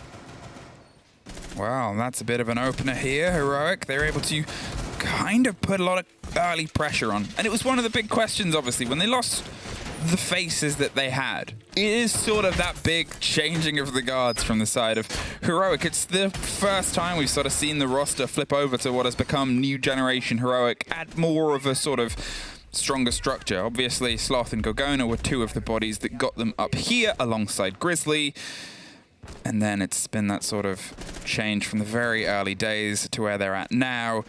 Jim and Melo, there's probably a lot of pressure onto those 2 shoulders, maybe more so than obviously Blur, who's had his experience here on Tier 1 before.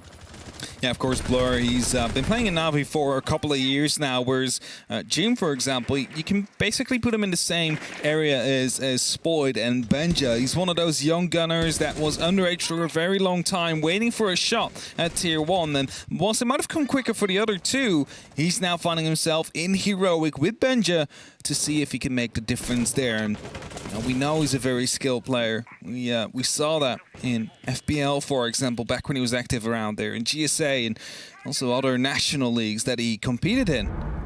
And now has a shot at Tier 1 at the European League, as Heroic is slowly starting to get themselves around the map, around the side, looking to take some control. It's Doki that is still out and about on the row. Might have just been spotted by a drone there, and he realized that as he falls back. Well, this could be Benja on the hunt. He's waiting to see if he can get the tail end of that. More calls, more confirmation of the player, and a creep up, but the Banshee suddenly gives the game away. If that's heard, that could be disastrous for Benja. Here's the catch, and it's an easy one put together there. Lucky that nobody else was too able to pick up the call of the Banshee. They get that early take, and Doki, 2 rounds, 2 deaths, no bodies of his own. It's going to be RC Rotero that almost managed to take down Elamau there. I believe he might have been on his camp for a second, but moved out in time. So nothing really to worry about. But as verticality being opened up, that means that mirror window will soon be under fire if the bottom floor falls in control of Heroic. Doesn't seem like they were paying too much attention to it now. However, Uno from the master bedroom balcony looking to push in some utility.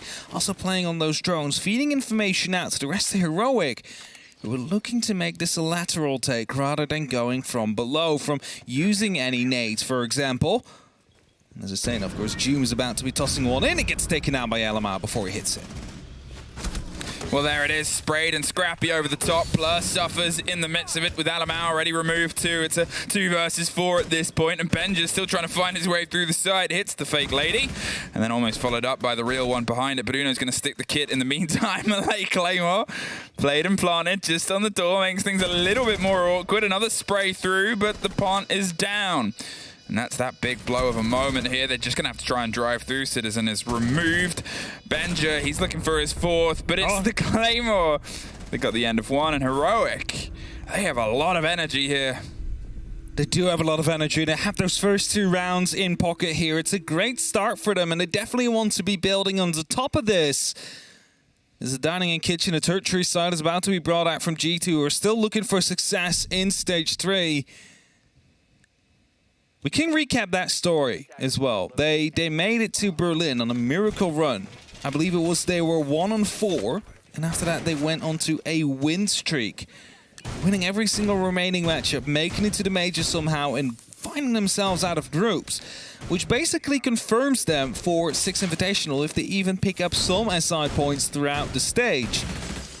Heroic, they need a bit more. They basically need to go to the major due to missing out on the last stage in unfortunate fashion that they did.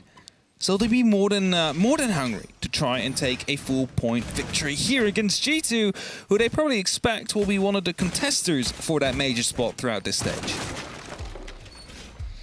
Okay, Heroic, twice in a row, and I said at the very beginning of the game, I'm going to generally have a couple more opinions and a couple more questions about what you're going to do here, and so far you've definitely answered them. I know Fabian obviously had the pleasure of working a couple of splits with him, and I know that he'll be paying keen attention to this. A game against somebody who was a battle around that 4th place. It's not too far back of a throwback to remember that Heroic were one of the teams that G2 were able to leapfrog to get themselves towards the major, where they put in such a great performance to find themselves scarpering under the pressure of the new Heroic roster on the opening day. Could turn into a bit of a blow. There's Mello once again. There's Doom inside the site. Look at this. Heroic flooded their way through, took entire control of it. G2 scrambling, trying to pull themselves back together here. Doki locked out the door here, wants to swing onto China, but cannot quite get the true connection. They're putting the kit down, but Blur puts the player down from the 2nd floor. Still has the vertical, and that's the risk when you throw yourself this deep into the site this early. They're going for the recollection of it, but they know it's potentially going to be watched, so they pick it up, move somewhere else, hope that they can tuck behind the other chassis, but they still seem a little bit unsure now of where the G2 players are. Also have no idea if there's still any impacts or explosives they can use to create new angles. Doki, in the meantime, coming around towards Memorial will be picked up. Benja will find that kill. Alaman now locked off as well from the pantry stairs, leaving it only up to Blur. He will find 1. He needs to find 3 more if he wants to clutch this out, but he will not find any. And that is going to be another round here for Heroic. That might actually mean a tactical timeout might be upon us here. And you see it in the top right of your screen. Timeout requested by G2 Esports. There is some stuff to talk about there. Heroic, they perfectly realized, hey, there is only 2 people on the site. If we get some hot drones in, we can both get one of these entry kills and suddenly find ourselves in success. And, well, 3 rounds in a row basically speaks for that. G2, they need to stop this. And you see it. Citizen is very vocal right now, trying to get the team back on track. Fabian as well behind his PC, the new coach, trying to provide some wisdom, some insight to his lineup. I mean, he had very strong opinions when he would watch them from our perspective. And you know he's the kind of guy who's not going to sort of shy away from those. If he thinks there's something he can try and drill into this roster, he's going to try and make that happen. He for sure will. That's the talk. That's the time. Now it's time to see if they can try and bring it together. Obviously, as you said, they are in a position here where they're all together. They've been scrimming, they've been boot camping, they've been trying to get themselves in a good headspace because this is a good opportunity. G2 had a good run. There's no denying it. They went from a Cinderella story, no doubt about it. They lost the first 3 play days and then snuck their way in on a 4% chance to get to the major and then performed at the major. Now, when we spoke to Doki Do in one of the Prep Phase podcasts we do, he said the eventual goal of G2 Esports was to make it to the 6th Invitational this year. They didn't have any set goals for majors or for wins at the majors. This was the first year of the roster. The goal was to make it to SI and then see how far they could go. They've already been to 2 majors, and, you know, they have the opportunity this stage to find themselves to a 3rd and qualify themselves to the 6th Invitational. So it could be, by their own terms, a very successful year, even though people expect so much more from them. That is something to keep in account as well. Oh, yeah. It's basically G2 has other expectations than a lot of the fans do have. Heroic. Yeah, I mean, if you can find yourself a 4th here, threaded on your attack straight after G2's timeout, that could be a blow, but I think the biggest one is currently seeing the big O next to Doki and Citizen. Obviously, that was a sort of dream team duo that led G2 into more of a sort of statement of prominence. They were, for a lot of people, the reason that the roster came in. It's not that Alamar, Prano, and Virtue weren't able to put in steady performances, but it was the body putting down ability that has sort of been a bit shut down this game, none more so than I think Benja, although Mello is still yet to die. I have to say though, Blur is so far pulling his way. The single kill per round is generally considered quite good, as he won't find a 4th, as he will be the first to fall. A grenade from underneath will find him as he steps right over it. There's no way that a Jaeger will be protecting you from these. As Jim tosses in a 2nd grenade, as Benja will find another opening. G2 just falling apart right here as Virtue drops on the side. It's only up to Citizen now. He will find a single kill. He needs to find more, but the plans blocked his line of sight. And it's Mello that will be picking up that final kill. Heroic. 4-0. I mean, yeah, he hasn't died yet, but he's also been threading kills. 6-0 at this point for the side of Mello, I believe. And then you've obviously got Benja around the same, but with the death, it has been phenomenal from the guns of Heroic on the approach here onto Villa. They have just been able to take these engagements. Benja the swing round there onto Doki. Doki swung into the fight and then just couldn't connect the dots. It's some of the things that we don't usually see from them and from these players. Is there's usually a little bit more connection. There's not much you can do about this. The depth charges, although they have been nerfed, they are still present. You just have to be a lot more precise, and there was the follow-up. I mean, we saw it on Chalet, right? On the player that was on the mezzanines next to the... It's a reverse James Bond. 700. Oh, it is the reverse James Bond. Yeah, I mean... It's kind of funny, though, because when we were at the pre-show, people were like, Demo and Fresh were talking about Mello, how he was like always middle of the pack where he played. He never was like that standout player. And if you look at him now, he's leading the charge together with Benja here for Heroic. So he's been put in a good environment, and suddenly he's allowed to shine right here. So hoping that we see a lot more from him throughout this stage. That's going to be a small peek, possibly. Well, there goes the camera. Does he wait? Does he go? He tries to find somebody, but they didn't quite take that route through.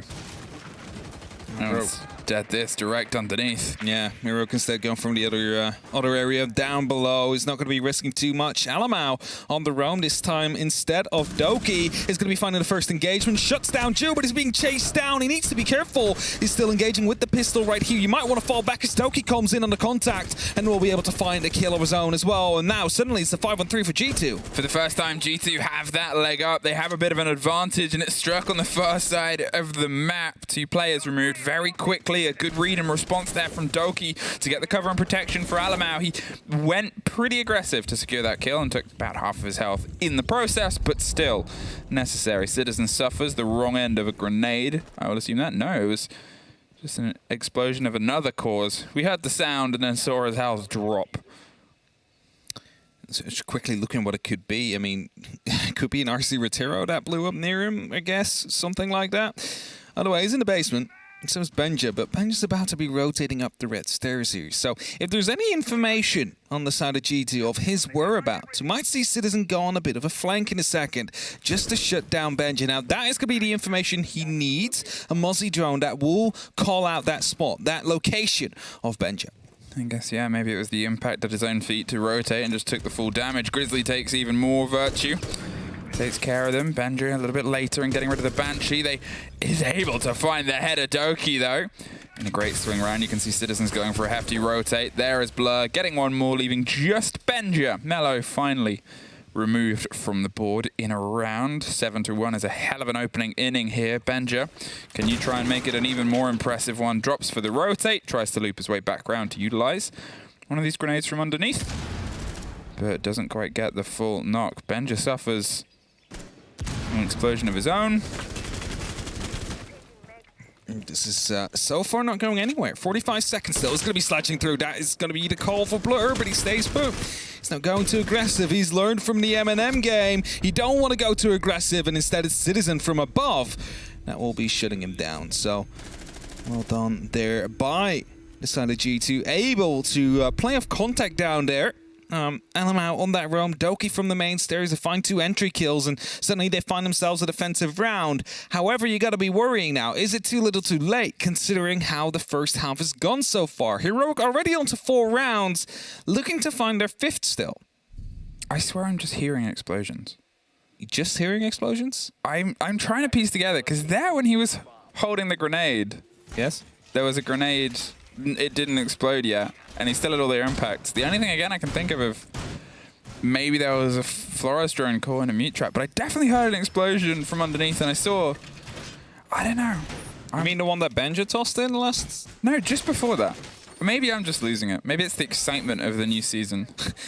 I mean, I'm just trying to piece together which I would need to run it back we didn't see. And be like, am I hearing it? Am I hearing noises? Maybe we hear beeps as well randomly. Have I finally lost it?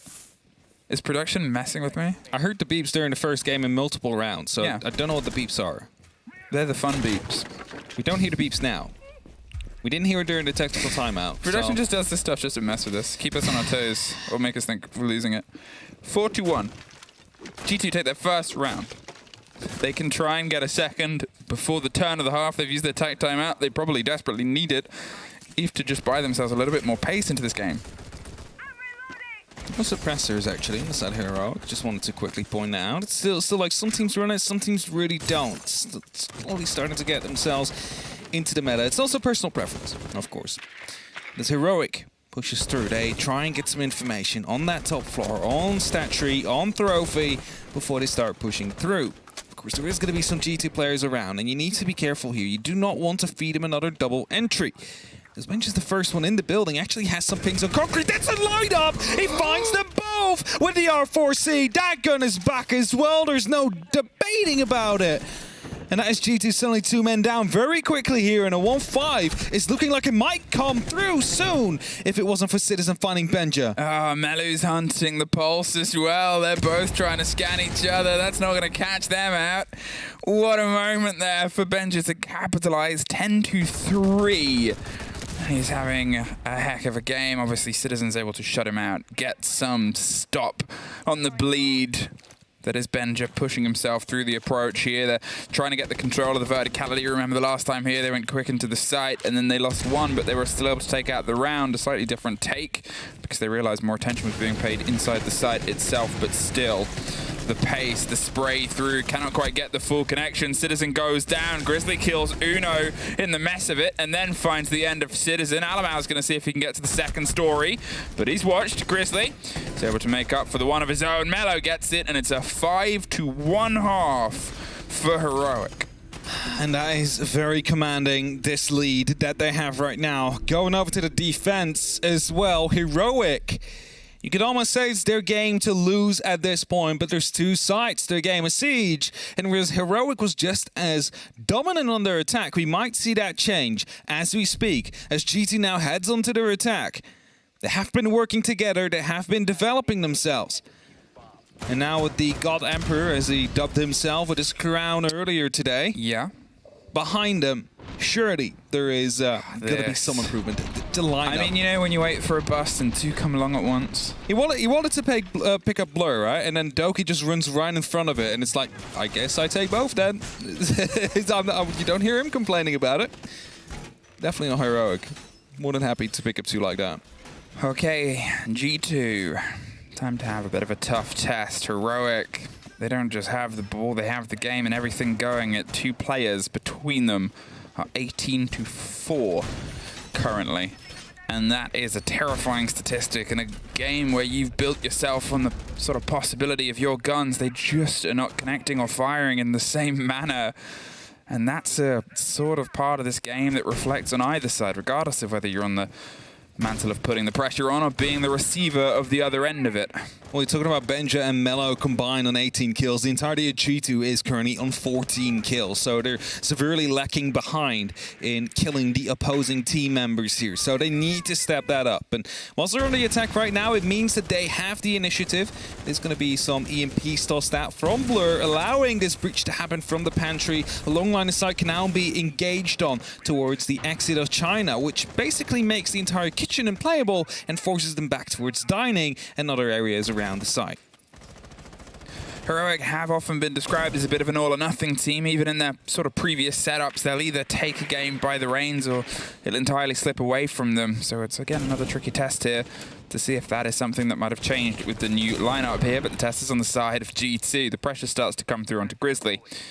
He has the cover, he has some protection here from Benja. There's the attempt and the break towards the wall itself, the cover and the destruction, and Blur finds the head of Grizzly. Locked off on the far side with the quick hop in. Benja's suddenly quite isolated. He's going to try and find a route out, and it's through a player just on the side. No idea, no idea. Doki finds Mello as well.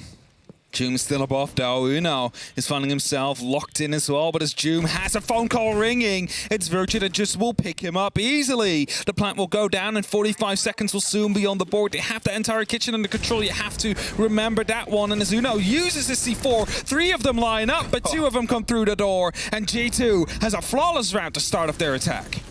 Well, they needed it, and a little bit more at that point. You can see now.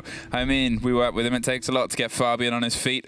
And stress is one of those factors here. They find a bit of breathing room. And it was a very well put together attack there. The focus on the players. They had themselves in the position to catch them. There was a good thread that they were able to pull across the board. Heroic, not entirely caught sleeping, but I think they suddenly suffered the swing towards them rather than being the ones that could drive themselves through onto site. And to be fair, sometimes it really puts a magnifying glass onto the problems of when you don't have Benja or Mello to be able to lead the charge. Yeah, they have been throughout the majority of this game. If you suddenly take them out of the equation, then Heroic would be pretty much on par with the rest of G2 if you look at the average kills coming through.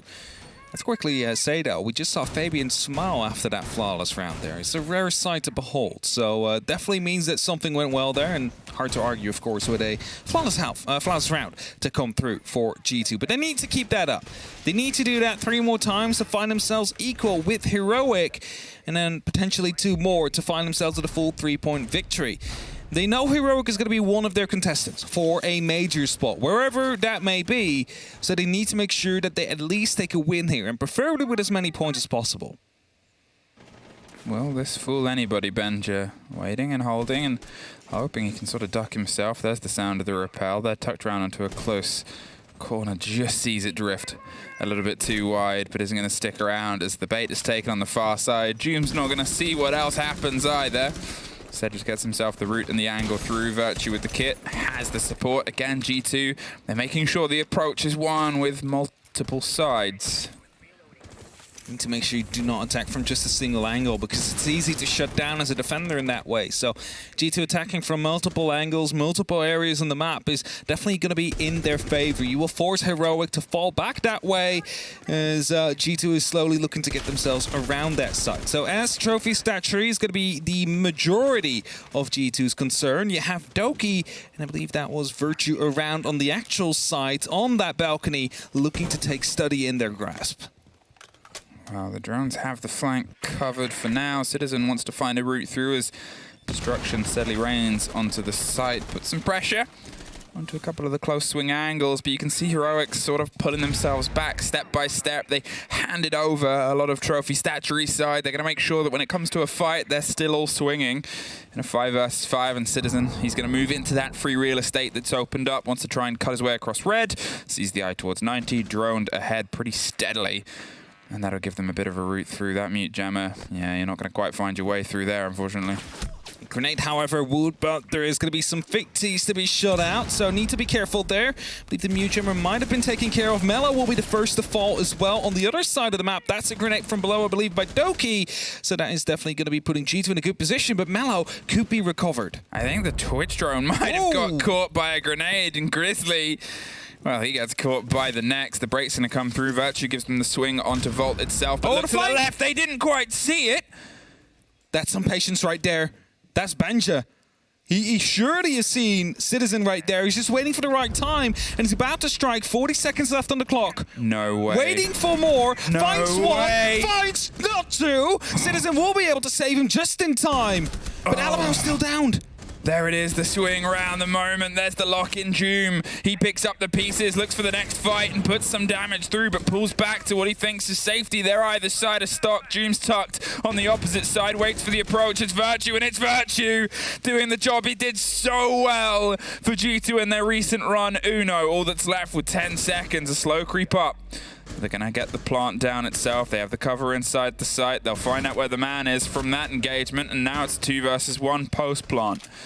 Uno, he's got time to work with, but he doesn't really have much space. Tries to lean into the fight, doesn't want to let them get set up, and waits as they steadily go for the width. I think they've taken the rotate out of Vault, giving themselves as much strength as possible, as much stretch as possible.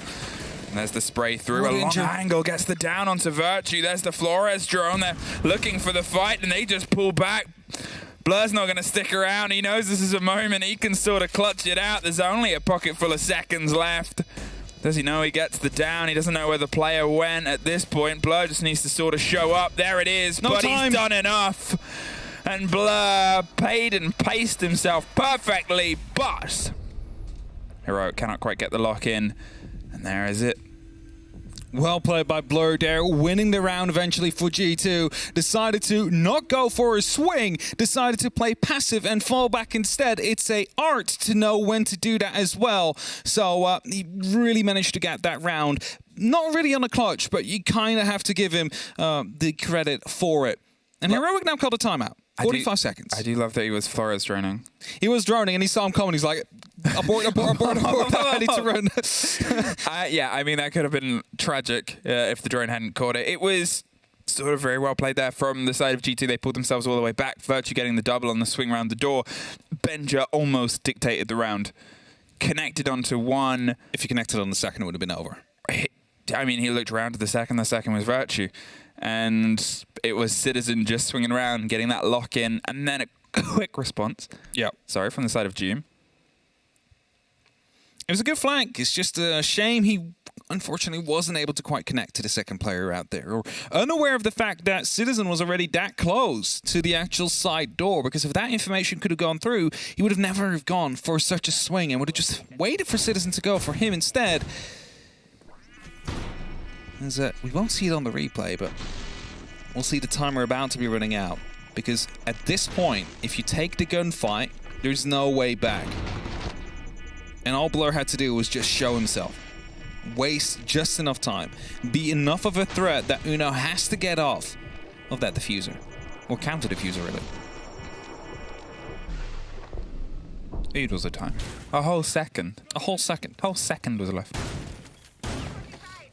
Now, G2 have managed to find themselves a second round on their attack. They need to find 2 more to find themselves equal with Heroic. But that's not going to be enough for them. They want to win this one, and that will require, well, either 3 more rounds to go for OT confirmed, or to fight 4 and thus a flawless half on your attack.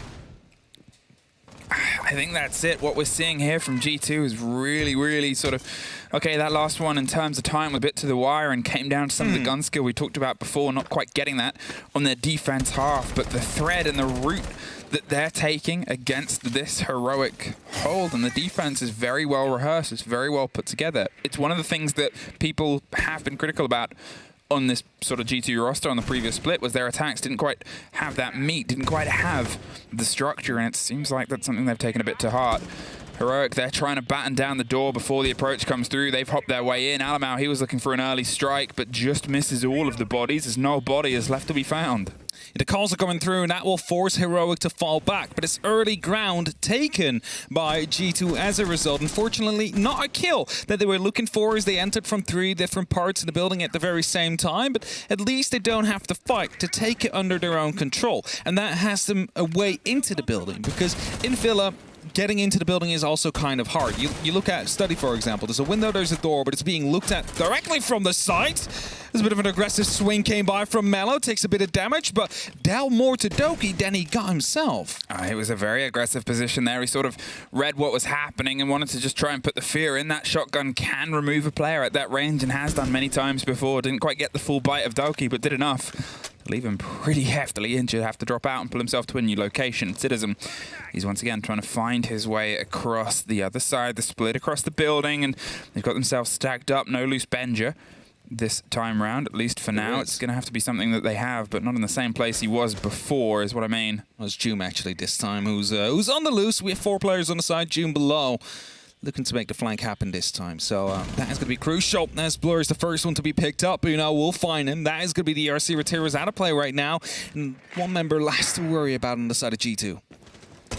You can see they've gone a bit hunting there, and the smoke's just going to keep Doki at bay, especially with the sliver of health that he has. Citizen wants to try and find Joom, but Joom is just generally keeping himself a little bit too busy, and there's no more calls to force the audio. The grenades, they're going to start their roll from underneath. They're trying to find the ping down towards the side they think people are. Nobody is currently home. There was a Vault player that got a little bit close, but again, you're finding them sort of lost. There's Joom on the rotate, Grizzly with the lockdown, the cold kit on the far side of red stairs. Citizen suffers, down Brown, and Zuno getting one more connection, and there is a flawless for Heroic. They find themselves on map point. They've guaranteed a point, but we know what this roster's gone through in terms of not getting to majors. We know how important it is to take the full 3.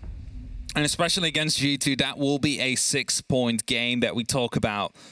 That is going to be giving you, first of all, round differential is going to be giving you these extra points, which is going to be the first decision maker.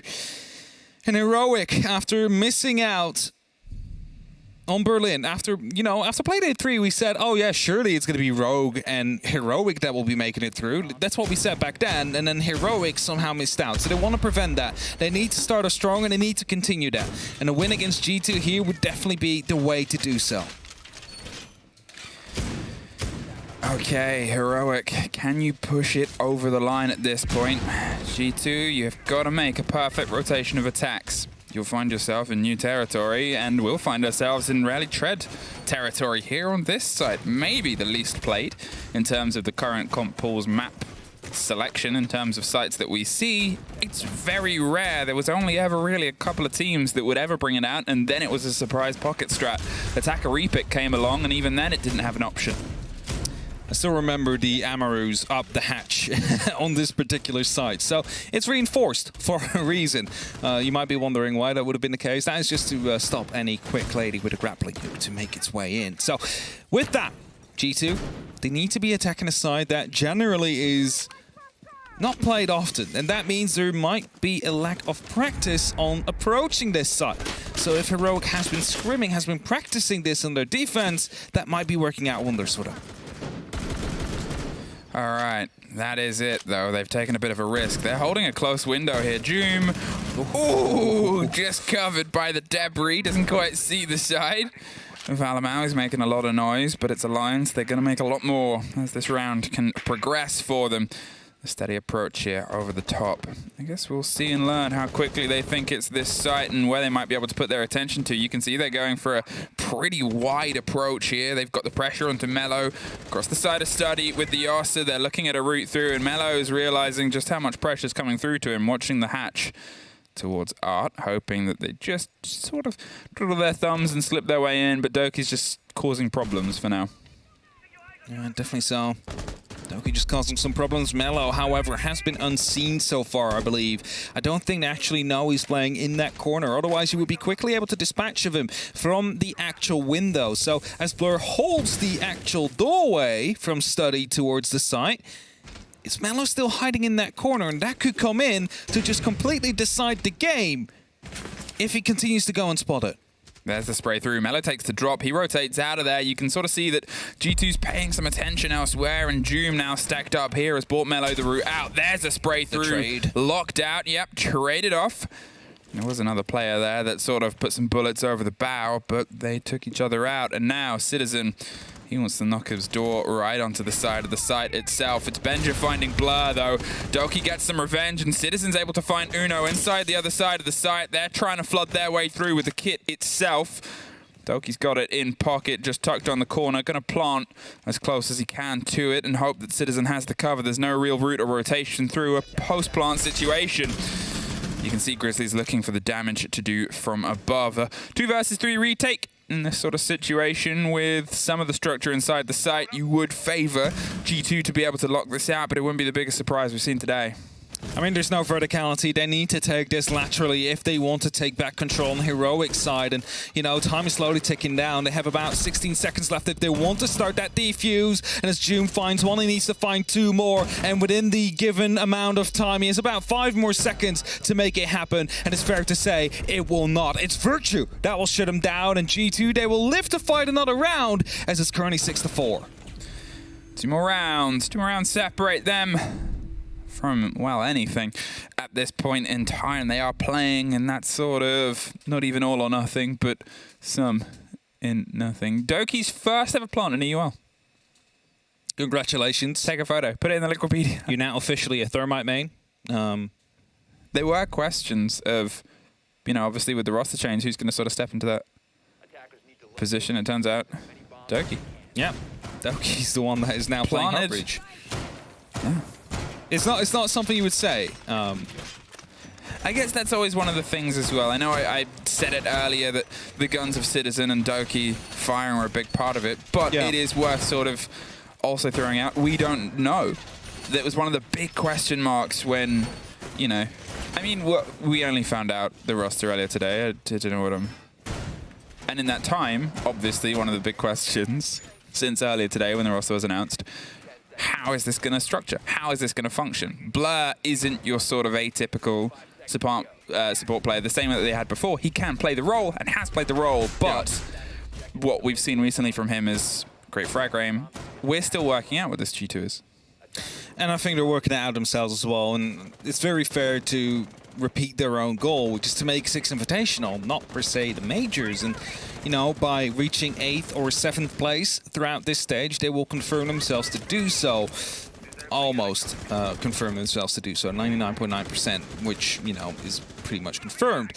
So, you know, they have this stage right now to try and figure themselves out. As long as they do reach that top 8, they will most likely be going over to the 6th Invitational. And if they have figured it out by then, well, who knows? They might make it in a deep run to the playoffs.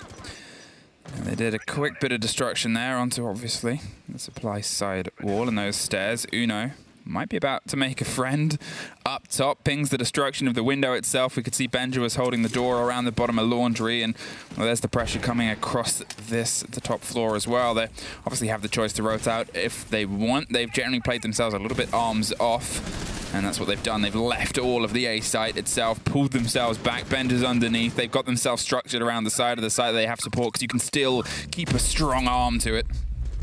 Now, June is on the roam right here around the AVG area, so Citizen needs to be quite careful here. I'm not quite sure if they know exactly where he is, and he's about to swing this corner. June, he's holding it tight from 90, looking to find something, but has been droned out, so this might turn the entire round around. Was he? He definitely was. Yeah, he definitely was. There it is. Looks for the fight, finds the head. Citizen buried himself and covered it in the plant, but he still gets the connection. He needs the E1D, was timed perfectly alongside it as well. There's pings on a loose player, courtesy of Uno, but you can see once again G2, as I talked about before, this is one of the things that I've quite liked about their play today. They pick themselves up. Heroic's trying to find the thread. They're trying to find just where to lock themselves in, but it always seems a fresh corner as a fresh G2 problem at this point. Now tucked around close and looking for the plant. Hello! He comes his way right down the middle. They suffer because of it. Blur's going to see if he can stick the kid in the meantime. Grizzly, he's buried round on the corner of Solarium. He's got to fight onto the window, but it's Benja that gets the door. Citizens removed. Doki and Benja back and forth. Leaves just Doki as the only player left here, as the one to try and clutch out this 2 versus 1. Even lower now, and well, 30 seconds. There's the call on where he is. There's the location. There's the push and the attempt at the pressure. They've pulled themselves back. The pre-fire on the angle and the pick back up of the kit. Will he hold it? Will he stick it? He's concerned about just the sort of loose spray. Apparently so. Benja's in the room, though, and there it is.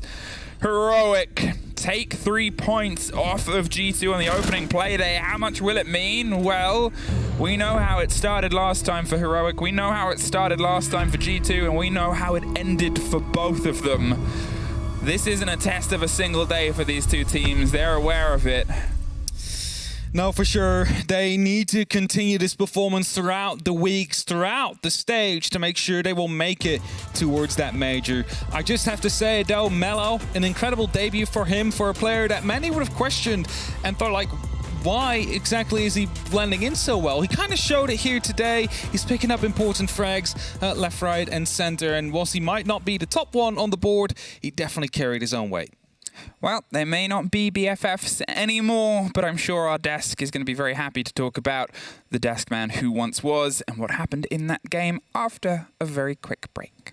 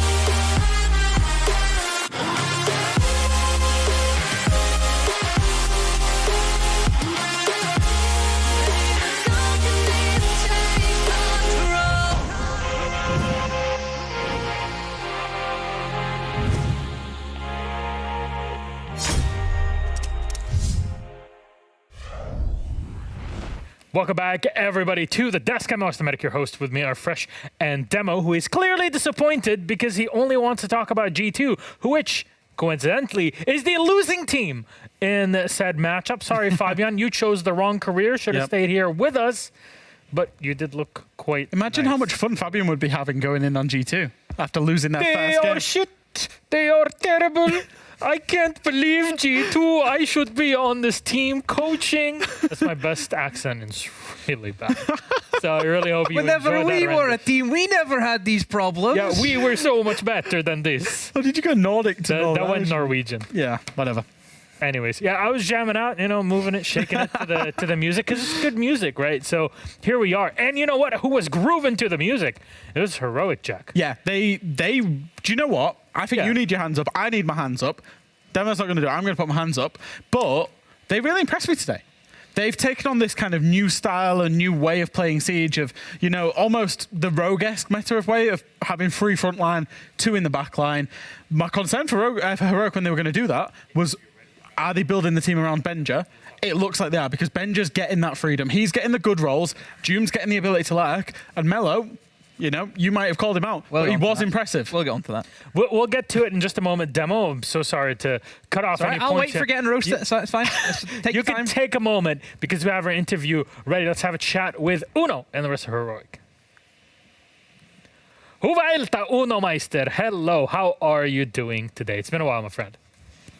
Huvailta, Milos. I'm all good. How about you? I'm good. How is boot camp? Where are you guys now? We're in Oslo. Boot camp has been quite enjoyable so far. How many days have you had so far together?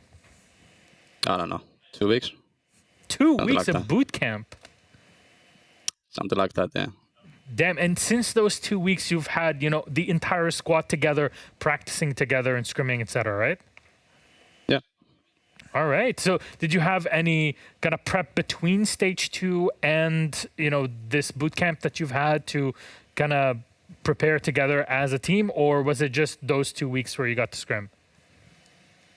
Well, we were obviously practicing back home as well, but it was hectic times because we were trialing a lot of players, and we basically last minute we chose the 2 players. So I wouldn't say we had that much time to prep for the upcoming season because obviously we had different players at the start. So those trials, I wouldn't call it as a practice, to be fair.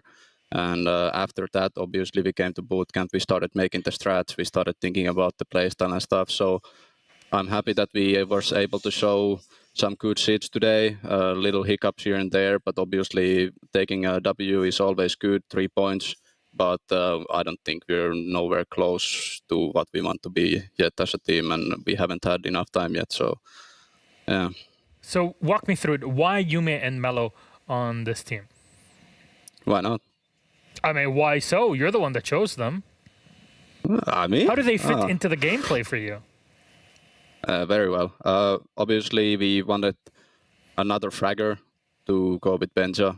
We had Slot before, so I think Jum is also very much like Slot, very aggressive. So we wanted that kind of a player, young and hungry, to show he deserves to be in UL. And then we wanted other flex player who can play whatever. Basically, he can play aggressive, he can play really passive, he can clutch inside, he can roam. So I think Melo fits that very well, and I think it's very underrated player at the moment. And today he showed that he is better what people are saying to him, wink wink. And yeah, I think we got the perfect balance with the 2 new pickups. Now, when the map bans came up and I saw Villa there, I was kind of surprised that this was the map that, you know, we get to see both of you playing on between G2 and Heroic. So what are your thoughts on it? Why this pick specifically? What are we trying to do on the map? I can't answer that. Like, we obviously knew it might come down to Villa and we were prepared for it. So I guess that's my answer for you. Fair enough. You know what? We'll have to talk about it as we go further on in the stage, which is incidentally the next part of it is okay. It's a great start. You took down G2, an opponent that, you know, given the past 2 stages, they might be the ones that just are right above you and take, you know, that spot to the major. So, you know, how are you feeling about this, and what's the preparation for the rest of the stage? What can we expect from you? I mean, yes, of course. Taking out G2 is always fun. Obviously, I had my longest time in there as well. But at the same time, for now, it doesn't matter who would have been the first team. Honestly, at this point, we're just focusing more on ourselves and stuff. So it doesn't matter who was against us today. We didn't really think about it too much, and we're just trying to focus and have fun ourselves. Were you having fun? Oh, of course. Good, having everybody together and this good energy. That's what you're always looking for. And I'm glad that boot camp is working out for you in this case, both you and G2 boot camping. It was really good for us to see it from our point of view and seeing kind of everybody in the background where both teams were all together in one space. It's, you know, we don't have a LAN league, but it's something that I'm very happy at least teams are getting together for these boot camps more often. So there you go. Uno, thank you very much. Anything you want to say to the fans? No. Okay, thank you very much for that. On that note, please take care. We will see you next Monday. Bye-bye. Yeah. No. Simple. I mean, look, I take it as it comes. Sometimes, you know, he's giving me answers for other things. He's not going to give me answers for the others. Yeah, he went in a little bit about the players and, you know, gave a little bit of insight. Yeah. And then Honestly, fans? No. This is the most emotional Finnish person I've ever seen, or the most emotional Finnish person has ever really gotten to on camera. So honestly, you might think, oh my God, that was kind of... No. The Finnish people are built different. I think you should commend yourself for getting an interview out of a Finnish Very person. well done, Milos. I think well. the only person that couldn't be emotional is Shate. as a Finnish person. And you, Shate, I know you're watching all this. You know exactly what I mean. Here it is, 7-4, Heroic versus G2. Lantu, when will he get picked up by pro teams? I'm looking forward to it. Benja on top, but Mello really played well today on the debut demo. Yeah, give credit to him. I wasn't sold on it. I think a lot of people... The thing is, I wasn't the only one on this boat. Other people were on the Titanic with me, and we've all ended up in the sea. Who might those people be, Demo? You, specifically. But, I mean, you have to also talk about Benja. Again, this kid, like, we've been saying it now for ages. He's so good. And that was the thing about these two new pickups. They had to be, in my mind, I was like, please don't relegate Benja out of the frontline roles. Keep him on the front line, in this case, Ash and Alibi. He looks better on Ash than what he did Finka. He looks better than Ash, yeah. Like, Ash is back. They've promoted him. It's like, you know how Rogue built the team around Spoy? It looks like Heroic have done that with these pickups around Benja. They've activated him. They looked super good today. I know Uno wasn't particularly happy. He was like, you know, we could have done far better than that. I'm sure they'll think that every team that, you know, even if they win, they're still going to pick up things that they didn't do well. I thought they looked excellent. I thought their opportunity spotting particularly was excellent. Getting themselves inside. There was, at one point on the attack, June was 2 and 4, right? On one of those rounds, he walked himself into the dining site, got 2 kills, opened up the round completely for his team. June was doing that. Benja was doing that. Mello was doing that. It was really good to see from them. Demo, criticism, G2? Where do we start? Oh, go ahead. One thing I will say is, can we please not do what we did last split, and that is just sell this team out straight away?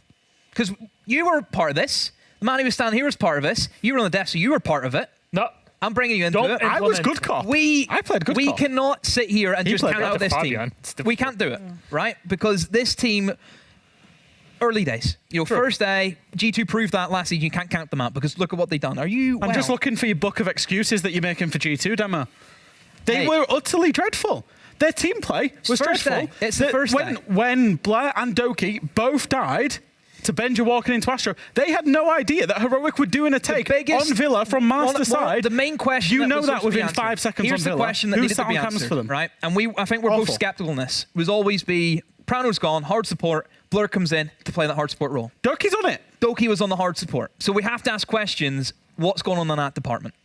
That's the biggest question, is why is Doki, who is known for being this, he was supposed to be playing Ash. He said this all season long. Ash is back. I'm playing Ash again. I'm back on it.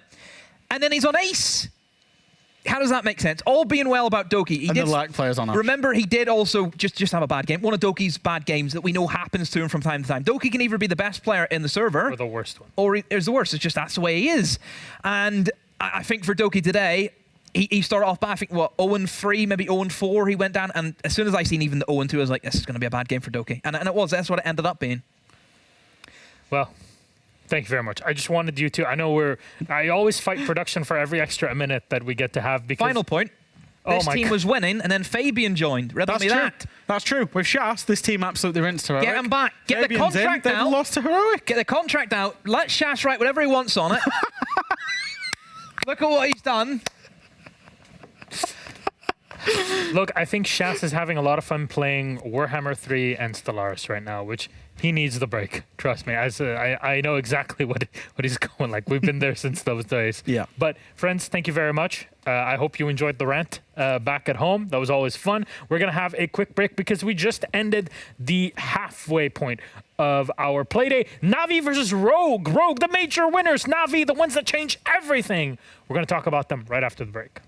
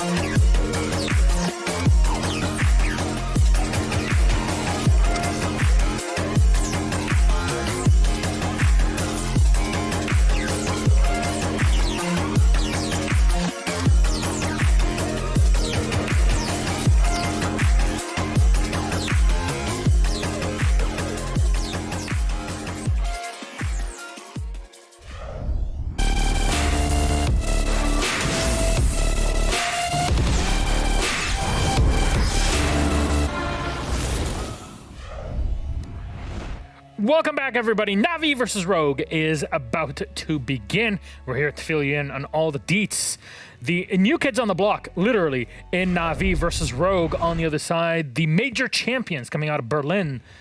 I'm really excited for this one. It's two different, I guess, different thoughts, different ways of playing Siege, potentially, that we could see today. And we're going to have a chat about it. I'm Milosh, this is Fresh, and Demo. And Demo, you were talking about Na'Vi as the youngest team in EUL. What is the average age? 19 or so. Damn. Around about that. So, yeah, you've got a very young side that we're dealing with. And But wait a second. Fresh was saying that they're probably the team that's come out with the most wins in the transfer zone, right? Mm-hmm. We think so. Why do you think so? We just think, well, we think long term that the players that they've picked up a load of players that have got a lot of long term viability, a lot of longevity, and even though they've got a young average age, they've got a lot of experience between Nathan Kayak as well. This has been a complete rebuild of Na'Vi. I don't think people have realised Na'Vi have completely rebuilt. Since this year, they've changed 4 players. Yeah. And a lot of those were core members from, even going back to the Japan finals, whenever they won that championship. So it has been a full rebuild, a full revamp of this entire side. So I'm kind of moving into this game today, and I don't really know what to expect, because I would say they've changed a lot even from last season. Yeah, I think so, but I don't know. It's one of them. The players they've picked up, they're exciting. And why are they exciting? Who are those new players, and why are they exciting? They've picked up Teb, they've picked up Leader. Yeah. Leader was the most coveted, probably the most coveted tier 3 player that not even was available, that teams wanted. There was multiple teams, 4 or 5 EUL teams wanted him, right? Now we've been the ones that end up getting him. Teb, like we said in the pre-show, very hungry player, first telling into the league, has impressed in his national leagues.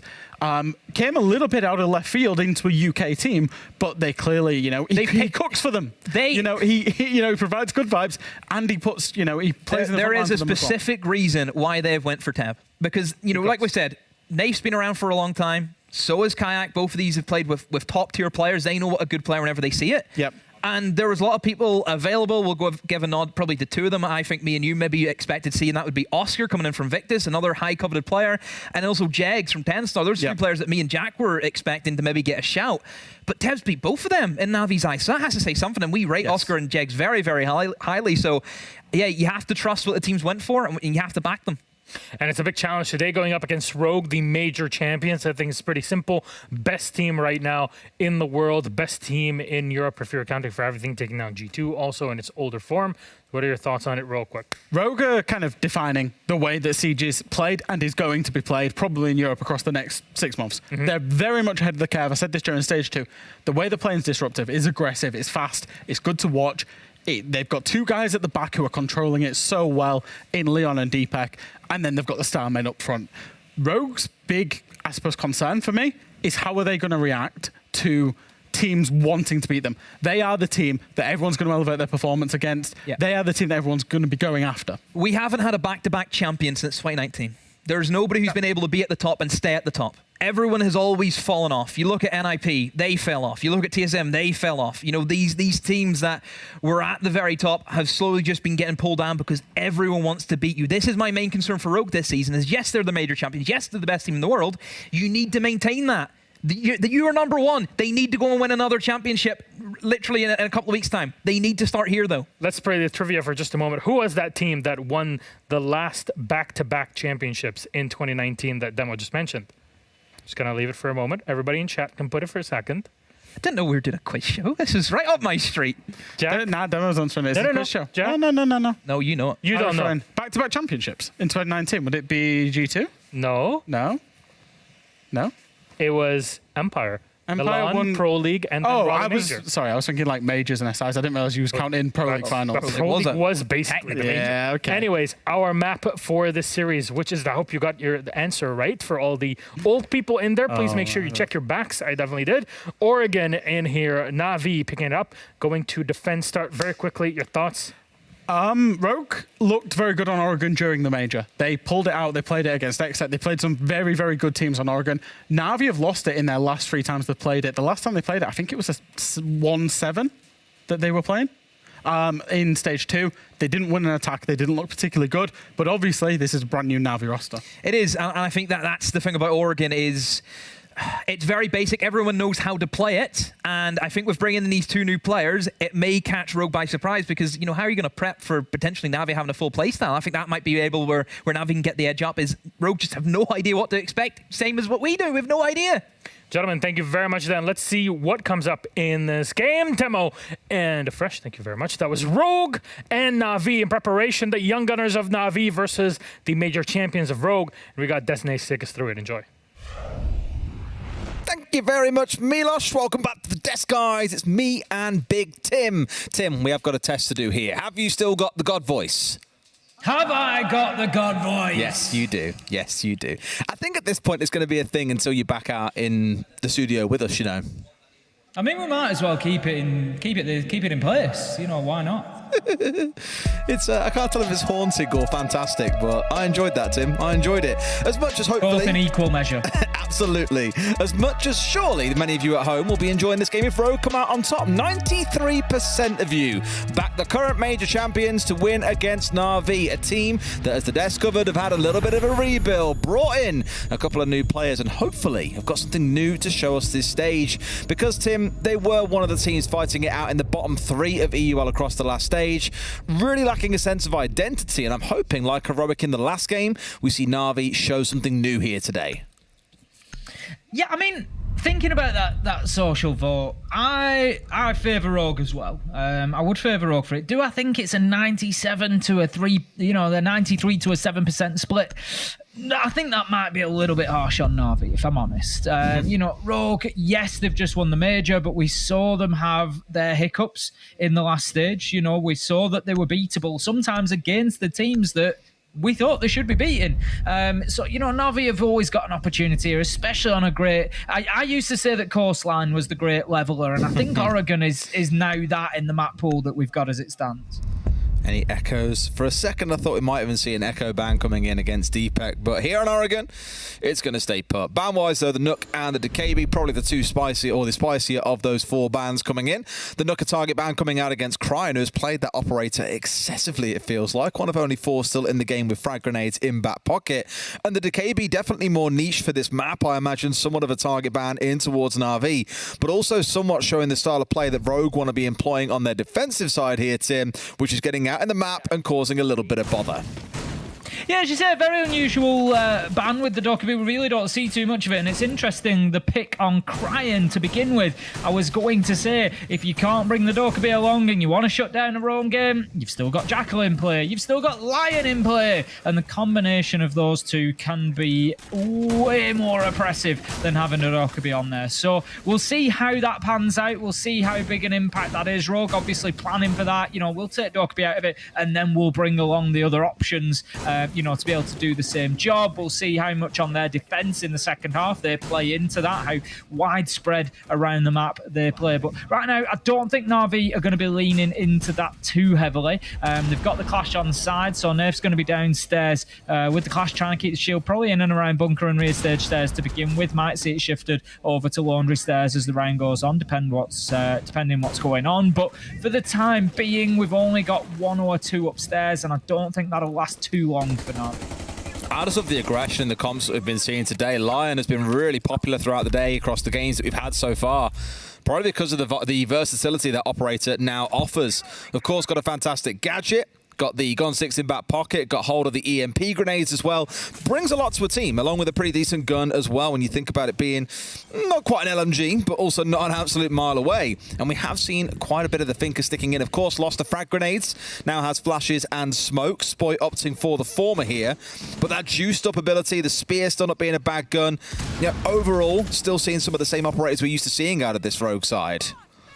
Yeah, we've seen a little bit of the rubber band effect today for Thinker, you know, where the changes have come in and teams have gone whoosh right away from it, and we really haven't seen too much pick. But as you say, still potentially a lot of value in that operator, particularly with the global ability. So we'll see just how much impact Spike can have on Thinker, and whether it might just drive her over a week or 2 if we start seeing some good performances, might just drive her back into the meta a little bit. But for the time being, I think the entry game is very much in the hands of Zofia, which is going to be Cryan looking to push down into the rear stage area or possibly bunker here. It's kind of nice, as weird as it sounds to say this, to see Ashe and Zofia so back in the meta. We saw Ashe in some of the earlier maps today, obviously not seeing her in this round, but we have seen Zofia where she hasn't really been present. So between those two, expect to see a lot of those as the games roll by throughout the next couple of weeks and teams learn more and more from each other. Rogue so far being, I don't want to say slow in this round, but they have really taken their time in getting themselves set up. We're in towards that last 60. They've got 3 or 4 angles ready to push, and now it feels like Rogue are going to start their push in.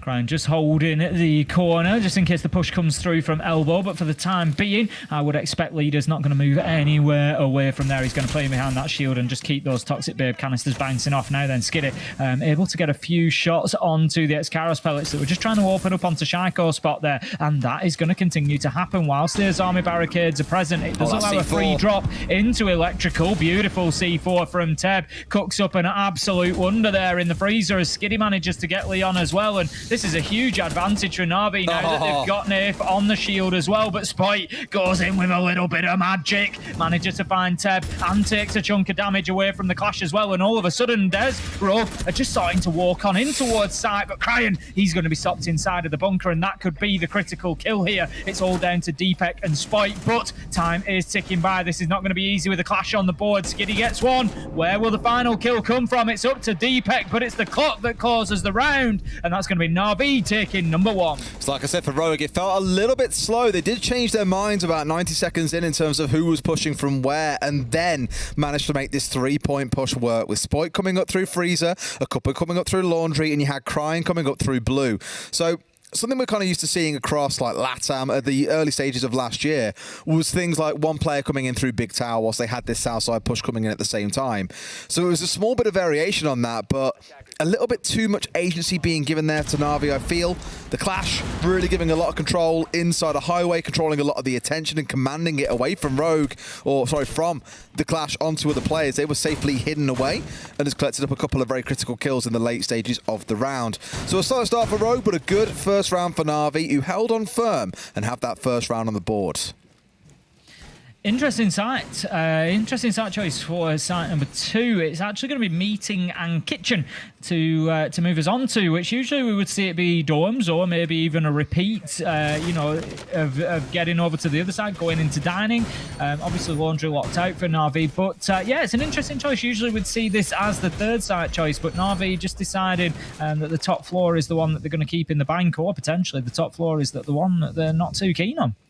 Well, straight away what we've seen, Tim, is Leon move over to Thermite from Hibana, and Deepek's also bringing along the Ossa.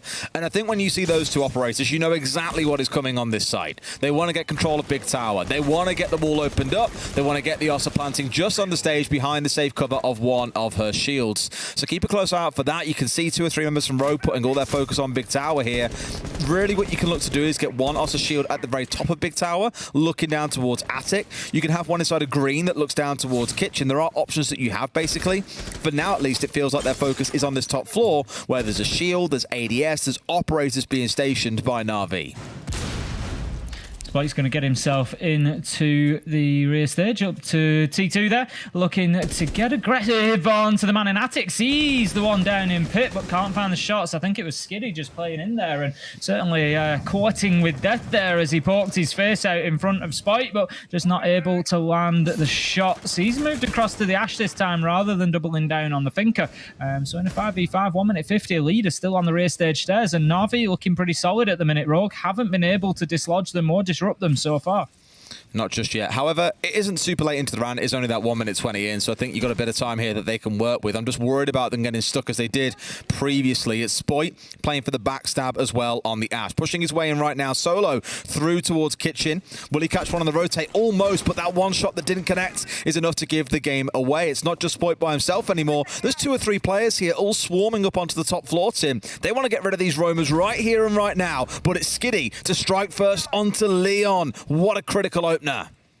This is it, just not really having the impact onto the roam game or the defense of Na'Vi that Rogue might have wanted. Kanto, he's going to be trying to use one of those vertical nades. Now, we've seen less of these. We've seen a little alteration to the damage radius of the grenades, and it means you just need to be a lot more accurate on those vertical nades, and it makes them a lot more difficult. Kanto unable to find any damage onto anybody, but Cryan manages to cut down Kayak as he moves across into Kid Storms, looking to push Pit as well, gives the game away with a few shots, and Skiddy is able to react and find the kill, but shut down quickly by Deepek. 38 seconds left to go, and with 2v3 for Rogue, Na'Vi look like they might just hold on.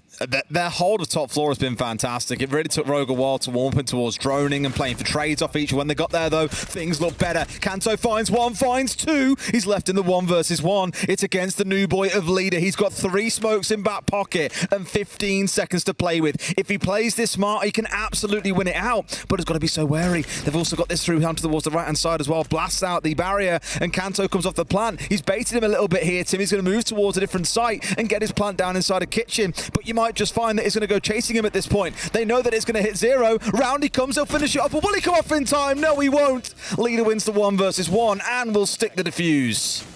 Beautifully played by Leader there. Absolutely worked it perfectly. Managed to move Kanto along, get him into a new position, basically burning more time on that clock, and just left him in a position where he could not really react to Leader then chasing him down and getting that final kill. So perfectly played by the new boy to Na'Vi, and he's going to close out round 2, giving them a good advantage. I tell you what, it was heart in mouth moment for Na'Vi fans for a minute there, as you just saw shades of Kanto Raketti turning into Lanto Raketti again, but this time online, almost securing the 1v3.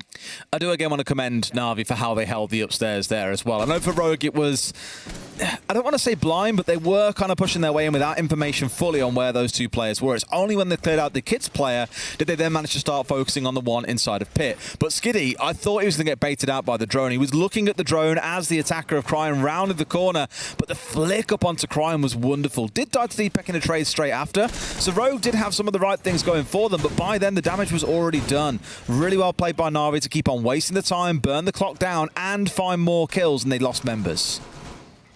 Going to be heading into round number 3 there, and it's going to be that top floor choice that I spoke about at the beginning of the last round, and I think we see why Na'Vi were happy to take Meeting and Kitchen, able to lock it down no problem, and now they've got a pretty decent site to go at. Going to be trying to hold on to the top floor this time around. Heavy presence out towards Showers. We've got the rotation made through at the bottom of White Stairs there as well. We've got an ADS, we've got a shield, we've got a lot of utility. We don't usually see this much investment in the lower floor beyond playing somebody in security to try and prevent people coming in through the double window, but this is going to just give a little bit more of a platform to keep that player safe, but these angles from the windows particularly will make that more difficult.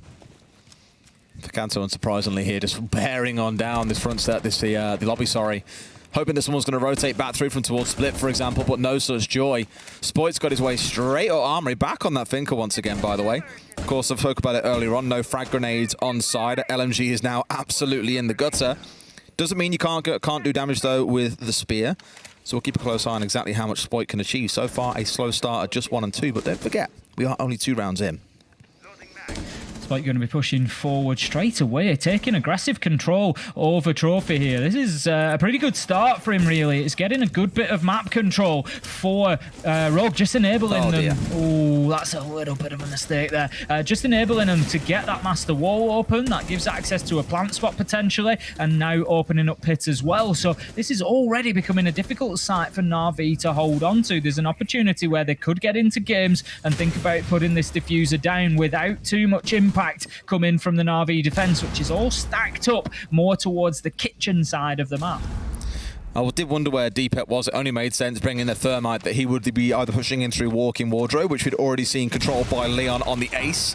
The only other spot to push in from was Attic, and that was where his focus was. Now in comes Leon looking for a fight, but can't bring down Skiddy, who started this game off wonderfully. 5 and 1 so far. He finds himself as Kanto comes out with a nade, trying to find him on the exit, but simply not going to happen. Na'Vi, it's like boxing with shadows right now. You take a gunfight, they win, they move away. You have to re-drone it. They're making sure Rogue are constantly having to ask questions. Deepek under the cover smoke, walking his way down towards Pit, but we'll find no one there, as again, you've already seen these members of Na'Vi back away.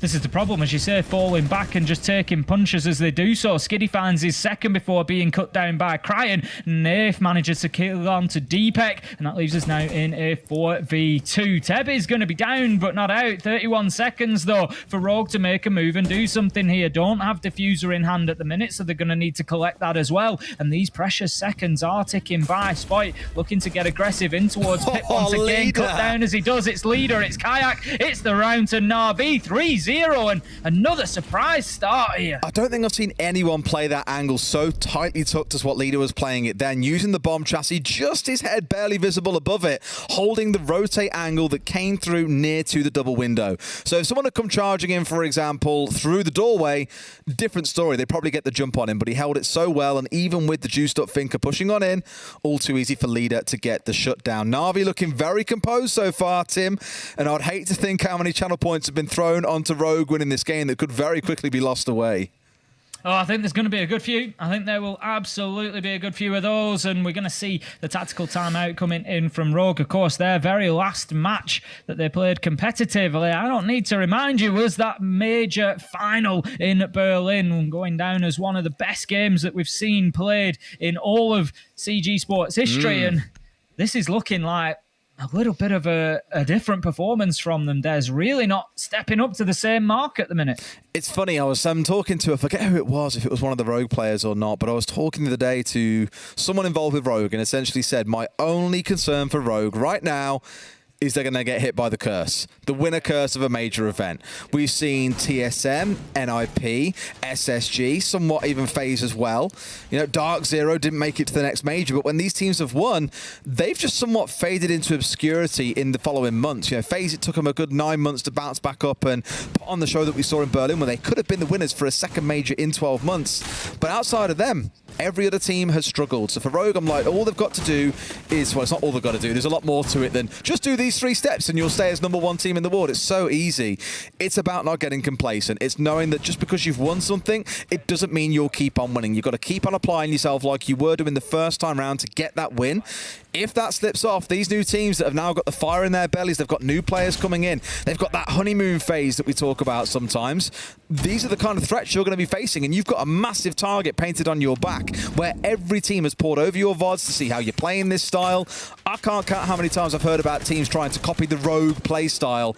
Again, target on your back. Lots of teams will now be coming for you. We've really got to see them hold on tight.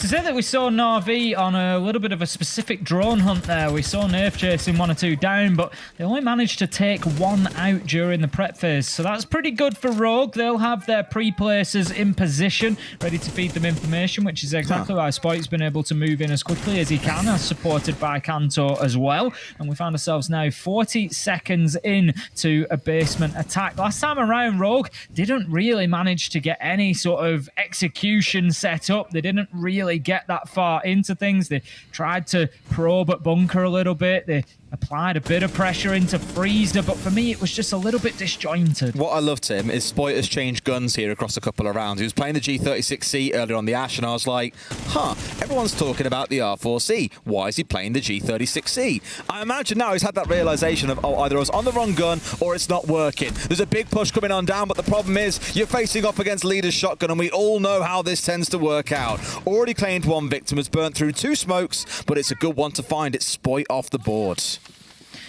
G36C, R4C, there's only 1 C that Leader's interested in, and that's see you later, Spoit, as he takes him down with a big opener, and Leader certainly living up to the excitement around his pickup in this game so far. Doing fantastically well for Na'Vi, just playing a smart game. It's not about getting kills necessarily, it's about where he's getting them, when he's getting them, and what he's doing after them particularly. And he's really giving Na'Vi a great opportunity to take round after round. Kanto, he's going to go in with a nade there, do some damage to Nerf. Going to force him to back away, actually. I thought Nerf might get a little bit more aggressive onto that challenge, but just didn't quite have the timing or the knowledge there to catch Kanto out, and instead he's going to relocate himself into the cubby and just try to look out and avert any pressure coming from the bottom of laundry stairs. Yeah, relocating resources here as well, putting operators in key positions to hold down different angles of ingress for the attackers.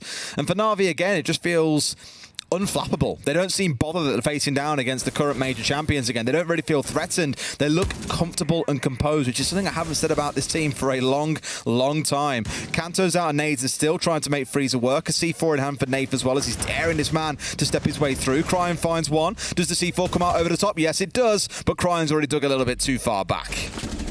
Manages to take out that nitro before it hits the floor, and certainly before it can be detonated. Trying to push forward now, but it's Deepek that you got to watch. Oh, He's Crying. getting that diffuser down, Crying with an absolute beauty through to the cubby. He sees the man on the rotate, and he takes him down with a headshot. Kayak, he starts to fight back, but it's going to have to be a 1v3 and deactivating that activated diffuser. He's trying to push his way through, but he's going to be seen as soon as he steps through the rotate. Does he get his man? No! He's watching the freezer, but Deepek has stayed right on top of that case, and he's going to shut his man down. And Rogue, they managed to take their first round on attack. It's a starting point for sure. I mean, if Na'Vi is sat at 3 in this round, came down to Cryon having a massive 3K coming in through the bottom of Laundry, there's still some work to get this one bounced back. Also worth noting, by the way, Tim, Rogue are technically 2-time champions at the minute. They won, obviously, the Major recently, and they also won the LEC Finals in League of Legends. So a big shout out to, I guess, to Rogue overall, but also to one of their backroom staff that we've referenced several times over, Bernie, who was there with them at the Major. She's one of their performance coaches.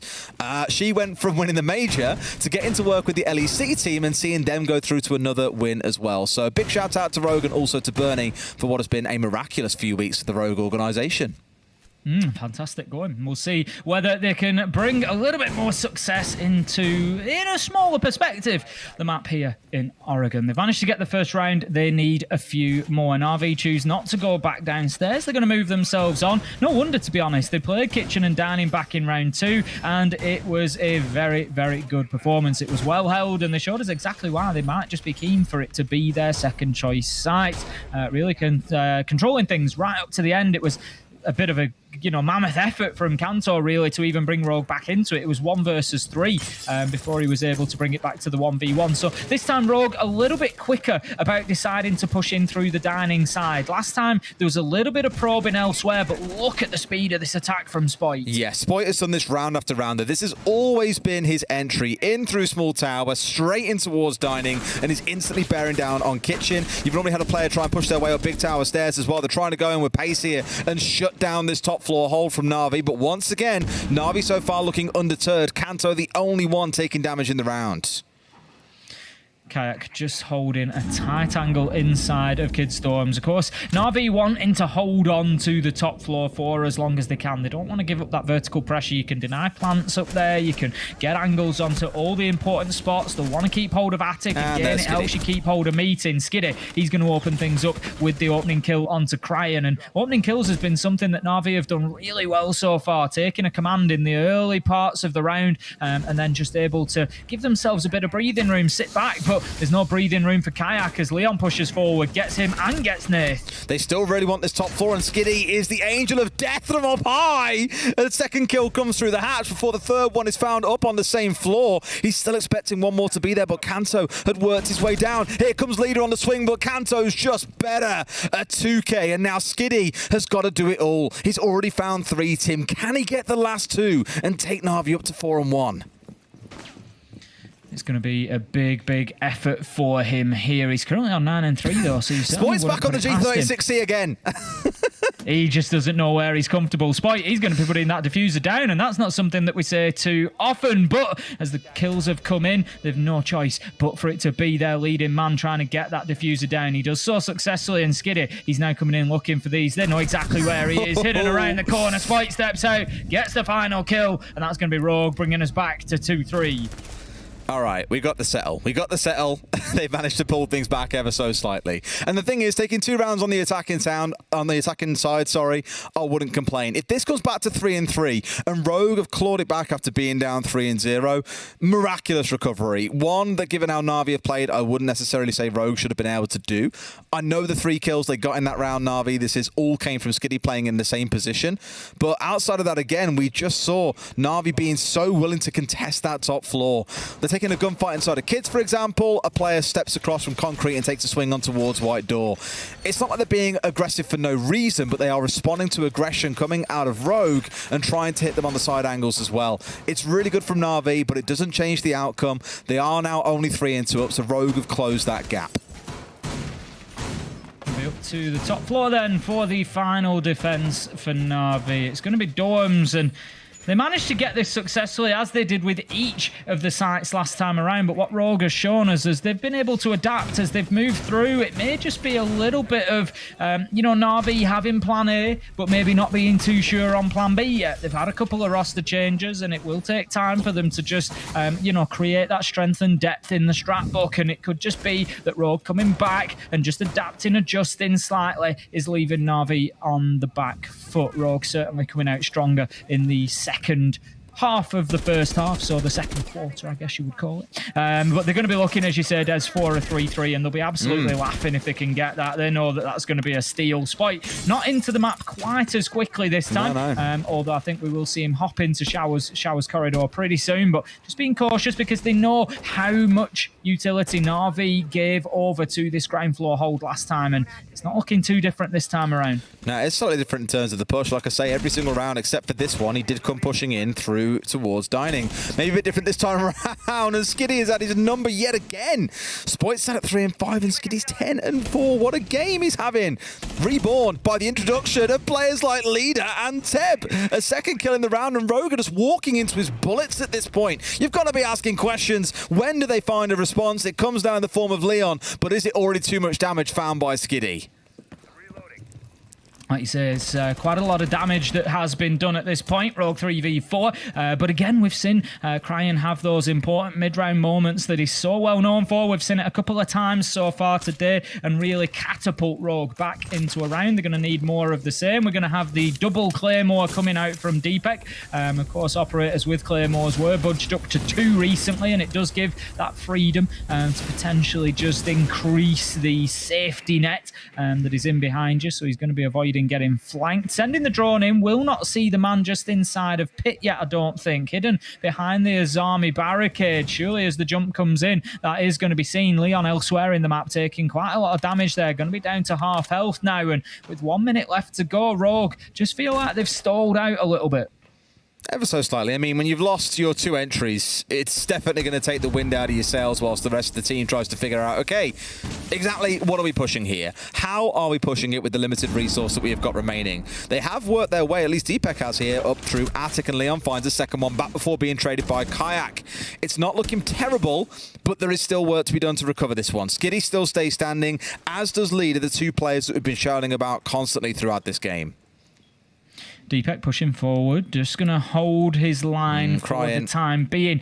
Don't want to be giving his life away too much on this top floor hold. He's got the support from Crying underneath now that will start to move those defenders around and might just give Deepek a little bit of freedom, but those pre-fire shots are going to tell Na'Vi exactly where he is. Comes around the corner, gets one, but Deepek is going to be all alone as Skiddy finds one onto Crying. Skiddy finds 2 onto Deepek. And we might just well keep shouting the name Skiddy. Skiddy finds 4 in the round. The 2 entries and the 2 closing kills as well. Just, I think before we came on, Fresh was joking, oh, it's Skiddy season, and it is now Skiddy season.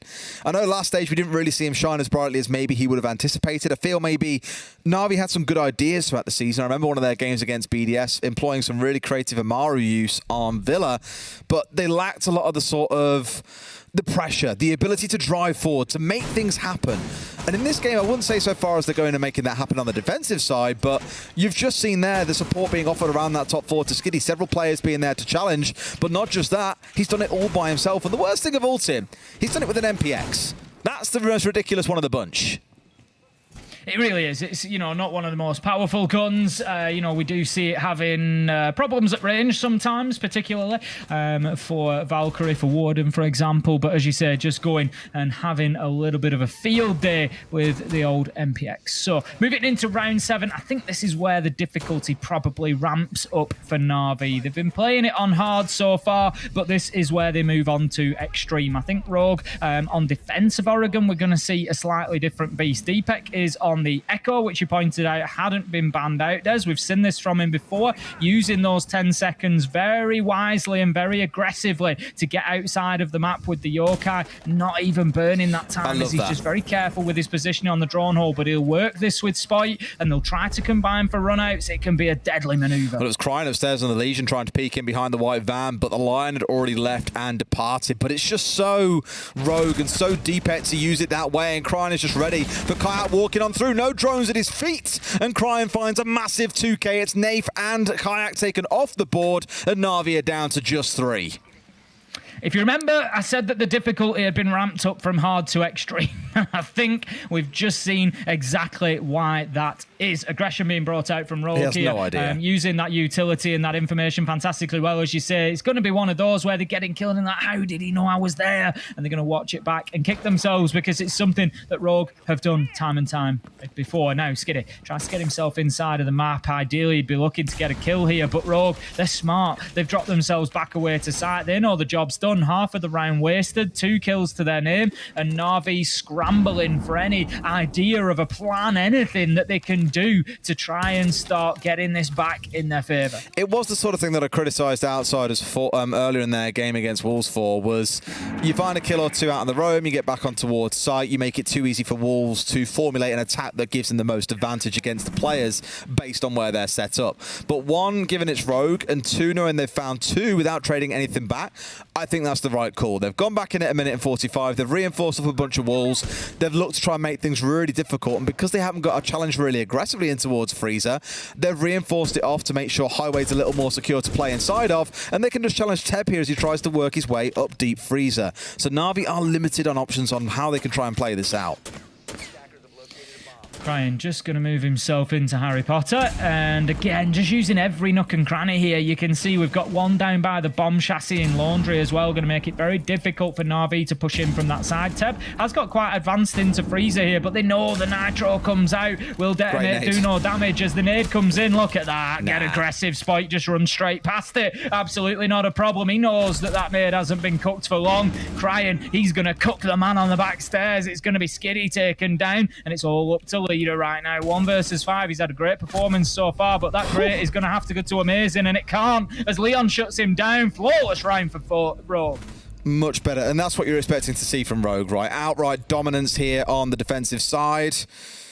I really thought, knowing that the KB was banned away by them, we spoke about this a bit earlier on, it being taken off the board, you'd see a lot more roaming out of them. But again, when you've got those 2 kills, they must make that team call back towards site here. We haven't got to engage anymore. Just let them really sweat as they try and push in towards the site, and they played that to perfection. As said, this is where Na'Vi are going to have to come up with some ideas here, because I can very quickly see this becoming 4-4, 4-5, and before you know it, it's Rogue in the lead. Well then, top floor it will be for Rogue. They are not going to be taking meeting as a secondary site as Na'Vi did. They're going to be sticking with the more default rotation that we would expect. Leon's on the Frost, which is always a fascinating one to keep an eye on. We'll see where those mats are placed. And I know a lot of people will think, oh, you shouldn't be getting caught out at this level in a Frost map, but when you're in your ADS, when you're pushing in towards site, you're worrying that you're maybe going to have Spite or Crying challenging you, you're ready for the fight. It's very, very easy for it to slip your mind, or for it to just slip around your scope, for you to not even see it, and you end up snapped into one of those. They can truly win rounds, so we'll keep an eye on those as we progress. 3-4 it is to Rogue as we move into round 8, and Na'Vi, pretty standard lineup for the push here, but interestingly, have a look at the operator that Leaders brought along after that last round. Unsurprising, they want to try and control those roams potentially, or just cut off the angles back towards site. Time will tell, but I imagine for Na'Vi it's going to be a case of getting control of certain parts of the map and then looking to lock it down. At least for now, taking things nice and slow. They're not running in towards Deepet, for example, not offering Rogue the same joy that they had on the defensive side when it was Skiddy finding out a couple of kills inside of Dining. So it is more composed, but a big utility dump coming here in towards the doorway, so they have an angle in towards bedroom. Awful lot. We saw nades, we saw flashes, we saw it sounded like a Gun 6 as well, clearing off the barricades. So all sorts going on there to try and give access in towards Master. Nothing really taken for Na'Vi just as of yet, and it's going to allow Rogue to reposition. We see Spike particularly moving aggressively into games. He's going to use a barricade, as I thought he might, onto the closet there just to keep it closed whilst he manages to get the reinforce. So beautifully done by Spike there. Just buys himself the 15 seconds that he needs, and right now Nerf, he's on a little bit of a wild goose chase down here trying to find any potential roamers. Like you say, you know, yep, door could be taken out, but there are other options that Na'Vi could be using. I think Kanto's the only one playing on the downstairs as well, and there is one that's just come up Big Tower stairs. I think Nave just lets him slip here. This could be critical as well. That could be Cryin getting into a place to be able to reinforce back off towards Dining, and they've managed to slip by him. But now does Cryin know that he's been isolated and cut off? I'm not so sure he does. It's Leader to start off on that flank watch on the Nomad. A kill onto Deepek. Good start. Cryin did see, I think, a bit of a shadow inside a meeting as well, but didn't quite recognise it maybe. Leon manages to get skiddy. Nade is going to force Spite out of position. 4 versus 3 as the kills have been exchanged in either direction. Na'Vi are sitting pretty at the minute. Just slight advantage to them, but Dorms is a great site to hold on to in a man disadvantage. You can play deeper and deeper in towards the kids' dorms, in towards Pit, and just try to hold on exactly like that. Spite gets the spray down onto Teb and levels things out. 40 seconds left to go, and this round is anybody's. A little bit of a cheeky pre-fire, never hurt anybody's point. Nice stuff, nice stuff. 3v3 Na'Vi. As you say, I've got the last 30 seconds. This is where they've got to make something happen. Being able to find these rounds where it feels a little bit lost, a little bit hopeless. Being able to dig deep and pull these out, but without Skiddy, the star man who's put up so many numbers in the first half, has struggled to make an impact here in the second. It's Kanto to find one more. Rogue looking to equalise things up here as we get towards the last 10 seconds. Going to be trying to put that diffuse down. No, he's just using the sound, just looking for the bait. Nerf manages to get one onto Leon, but Kanto onto Kayak. Leaves Nerf now in a 1 versus 2. 3 seconds left to go without putting the diffuser down. This is done. Spite finds the kill with the pistol, and it's going to be Rogue leveling things up 4-4. Okay. Naughty boy. Style points for using the pistol at the very end, but we'll take it. That brings us up to that 4-4 point, though, Tim. As we said, you start to feel that swing. You start to get a little bit nervous. It's not just us. Na'Vi are also in agreement, calling in their tactical timeout after just 2 rounds on the attacking side. Feel that clearly there are issues that need to be addressed now and not in maybe 2 more rounds' time when things are still going south. Exactly that. Na'Vi not wanting to let it slip. I like to see this. You know, we often see teams taking tactical timeouts when they're facing, you know, match point and they're already, you know, at best getting an overtime out of things. I like to see this 4-4. Let's just try and stop it here and now. Rogue are a dangerous beast now, though. This is the first time in the game that we've seen them actually draw level, and they've been behind consistently throughout so far, and you just feel like that's going to put the wind in Rogue's sails now when we start moving towards that result that sort of felt inevitable coming into this one. But, you know, Na'Vi have really put a question mark next to. They've really thrown it into a little bit of a wobble, a little bit of a suggestion that they might be able to get a win, but Rogue are just feeling like they've notched it up a gear, and that's something that I'd say is characteristic of Rogue, or certainly was through stage 2 of EUL, is that ability to sort of keep things level, keep toe-to-toe, feeling like they're maybe being sort of beaten in the long game, but then all of a sudden they just find that extra gear, take it up a notch, and just run away with it. The thing is, I know exactly the kind of stuff that CEST, the analyst for Rogue, will come out with later on, which will be, well, the first 4 rounds, Skiddy had a life game, he played unbelievably well, of course it's going to happen from time to time, and I wouldn't massively disagree with him. I did compliment Na'Vi overall on their playstyle in the first half, but a lot of those rounds did come off the back of Skiddy just being an absolute beast upon the top floor, and now sides have switched. You're seeing players like Spoit starting to come online. He was like 3-5, I think, back in the first half, currently now up to 6-5 and starting to warm his way through. We've seen a 3K out of Cryin, for example. It's all well and good having one player doing well in one half, but then for the second half, where's that wing going to come from? And that maybe is a small issue we're seeing here for Na'Vi on their first Playday, is when they're back on this attack inside and you haven't got Skiddy really top fragging out like he was back in the first half, what's going to work for you? Very quick progress from Na'Vi here, getting that wall into meeting opened up. That's going to make it a little bit more difficult for the Cade of Deepek to play in the position that he was planning. But Spite, he's going to open things up for Rogue here, managing to find a kill onto Leader, who has quietened down in the second half of his debut so far. We saw him have a couple of big starts, but certainly gone off the boil. I feel bad for him there because he's gone up to go and get on with the right stuff as well, getting himself inside a small tower, go and sit on drones, but on his way up the stairs, has just been caught out by Spoit through the vertical, I think, or out at least through the double dining wall. And yeah, bit of a stinger to lose your IGL. At least with your IGL going down, though, we can now call the rest of the round. Kayat looking to work his way through Trophy. Clearly a lot of focus on the upstairs here. Spoit almost getting taken down as somehow he's worked his way all the way up Big Tower. What's he doing? Spoit's just having one of those games where he just appears absolutely everywhere. Exactly that. Wherever the fighting is thickest is exactly where you'll find Spoit. He's going to get himself back into sight, trying to hold on to the long angle for the time being, but on such low health, definitely it needs to be cautious. Teb just trying to open up an opportunity to dump a nade into the back of Kid Storms there. He knows there's going to be a player on the boost spot, but can he make the shot? Out comes the nade. Yes, he can. Absolutely beautiful. Opens up his angle, finds his kill, and that's going to be Kanto taken down. I thought for a second he might even find two there as there's a second player rotating back through Kids, I imagine, aiming for the hatch. For now, though, they can start setting up for the execute itself. Drones have already done their work on the top floor.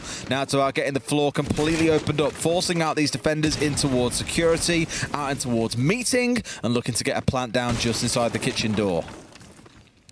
Opening up the verticals. Can't find anybody at the minute, Teb. He's looking down into security. Nobody there either. And Rogue actually doing themselves a really good job of keeping themselves off the radar here. But the chip damage might just take its toll in the long run. Leon and Spoit both down to low health. Probably one bullet apiece will see them out of this. So they're going to have to be very picky about the fights that they choose to take here. And on defense, you don't always have that luxury. We're going to see the drop coming in now as Kayak goes in with that diffuser in hand. Opportunity for him to get it down. Climbs upon the counter to try and do so. I'm not sure they're aware this is... Yes, they are. Out goes the Nitro. Can he get it? Deepek doesn't go for the detonate. As you say, they've managed to shut down the kill onto Kayak. Leon manages to find another, doing the most he can with a little bit of health. 4 seconds left to go as Cryan shuts it down. And that's going to be another round for Rogue. 3 in a row now. And they are starting to build some momentum.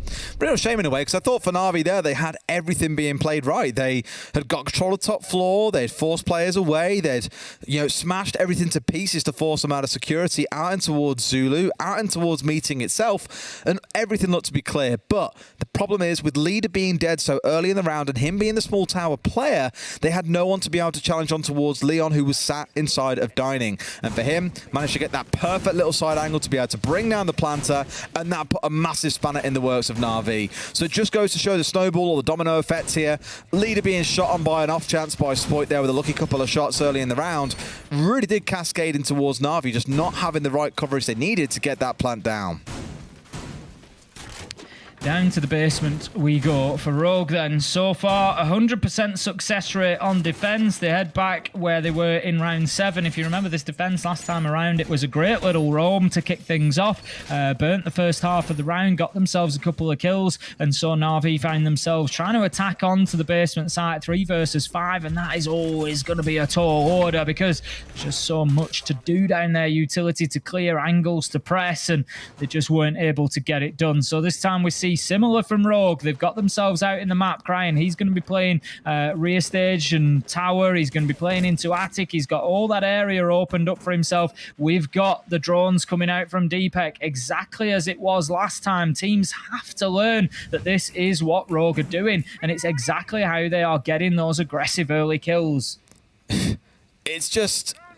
Again, we've seen a lot of players today try and play on the Echo as well and try and make use of the Yokais in the same way.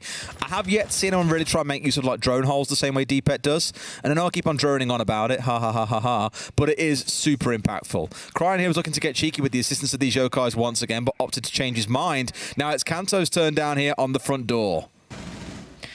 He knows that they're there. The yellow ping's coming out as well as the vocal information. Easy as that. Steps out and gets his kill onto Skiddy to open things up for Rogue. And you just feel a little bit, Des, like Na'Vi are broken here. They had such good momentum, but they're just not reacting very well. They're not showing good resilience here to the beating that Rogue are starting to hand down. Nif does manage to find one onto Leon. And this is it. Hit sight whilst Rogue are not there. It's all going to be down to the players who are. And as they try to make their way back in, Kayak is in position to punish as his leader. And this is a turn up for the Bucks for Na'Vi. This is such a good read by Na'Vi. Massively commend them for this one. Spoit, no idea. There's a man towards his right. Nade at his feet, has to back away.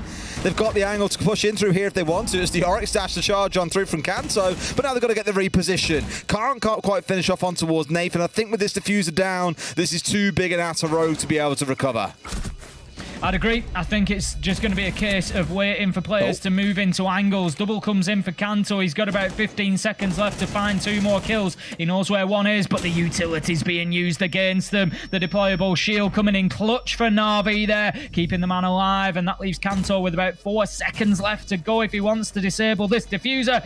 No real choice but to stick it, and that's going to be the round for Na'Vi as Nath manages to step up, halt the progress, halt the momentum of the runaway train that Rogue were turning into, and leave us now in a 5-5. The scary thing is that call that I can probably imagine came from Leader was the kind of call that Rogue would have made last stage. And in fact, I want to say in the game against Wolves, Wolves actually made that kind of call against Rogue.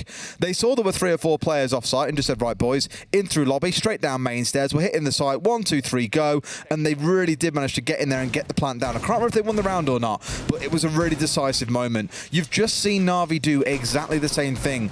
I don't think we would have seen old Na'Vi pull off a play like that. So it's a really good read that has now got them back in the game. They're at 5-5. They win 1 more round, Tim, and suddenly they're looking at least 1 point in overtime, if not 2, if not the full 3, if they can do it all the way over towards Rogue and stop them getting another single round. But truthfully, I think overtime's on the cards.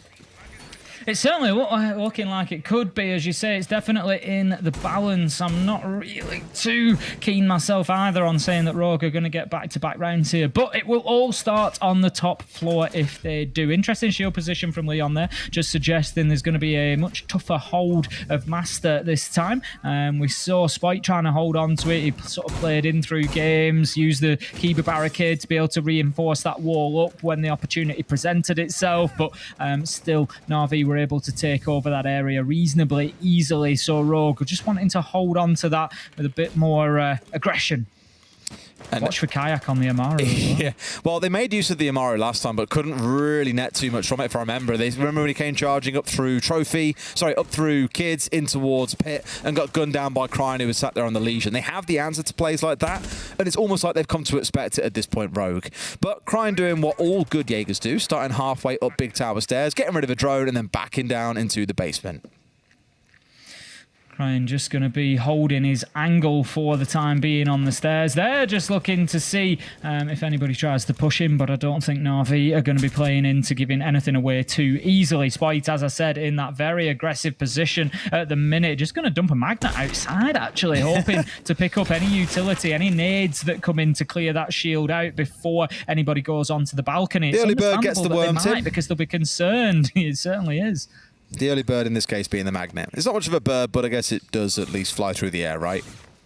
We'll make it fit somehow. There's an analogy in there somewhere. You try your best. You try your best. Nate's working his way forward. F2 in hand, I imagine, ready to go. Gat on the way through. The C4 coming out, almost blows into sky high, but no. At least for now, keeps himself intact. Is down, though, to about 45 HP. The F2, actually, Tim, in the recoil changes, is one of the guns I still really like. I know they've increased the vertical recoil by about double, but it's a little bit more in line. It feels still quite predictable. So I do think we'll see more Twitch as the stage goes by. Yeah, very likely, especially for pro players. Like you say, it's not necessarily about the amount of recoil. It's about the predictability and the controllability that they're able to display over it. And like you say, if Twitch is one of the more popular, she will certainly stick around. But Nath, knowing that he had to dip himself away after the Nitro had come out, it had given his location away. He knew that they knew where he was, so he didn't want to overcommit to that. Skiddy sees his man, but he just can't quite react quick enough. He's going to actually drop away from that double window. Opens it as he goes because he knows that it's going to take some attention, it's likely to hold at least one gun trained on it at that point, and it might give him an opportunity underneath. But with 35 seconds left to go, Na'Vi, they need to start moving. I was going to say, Skitty has yet to find a kill this half, but has just found himself two. That's the kind of opening they need, but it's Cryan and Spoit. The duo coming back in with 3 huge kills between them. Kayak finds one and gets the second as well. Na'Vi guarantee at very least overtime, but Tim, their eyes are on the prize. They won all 3. Of course they do, and you've got to look at it from a Rogue perspective here. This is week 1. It's not the end of the world, but you know, you can look at that both ways. Yes, there's plenty of time left to go, but week 1, they've already dropped some points straight away. Simple as that. And that's what we saw them cost the top spot last stage. In stage 2, it was just the fact that over the weeks, there was a point dropped here, a couple of points there, and ultimately it took its toll. They still got themselves to the major, still won it. But if you're looking to assert dominance and take that number 1 spot, you got to do it right from the off. You know, we've already seen Wolves take that win, and so Rogue, if they're looking to challenge Wolves for that top spot this time, they're putting themselves on the back foot. Oh boy, oh boy.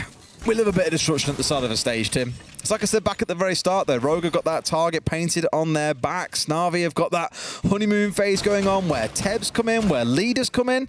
The high they'll be on if they win a game like this as well will be massive. Imagine bringing down the current major champions. For Rogue, the implications may all be felt later into the stage because, let's be real, Na'Vi are a team that you should be taking 3 points away from if you want to be finishing top 2 teams in the stage. Absolutely, absolutely. The thing is, from Rogue's perspective, if you want to finish top 2, you've got to be taking as many points as you can off everybody other than Wolves and maybe one other. You could maybe look at, you know, BDS if they play particularly well, G2 if they play particularly well.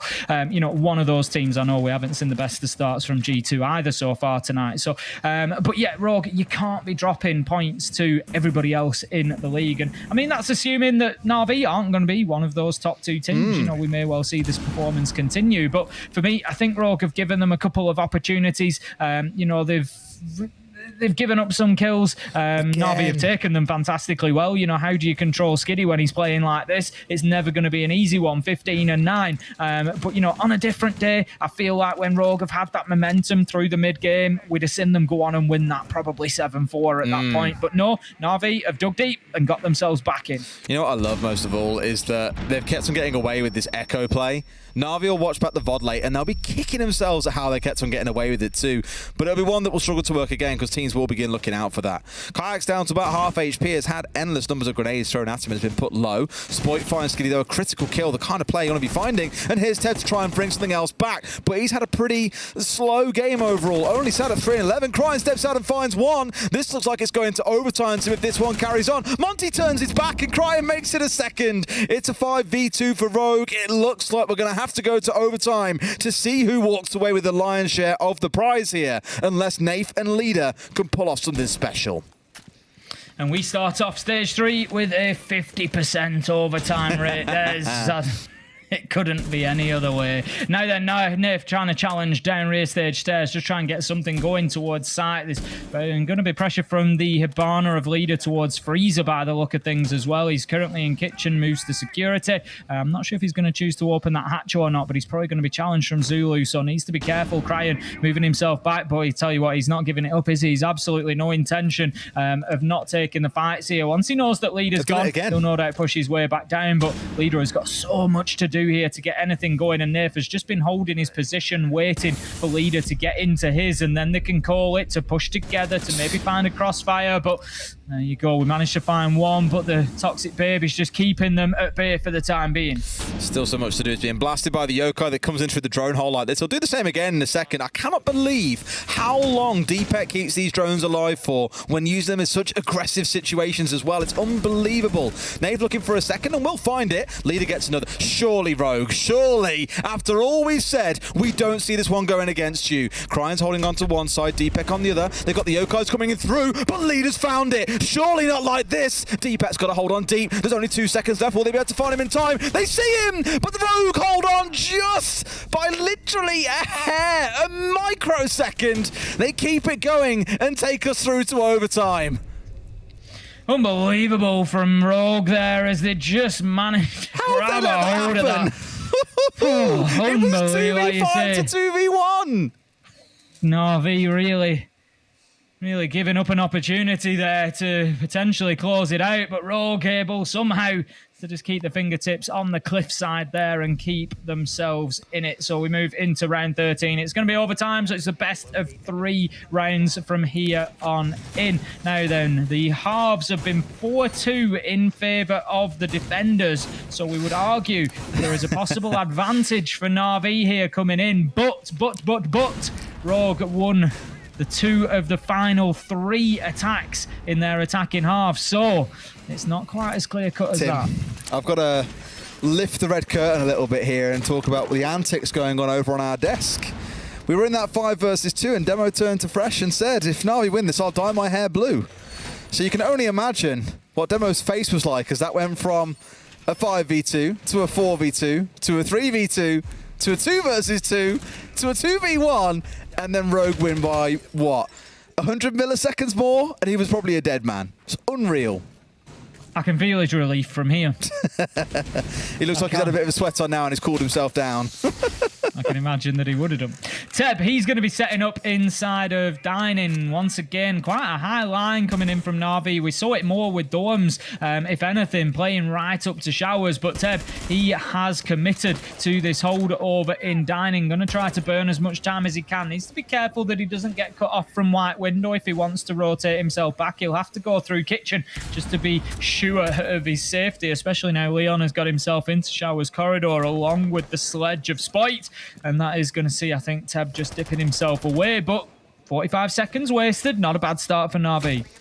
Not at all. A couple of changes coming in as well for Rogue in terms of who's playing what operator. You got Deepek across in the Finker with the smokes on side. It's definitely more supportive. Spoit finds one, going to back his way up towards the top floor here as well. So has found a kill on the ground floor and then worked his way upwards just to try and make things even more complicated for the side of Na'Vi, who as of this moment don't have anyone working across up on the upstairs. I know why I was confused by that, Tim. I don't remember the last time I've seen an attacker with a shotgun. I was like, hang on a minute, what's going on here? But it's a sledge with a shotgun.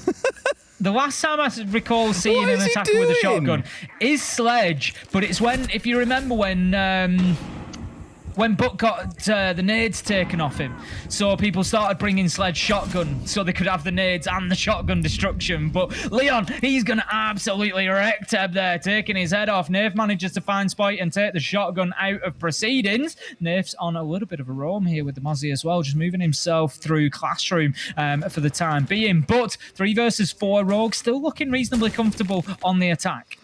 Still got to get in more control here before they can start thinking about the downstairs. And Nath is tucked inside of the Classroom. Really wants to throw the book at Leon here if he comes challenging on the way through. At the minute, he's not. Attention now turned back towards the hatch. And this is where Nath could pull off a massive backstab. Tries to find his man, just can't quite connect with the head. I tell you what, he's just keeping fighting here though. Kayak is gonna manage to find Leon as the drop comes through. Kanto fighting at pillars, gets one. Could this be Rogue playing Navi at their own game here and just going straight into sight and taking command? Leader, he's gonna drop back, manages to get one, but it's all up to him. It's now 1v2. He's gonna have to find 3 kills if he wants to close this. He gets one, he gets 2. Unbelievable clutch from Leader. Effectively 1 versus 3 as he just takes them down one after another, and that's unusual for Rogue. The timing just wasn't quite there to ensure a trade. Good Lord, move the hell over, Playday. There's a new SMG sheriff in town. God, what a round. Again, Na'Vi just keep on pulling these kind of plays out. It's miraculous. First half, we were bigging up Skiddy and Leader the whole way through, and for him to clutch out that 2 versus 1, that's what you love to see. That is payback for the previous round. Na'Vi now 1 round away from taking those 2 points away from Rogue.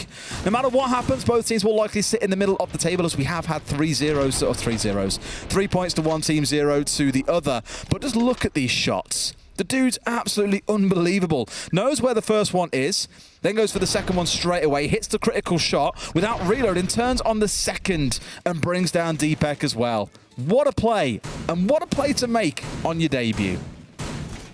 It's been fantastic. Na'Vi are going to be, so impressed. You know, not critical, but you just think if he could have continued through the mid game, he just had that quiet few rounds in the mid and late game, and you think if he could continue with that, Na'Vi probably aren't in overtime here. They've got the straight win and 3 points. But, we can't put that on Leader's shoulders. It's, it's down to the team effort. But he's had some fantastic moments so far, and certainly a bright star to watch for the rest of this. 4 players now on the side of Na'Vi got themselves above the 10 kill mark. But we've got that Yokai drone coming out again. Is it going to prove their undoing as Rogue try to hold on to the basement? The main downside is, although they've made good use of the information coming out, they haven't really netted many kills off the back of it. The only one I remember them getting was the push in towards lobby when the Ana came charging through, and whoever it was from Rogue kind of stepped out towards the side from Zulu and got a freebie. So it has been a lot of, I don't want to say a lot of investment. It hasn't been, because you can just relocate those drones no problem. But it has been a lot of time and attention given towards trying to make early plays off the back of those Yokais that so far have only netted 1 kill. But that 1 kill could have been what led to that round being won. And given we're in overtime, Tim, every kill counts.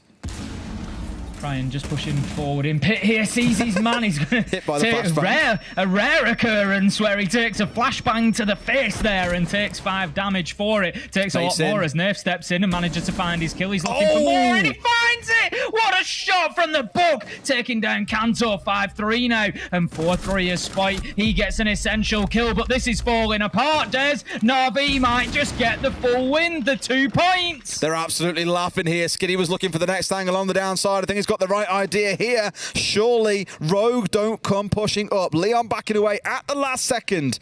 Would have been suicide to try and go too aggressively up those stairs, but kayak from above. It's Leon left standing against 4 members of Na'Vi. All 4 of them with 10 plus kills in this game. I don't see him holding on.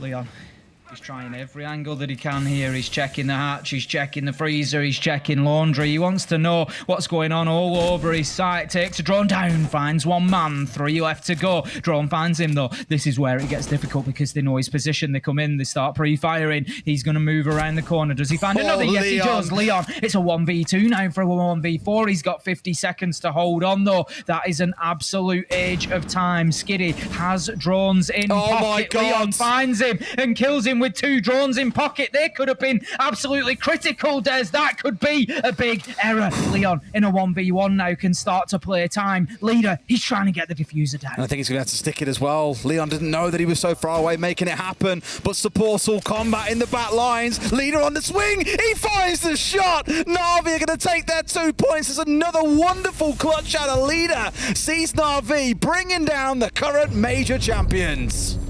We've got to give props to Leon there. Did he give us some excitement in the 1v4? So close to closing that out, but ultimately Na'Vi managed to keep themselves in it and get the round locked down this time. Unlike round 12, they were able to close it out, and that is a fantastic point for Na'Vi. 2 well-won points. That was a phenomenal game. Like, it had everything.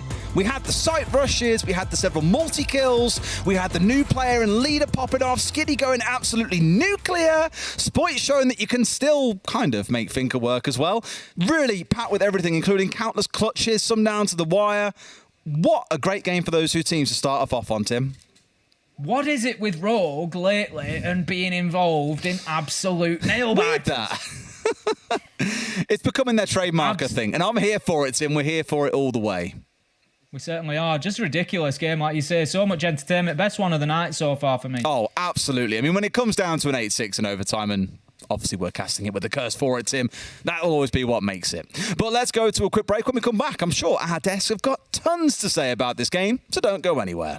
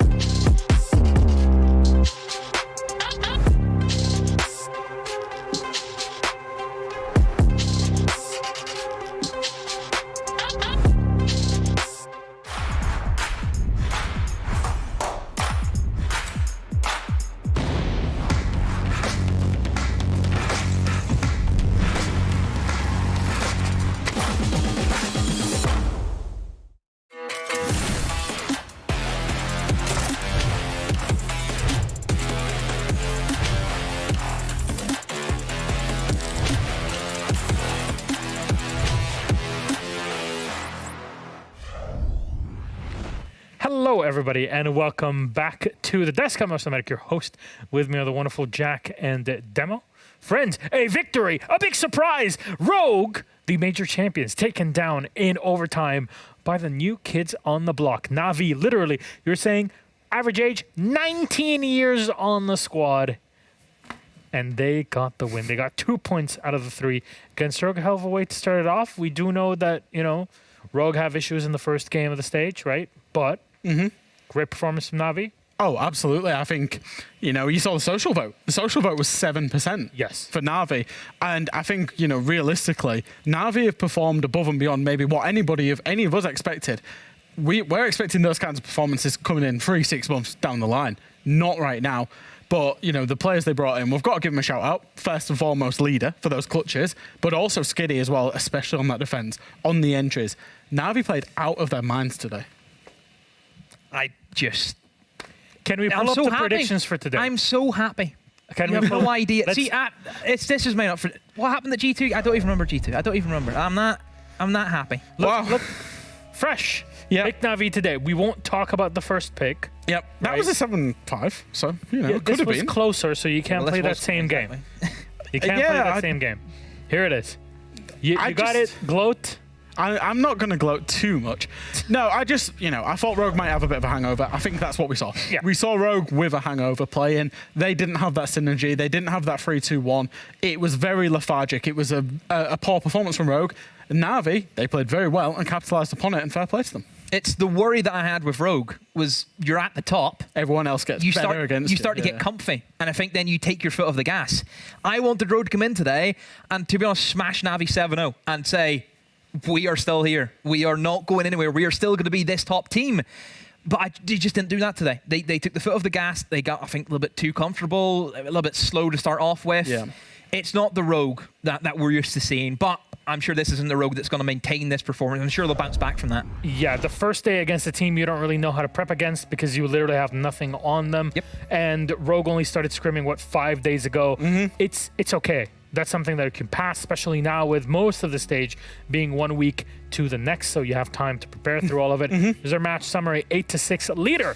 And Skiddy at the top. Incredible from the new kids on the block. And we do have to say is because, and we're not joking, we're not lying when we say there were 4 or 5 EUL teams that wanted leader on their roster. There. When the stage came about and the transfer window and everything else, Navi got him, and he's that good. And it's not just the fact that he can play in the backline and get kills.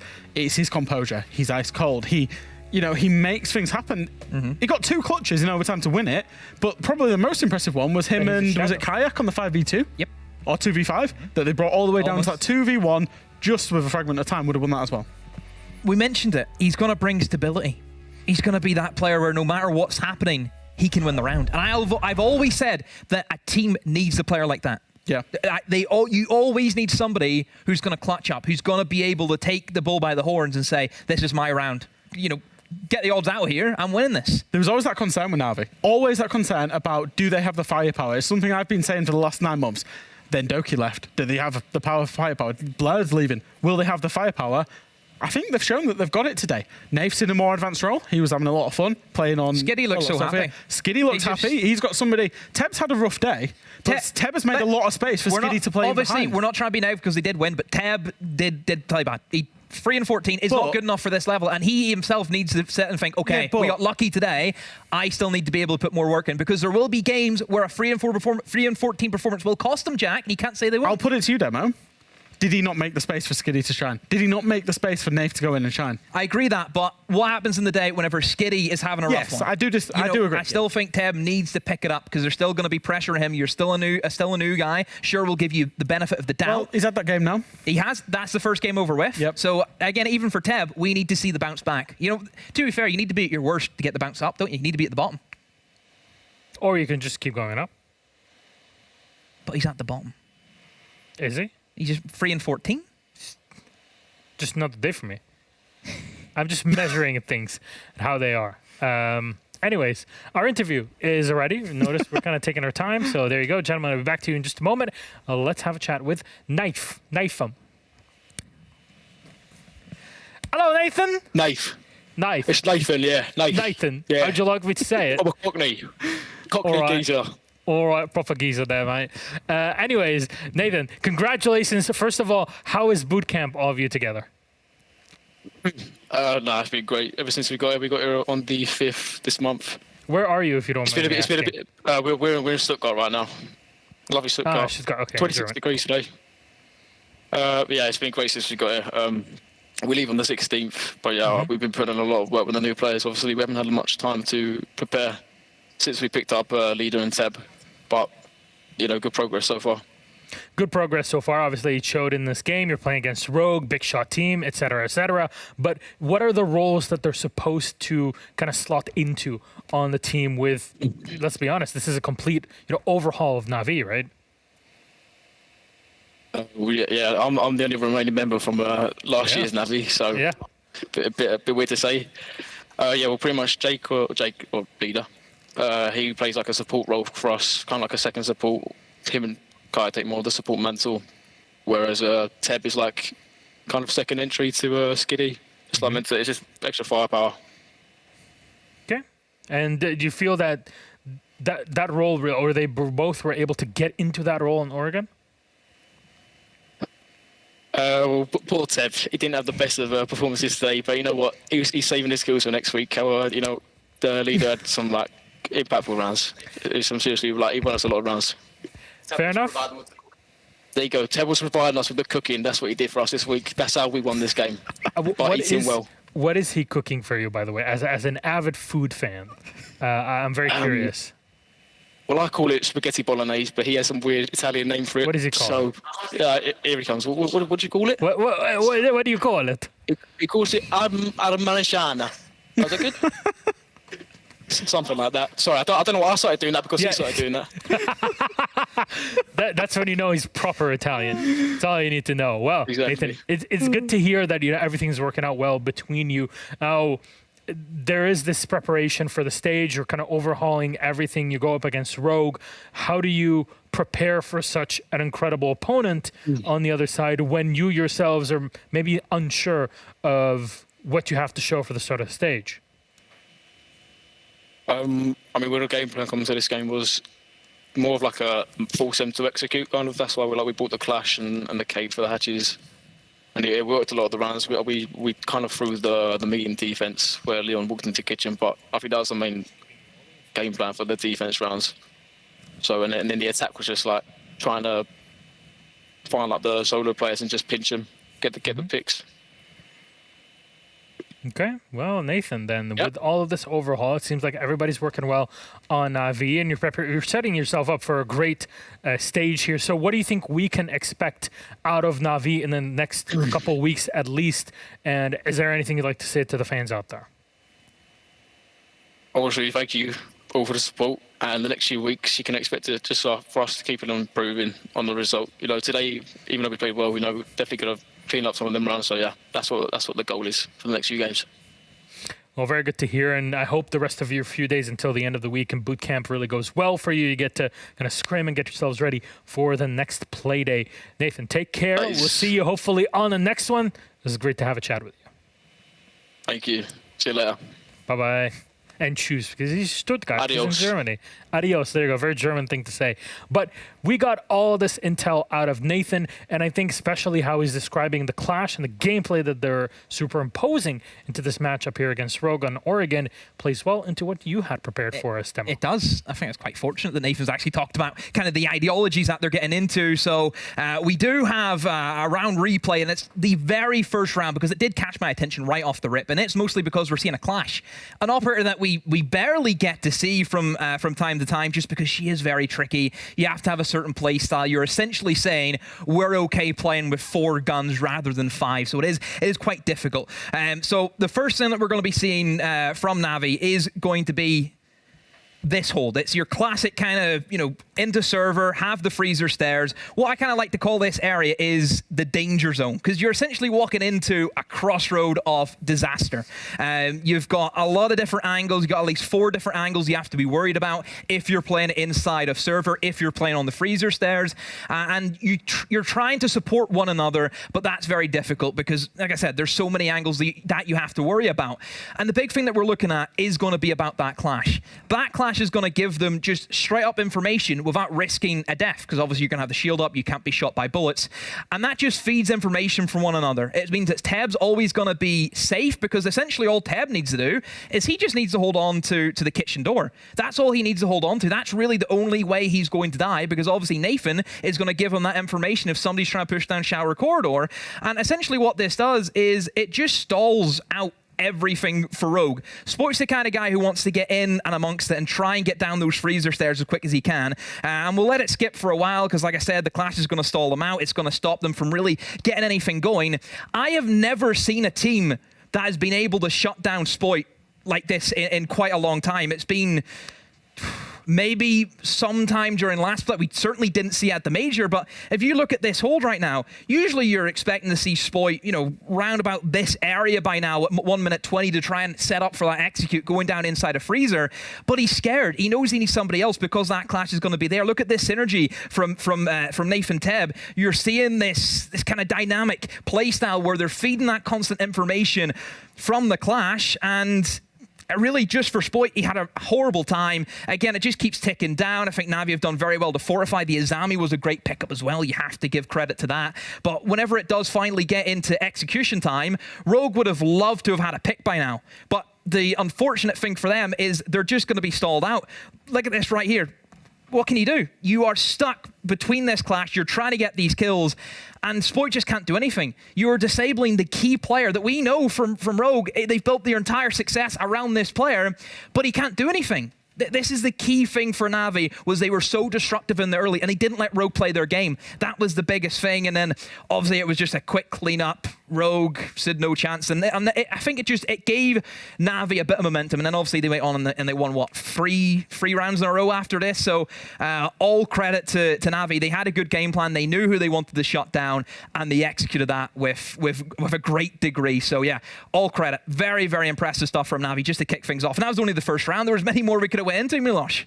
And I'm glad that we don't get to replay all of them because we still have one more game to go, Demo. And I hope you're going to be excited for this one because we're going to get to see a new BDS. A new BDS. We haven't seen that since a new secret. To be honest, I already kind of know what BDS is going to do. I have no idea what Secret's going to do. That's the team I want to see. They're very secretive about it. Very Geheimnis, as the Germans would like to say. So thank you very much, gentlemen. We're going to take a quick break. Nobody can fact check me on it, so I'm going to just literally say whatever I want. We're going to take a quick break. When we come back, BDS versus Team Secret. Let's unveil what they have hidden behind. See you in a moment.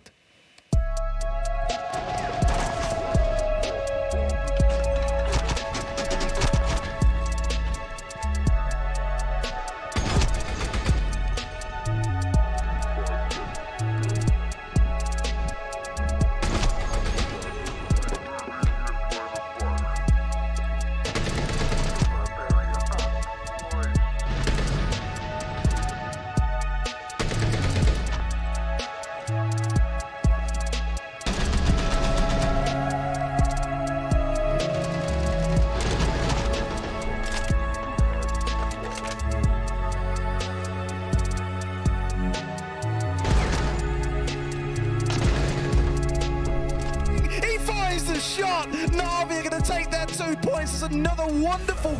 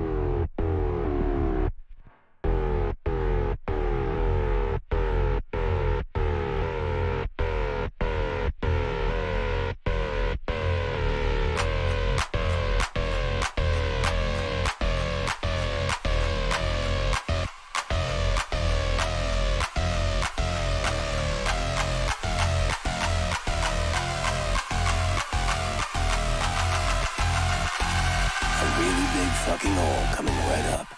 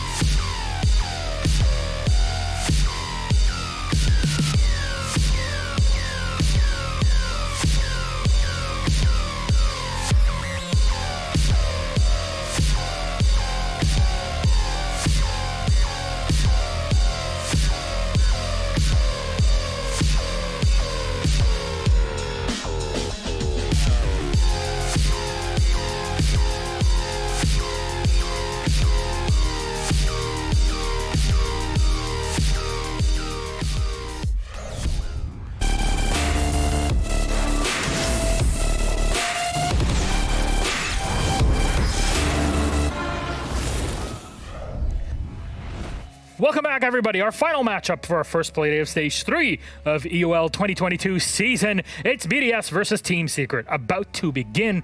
And like we've had with all 4 matches before this, there is quite a bit to unpack before we get started. I'm Medic, your host, with me are Fresh and Demo.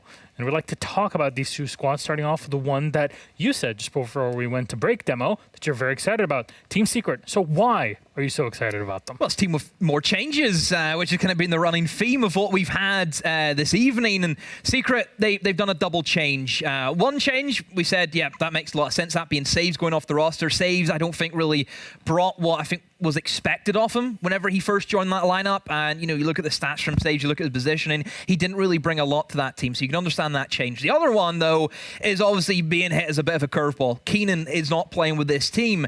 Keenan was the standout performer throughout probably the past year for this side. He's been the real saving grace. One of, I think it was inside top 10 players, wasn't he, Jack, that we looked at throughout the course of last stage. Clutches galore. Big reason why they were winning games and winning rounds was because he was making these plays. And now he's gone, it's going to leave a big hole. So they need to be able to fill that quickly. And we think that they have chosen some good players. I'm very excited for the first one being Astro, a player that we've seen in about the scene for a while now, was playing inside of Benelux, inside of CL, previously inside of MPL, and he's getting a chance on this roster. I'm really excited to see him. I think he's a really creative player, someone who is going to be able to do something whenever nobody else is doing it. He's one of those players where if he sees an opportunity, he's gonna make a play. And that's the siege that excites me, obviously being a bit more LATAM traditional. I love the teams that make those plays and make those crazy decisions because 9 times out of 10, they usually work. I think Secret towards the back end of stage 2, they started coming good. They started mixing it with the big boys. They stopped being fearful of them. I think that was the biggest thing. They stopped showing them their strengths. They just went out, played their game, got aggressive on them, and it worked. So hopefully they can continue that through stage 3. Well, changes is something that is not a usual for BDS on the other side of the coin. Last time they had a change, that was a big swap over Playday coming in, replacing RXWD after SI 2020. That was a long time ago, and now it's, actually coming down. It is. So they've replaced a player. They also replaced a coach as well. We didn't announce it earlier in the transfers because BDS hadn't actually announced it themselves. But Stuflex is coming in to coach BDS as well. Was on Vitality in the past. Yeah. Vitality Stuflex for those that remember in the day, for all the French fans out there. I know, I've been there. But BDS as Nog hadn't announced it earlier, so we didn't talk about it out. Just, to let them manage. Who did they bring in? They also brought in Likefak as well. Hey, Likefak, who is I've been trying to say his name. Massive French coming up player, I guess. What we're hearing out of the people, out of what to expect about BDS, is that they're going to play very similarly to the BDS that we come to know and love. He's the second coming of God, to be honest. He is the second coming of God. I'm not even kidding. Genuinely, everyone is raving about this guy as if Shaiko ever had an off day, this guy's going to drop 25 as well. That's how much, BDS with firepower, we're hearing that they are genuinely really scary. I'm really looking forward to it. Doing a statue for him. I'm telling you already, they've got a statue ready to go. Is that what the construction was at the hotel was this morning? You're not ready. He's not ready. I'm definitely not ready. I've heard of Likefak for a long time. The French... He's raving about him more than he raved about Leader, and that's all I'm saying. That's all you need to know for it if you were watching our last game. But our map, because our lobby is almost ready here, which one will it be? From 9 maps, we were down to 1. And this one will be a border. All right. A very aggressive map. Oh, this might fit perfectly. And guess what? BDS starting off on the attacking side. Team Secret opting for the map. So, BDS got to pick the side. This is the map that never was. This is the map that they should have played at the last game of stage 2. Last stage, where they both have it's the #1 preference map for both teams. They both love it, so I'm not surprised that we're seeing it played. Yeah, border I think fits into that attacker meta. You know, we already seen it's very attacker sided. 5-1 splits are usually the norm, and with how things again are changing, and I think attacks are only getting better and better as time goes on. It's just going to maintain that, or maybe even 6-0 has might be the norm for the first time ever. Who knows? But yeah, border is going to be attacker frenzy. We've not got a lot of data on either of these teams. Secret have never played it in terms of comp, but they always leave it open. Okay. BDS have played it once in terms of comp against Wolves. They did end up winning on that day, and again, teams don't generally take them to it. Okay, so there's a lot on the line in here, I guess, between the two. For all of the teams, getting your first win on the first day is very important because it really sets you up for a better shot throughout the stage. I'm very excited to see how these kind of roster changes actually pan out and all the preparation of the past few weeks. Demo Fresh, thank you very much. We have one more game, and it's BDS Secret, and we got our beautiful Hap and M to take you through it. Enjoy. Thank you very much, Milos. And yes, we find ourselves here onto the last game of the first day. BDS with a new face, and obviously Secrets had changes, but I mean, it's the first for BDS in a very long time. It's also the first time that BDS, basically the performance was that low, that disappointing that they decided, okay, this is the moment when we need to make changes. I mean, yeah, they were backed into a corner, I think, by just results. For sure, like something needed to change, and they decided that this was the saving grace. And well, we'll find out whether or not it will be. Demo really excited about the potential performance that will be coming up here from Likafak. And let's see if indeed he will be living up to that. People were so adamant on trying to get his pronunciation right. Yes. Dez actually DM'd him. 5 for 5 Nook bans today. I'll get to that in a second. Dez DM'd him, and we, in our group chat, have a recording of him pronouncing his own name. Likafak. Likafak. Yeah. There you go. And that's from him. That's from himself. Go on. Okay, 4 of 4 Nook bans. We knew she was powerful. It was a discussion, actually, I was able to have with a couple of people out in Berlin after the final day, based on the reveal panel of talking about she's really good right now. And it seems that is very much resonated here, entirely removed from the opening day of EUL. Yeah, not really seeing any play, and as Mira gets banned now as well, there's only one more defender to be removed. It's going to be Valkyrie again, also an operator that we've seen banned over and over again lately. Information not to be handed out towards the defenders for free. Have to play different operators. That's my point about Nook. That's why I was sort of bringing it up there, is the difference of what Nook sort of brings to a game. She entirely changes the face of occasionally how you have to pay attention. The utilization of cameras, the attention and focus that you have to pay towards these close quarters maps. You're seeing, obviously, depth charges are still run, which, if you're unfamiliar with the quick term for that, that's when the grenades are played underneath. Although they've been nerfed, they are still powerful. She has her own pocket use of that utility. It forces a different idea of an angle. The same way that Thatcher bans once upon a time were removed to force just a singular sort of route through to play. Nook has now found herself in that mantle and a consistent removal all day. It's funny though how that shaped up, because first we had like Thatcher, then Fink has started to come through. It's always been like operators that with the breach or just to have a lot of utility, whereas Nook is just, it's a very selfish operator, you can almost call it. You sneak past cameras yourself, but that way you create the openings for your team to make something happen as well. But to be removed like 5 out of 5 times basically tells you all you need to know. And now to wait until we do get going. As you can see on your screen, there is a pause going on. Just making sure everything is ready and set. Not everything. Went a bit too quick there. Wanted to merge everything and ready into the same word. You're only a professional analyst. You don't have to get all your words right. Just some of them. Just some of them. Just enough so people do understand what I'm saying. We've talked about the French Wonder Kid, Likafak, and his addition to the roster. Obviously, there's 2 that have come into the side of Secret as well. Groovy and Astro. Astro, obviously, you know, his ex-teammate we've seen have a great swing round, and he's always been one of those potential next up names. He was supposed to be playing earlier, but as mentioned before, like some complications came through which prevented him from doing so. So I'm very happy that he still managed to continue to grind and eventually make his way back into Tier 1 to still have the opportunity to play there. That was well, taken from him to some extent earlier. I'm very excited to see how he will be performing, because back when he was playing in Challenger League and Benelux, he was literally a sight to behold. He's such an amazing, he's a well-round player as well. He's just performing on any given map you give him. A lot of the operators he's feeling very comfortable on. And he's always able to, even on a bad day, drop roughly 10 kills or more in a game. And that is a player that you would love to have, especially in Secret, who have been struggling overall. We'll be in the game, hopefully very shortly. Obviously, if you're unaware of pause, we opened our day with one, and unfortunately we'll close it out. And I guess after the big back and forth of the previous game, it's been a little bit competitive today. There's not been entire swept games, but there has been swept sides. Yeah, for sure. I haven't seen any like 7-1, 7-0 coming through. Luckily, no, so far everything is quite close.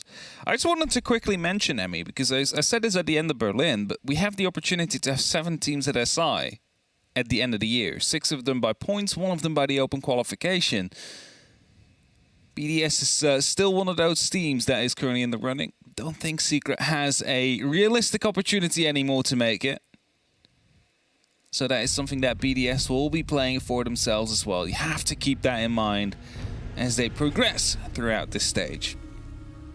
I'm getting audio. I'm getting audio as well. A little bit of audio. I never know if the people, if the public, if they hear this.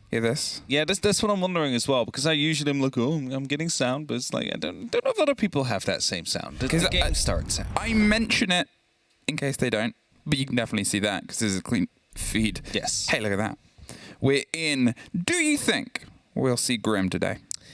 Okay, so the one map that I was theorizing Grim could be used on a day 1 league performance would be Border. So I'm hoping that we get to see Grim, because the Common Hive Launcher, of course, gives you those spots. Now, I was thinking it could be quite useful around Huffle or in the cubby, or maybe if you want to take some quick control and just lock her aside in half, you use that Hive Launcher to basically stop anybody from rotating back up the metal stairs, or to be rotating from bomb site A to bomb site B without you knowing it. But, of course, it's a new operator, and like we've seen with Sense, they weren't used as much either as soon as they were allowed to be played, and still not really into the meta. So, those things, they still need to evolve. They take some time, and teams need to experiment a little bit with them. BDS, I kind of want to see some of that energy and hype. That was one of the things for me that we were kind of missing on the most recent swing. Obviously, we don't really know the comms and the true calls of where the intel is, but it was definitely a more placid performance from them. Look at this, though. Lickyfack is very quick here. Savage is able to slip his way up the stairs, doesn't quite get caught out. They wanted to have a very, very quick introduction. This grenade might be the match, pulls the pin back in, as it seemed like his army wanted to have a bit of an aggressive fight. Groovy is caught out on a drone there. They know he's tucked around on the corner. There is still the chance of grenades. There's the stack up here with the support of Shaiko on Iana. They're very quickly trying to take the territory underneath. That's Border. It can be so explosive. You need to be. It is a very aggressive map, and with that said, it is Secret that takes the first bit of damage. It's Savage that is near the fountain area that takes a little bit of damage. Lickyfack now trying to push up onto the back stairs as well. We'll find the first. Sleben taken out. And that is going to be his entry, his first kill of the European League. Will he get the second? The grenade underneath. There's the pings on the ADS. Doesn't quite get the player. The second. Well, that's also out of place as well. A little bit of a slip pass there from the side of Astro, trying to find himself in a slightly more secure position. The fight underneath the hatch, a pre-fire round. Shaiko's holding it, and it's Savage that gets the header on Shiro. Retakes some of the mantle of control here over the top of East Stairs. Kendrew's tucked on the shield, the ADS for support, and the Azami's offering themselves their own extension as Breday's hold up. Lickyfack, he's trying to offer something round on the close corner here, but Well, the longer you wait, the more his army can restructure. Groovy has that support structure, has the rotation underneath as well. BDS, they've stalled out a little, all in separate places. Are they waiting for a 3-2-1, you wonder? Want to take control of CCTV first, I would assume. So LMs is just going to be waiting here, just holding the flank, making sure no one is going to be able to put up any more damage than they did before. Probably the same for Shaiko. Whereas the rest is trying to take that control, trying to get that information in on CCTV so they can clear out that player there and finally move on afterwards. Now, these are still being tossed in. Shaka going aggressive now. Knows one is around the fountain. Will pick up that kill onto Groovy. And that is going to be Kendra to respond, though. And there's Lems. It's blow for blow, but they've been able to throw themselves inside the side. Astro suddenly all that's left on the far end of CC. They struck from the multiple angles. There's at least one back. It's a 2 versus nobody. Lems has the cover just to make sure that they couldn't quite get the catch onto that planter. He went for a bit of a sprint, but it's BDS that are able to hop across the first line. Astro wanted to run past there just to deny that diffuser from going down, but the flank watch was there from BDS, unfortunately for him. And with that, BDS, they will find that first round. After, well, a bit of a stall. They managed to get that first kill, then they were kind of stuck, didn't know exactly where to go until Shaiko was able to put up another frag on the board, open up the space a little bit around the archive side. And it's the same sites will be rerun here by Team Secret. The question is, what will they change? Because something went wrong and they need to make sure that doesn't happen again. And that might just be the early death that you had on the backstairs. The east stairs.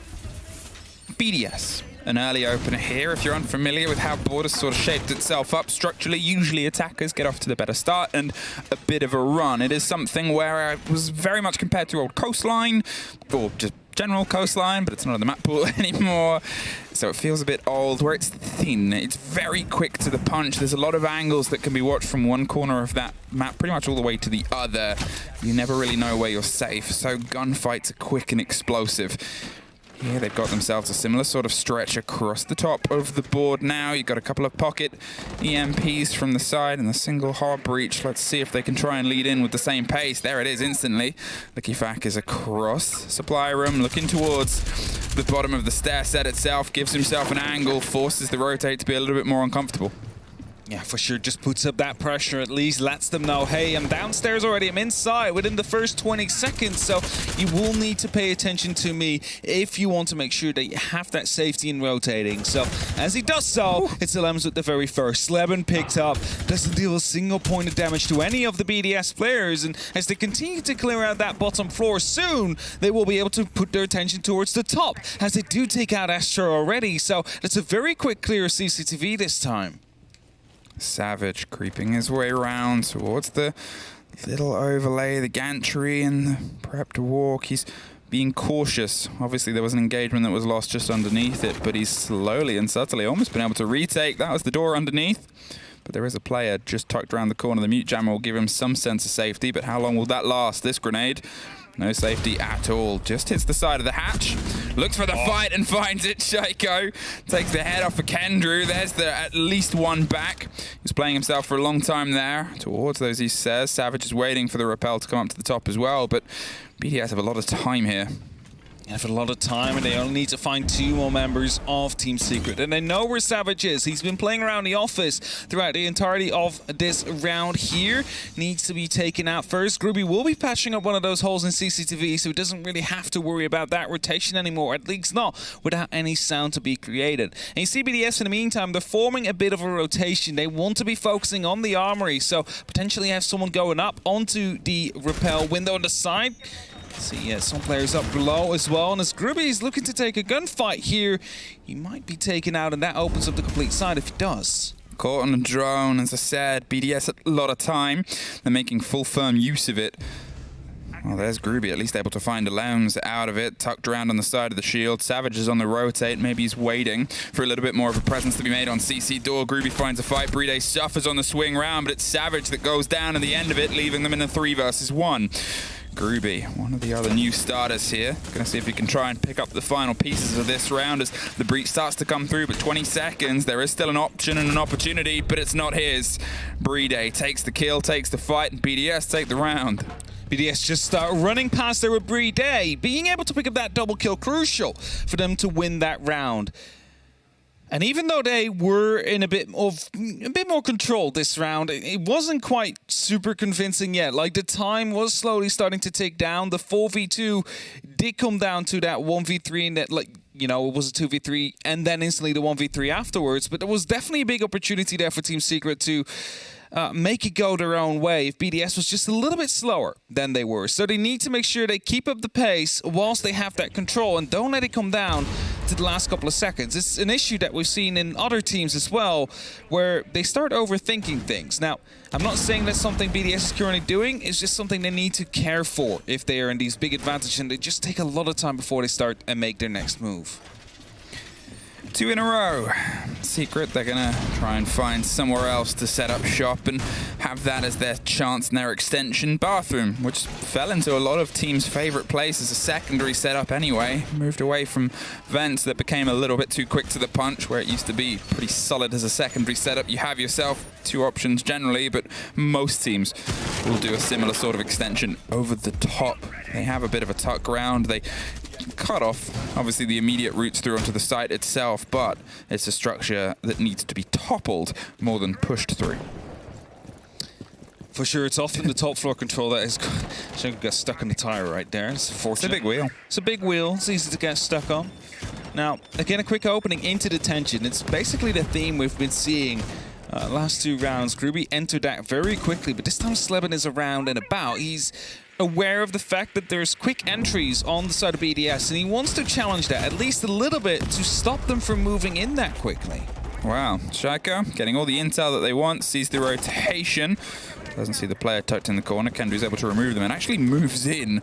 Wants to try and make himself a little bit more of a presence as you start to see BDS putting pressure over the top floor. This is very quick from them. Once again, they're looking for this very early entrance into an engagement possibility with Secret. Something, as we said before in the previous split, was a little bit lost, a little bit away and out of their reach in the games that they suffered. Groovy finds Renshiro though, gets the opener. Shaiko almost follows him. I assume that was from Kendry, who's pulling himself back out of construction. On the workshop side, now he's still, around that area, tucked himself onto the corner. Liquefac, in the meantime, might find himself between 2 players. Is he aware of that is going to be the big question. Well, Kendra at least has been spotted out by one of these Gemini replicators, and thus the fallback comes true. They have the opportunity to try and pinch that player inside of the workshop, and thus the rotation comes true. 2 players currently on the site, the rest is Secret. He's all around it and about it on the top floor, just making sure that that verticality will not fall in the hands of the French squad. Lambs, he's waiting for a bit of a gift here, but the only one he gets is probably one he wants to return. Smoke canister pushes him a bit further back, has to reconvene, holds himself back off with the body disadvantage, and Shaiko suffering. They're going to have to go for a plan B. The first time we've seen a big pickup, and wow, that doesn't quite work out either. Astro held off the close angle, ready for them to approach the double door. A straight route through onto the site is covered by the flash. They're looking for the next engagement towards those barricades, and Liquefac doesn't quite get the full connection. They know he's close. That flash is going to go over the top, and Playday goes down the bottom, takes care of Savage. Shaiko is going to get picked back up, but Kendry locks it all down. Round on the swing, the UMP does the work, and suddenly we've got the other new boy in a clutch situation as we had from the others. Here it is. Close. Gets that. Very good pickup there. It's 20 seconds, though, and 2 stories and a 2 versus 1 with no kit. It is pretty much an impossible situation at this point. He's going to do the best with what he has, but it's just down to the defenders, really, to throw at this point. Tucks himself close. The drop comes through. The pre-fire and the spray. There's one. He's looking for the next. He doesn't quite know where they are. They've dropped. He's going to hold himself. Astro, he pulled back. He played it with caution. He's waiting for the timer to tick out. They're just off. He went for the pre-fire. I mean, it was a split second off, but he went for the pre-fire. Unfortunately, the time ran out there. I think he even had the opportunity to stick that plant and get it down on the ground before Astro was able to put some lead towards his way there. And the timeout's still called by Team Secret. Still needing the time to think things through, because not everything is going as they expected. BDS is able to cut through some of their defenses in ways they do not like, do not want, and think there is an immediate fix necessary. So, after round 3, we'll have that timeout. You only have one per game. So it is a very valuable asset that they've just used. I think that's the sort of thing, though, is even then it was a bit close to the wire. It was a 2 versus 1 lockout situation. There was, I think, a technical 3 versus 1, but he swung into that engagement as it was already happening with Kendra onto the side of the bathroom. Yeah. It was well put together by a player that a lot of people have a lot of eyes on. It could have been a different story, and Secret want to make sure that it's far from a could have been. They need to make sure that a round is unquestionably theirs, and one that they are able to take here. Again, only getting a couple on your defense on border isn't the most outrageous thing, but it was almost looking like a rotation of 3 there, because if we recall, it was a 3 versus 5 that BDS almost bit back there. Yeah, it was. There was a massive advantage for Secret, and almost they lost it out there, so you definitely want to, you know, shut that down before it becomes any worse than it is, and make sure you find the next couple of rounds on the defense as well. Now, as we continue, we are headed towards the customs. There is the direct window. There's also the detention, which, you know, they continue to use as the very first entry point in 2 of the last 3 rounds. It has been locked off this time because it is a direct entry towards the side, of course. And you probably have to see BDS adapt now. They need to go for a different entry this time, and I'm wondering what that will be. I'm expecting something like the bathroom, for example, or maybe even a direct take from the detention side. Okay, Secret. Can they have a change of face and force after that timeout? BDS, they're still looking at applying the pace, the role of the Thatcher, and the role of the EMP goes for the pull. They've gone for the claw, but that one's caught out too, and the wall will breach and break. Both claws caught out, and obviously not one used on the other side, because to be fair, if the door's still standing, you'll get it open anyway. It's Savage that gets Renshiro, though. Twice in a row, Renshiro's been the first name off the board. The E1D is removed before they can even really pop and pull some pressure. That's why it doesn't really matter what you do on the other wall. As long as that door is standing, that wall can fall regardless of what's on it. It might even be a good idea to just open up that door by default. It's not something teams often do, but, you know, you can electrify it all you want, but if that door is still standing, that barricade, it's always going to be opening up. So with that, they have the 2 openings they need. Now they just need to find the kills on the side of BDS if they want to be pushing towards the side. And, well, Savage took a bit of damage, but he has a hatch for an easy drop back towards the side. And Shotgun misses a very easy kill, what should have been on Kendrew. But he is inside the site now, and that's going to be a little bit of cause for concern. They have the vertical control. They can try and shut it down, and Kendrew and Groovy do just that. There's 2 apiece. I think Kendrew was inside the site, but look, in fact, was locked down from a player above, a 5 versus 2. This is what I talked about before. I said Secret don't want a round to be a little bit close. They want to be in full control. They almost lose at least one body, but they know exactly where Playday is. And he's got the kit in minute 15 to see if he can try and make anything happen with it. Wouldn't be the first ace clutch of the day, let's put it that way, but it would be a very surprising one just the same. For sure, there's no way that Team Secret should be losing out on this current situation here with a minute left to go. But Playday, he has been known for his clutches, especially when he just joined the lineup. Now, doesn't spot out the head of the Jaeger there, so we'll continue to go unnoticed here. 50 seconds left on the clock. It's looking very unlikely, and with every second that passes, his job will become even more impossible, especially with how spread out Team Secret currently is. Finds the first, though, as he needs to find 4 more, but he's about to be swung on by 3 different angles here, from the bathroom, from the hallway, and the customs itself. So he decides to go for a bit more of a passive angle. 30 seconds, the time's still ticking down. But look at how Secret's rotated themselves. They've pulled further back into the bathrooms. They can swing from the other side. They're stacked up, waiting for exactly that approach. And they didn't quite know where they was, because they also still had vertical. They also still had these power positions. As I said, it wasn't very likely. A Secret round there. They bite back. They find their second in a row. They tie things up with 2-2. They still have more opportunities here to try and drive this a little bit further into their favor as we head back to the site where they lost it twice. Armory Lockers and Archives, can they try and really right their wrongs here on where BDS picked up both of their rounds? Now, if you look at the overall standings of the year, these 2 teams are fighting a very different fight here. BDS, of course, wants to qualify for the 6th Invitational, which they can do. for Team Secret is mostly like try and get out of that bottom 3, make sure you make it to the middle of the pack, and maybe, you know, like Rogue did last year, make it to a major as a bit of a bonus to it. So there is different fights going on for these two teams, and Team Secret being able to pull up these last 2 rounds is great for what the future of this roster might hold. There is a lot of potential here that we can already see, and kind of hope that we get to see more of it throughout this game. As of yet, they have a good chance of winning it if they continue playing like they're currently doing. Okay, BDS, what can you do here? The sight and the difference is one you've driven. Can you try and pull some of this game back into what was very much yours in the early opener here? Since then, we've started to see a bit more of a spark of life on the side of Secret, something that has been kind of cruelly ripped away. Shaco obviously hasn't really been able to get his teeth in, Renshiro even less on this. And Lucky Fact, well, he's currently on a 2.0 KD, so kind of all the complaints in the world, but still, with how much promise there was there, these are the players that everybody's going to have their eye on. Of course, double Claymore.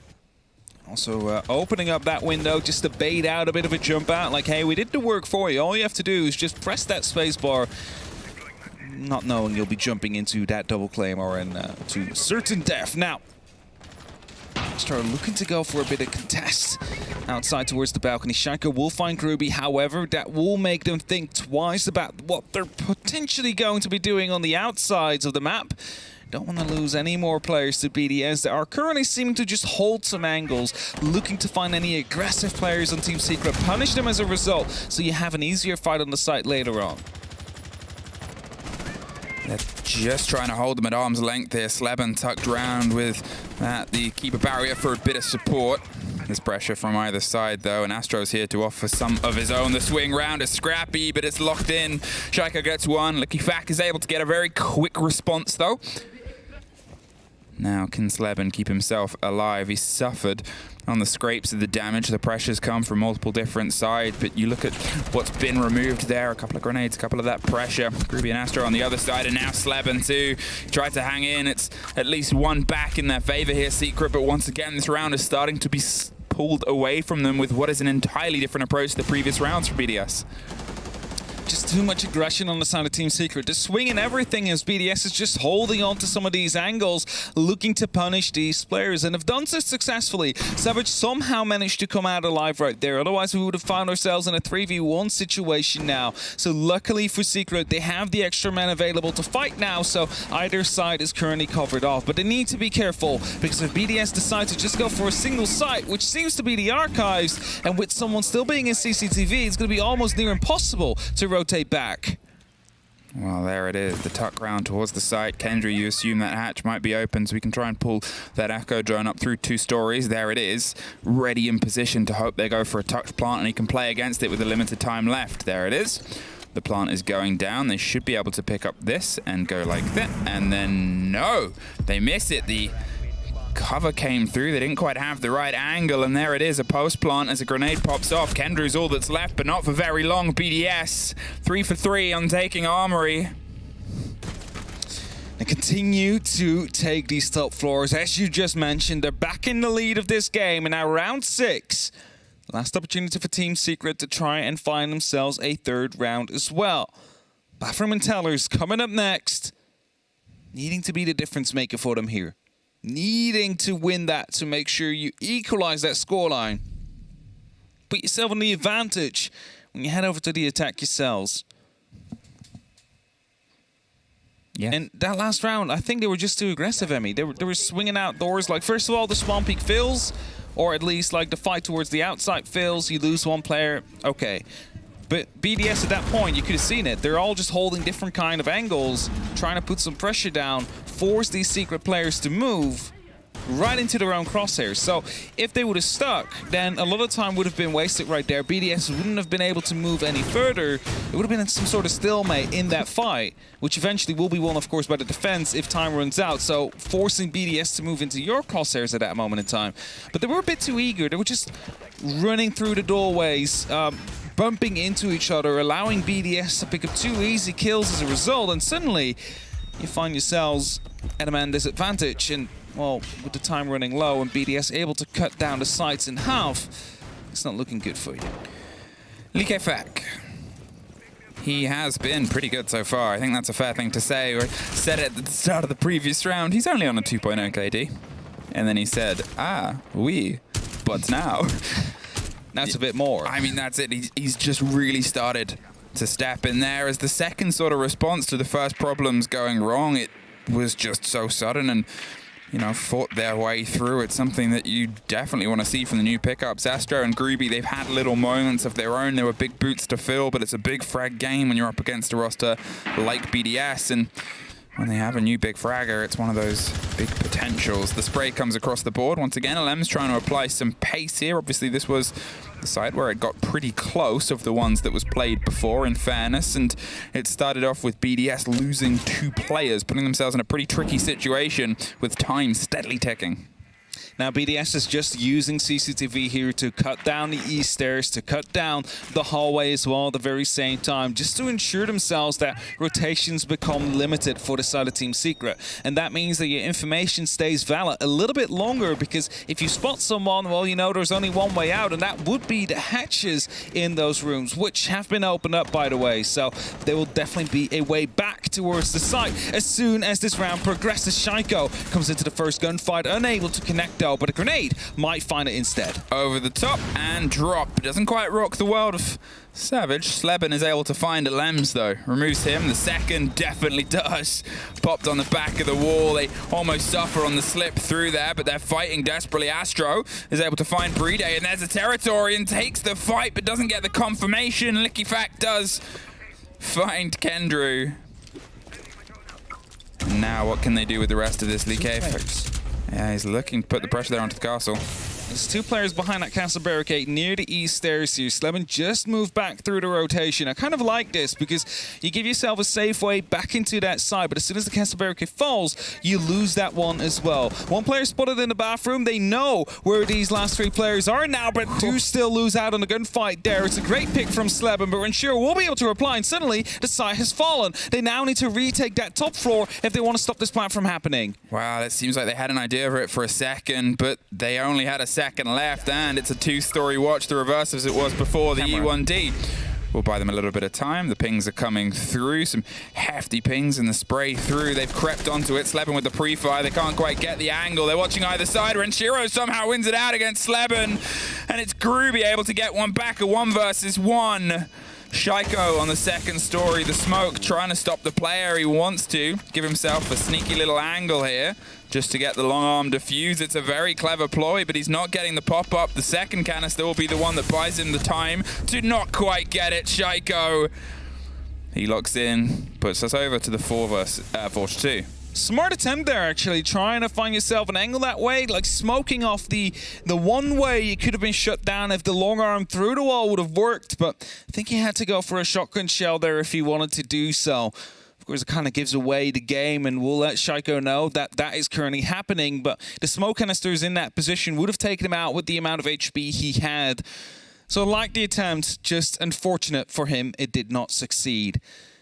And we will find BDS leading 4-2. Now headed over towards the defense themselves to see if they can do a better job at holding on to these sites and make sure that there's no plans happening.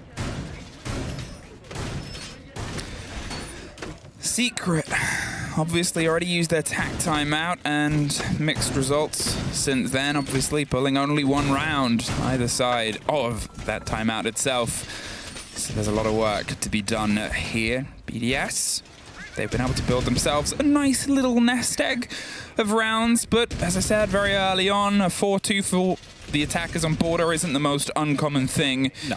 We've seen it swing either way on Playdays today. We've seen it swing either way on border in history. I mean, we've even seen 6 rounds of the defense being turned around in the other way as well, so everything can happen. It's, again, always a game with 2 sides. But yeah, 4-2 for the attack is the norm normally, as Shaiko does go for a bit of a swing, and we'll find Savage really far away.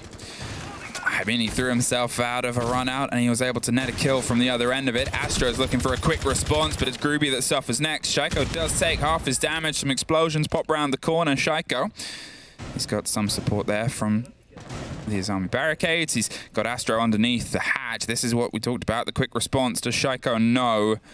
It only takes a second and now half of a grenade to be able to get the end kill on him. He doesn't want to pull the pin because the audio might give it away. He needs the pressure to be applied elsewhere and try and force the player into the rotation or into a tricky situation. The longer he waits, the more likely he's been able to get this kill. There's the pull on the pin, and that's why Shaiko runs away, pulls himself to a new location. He knew he was being watched, and he's not going to play that game. Definitely not. That's the first grenade gone. Knows there's a bit of safety now, but it can actually use this as a bit of verticality, trying to find Astro below. Second grenade to be tossed in. Pings are only just coming in a little bit too late, but now Shaiko has this verticality. He can shut down anybody out there if he really wants to take that fight. And well, with Groovy opening up with the sledgehammer as well, that is just the wrong timing. He still finds the kill, though. Well, Shaiko was a little bit slow to start on this game, but he's starting to slow down anything Secret does. Likefek is able to then find Sleben as the handshake, and both players remove 2 players from the opposite side. Leaves just old head Kendrew and new head Groovy to try and piece things together. At least find Renshiro.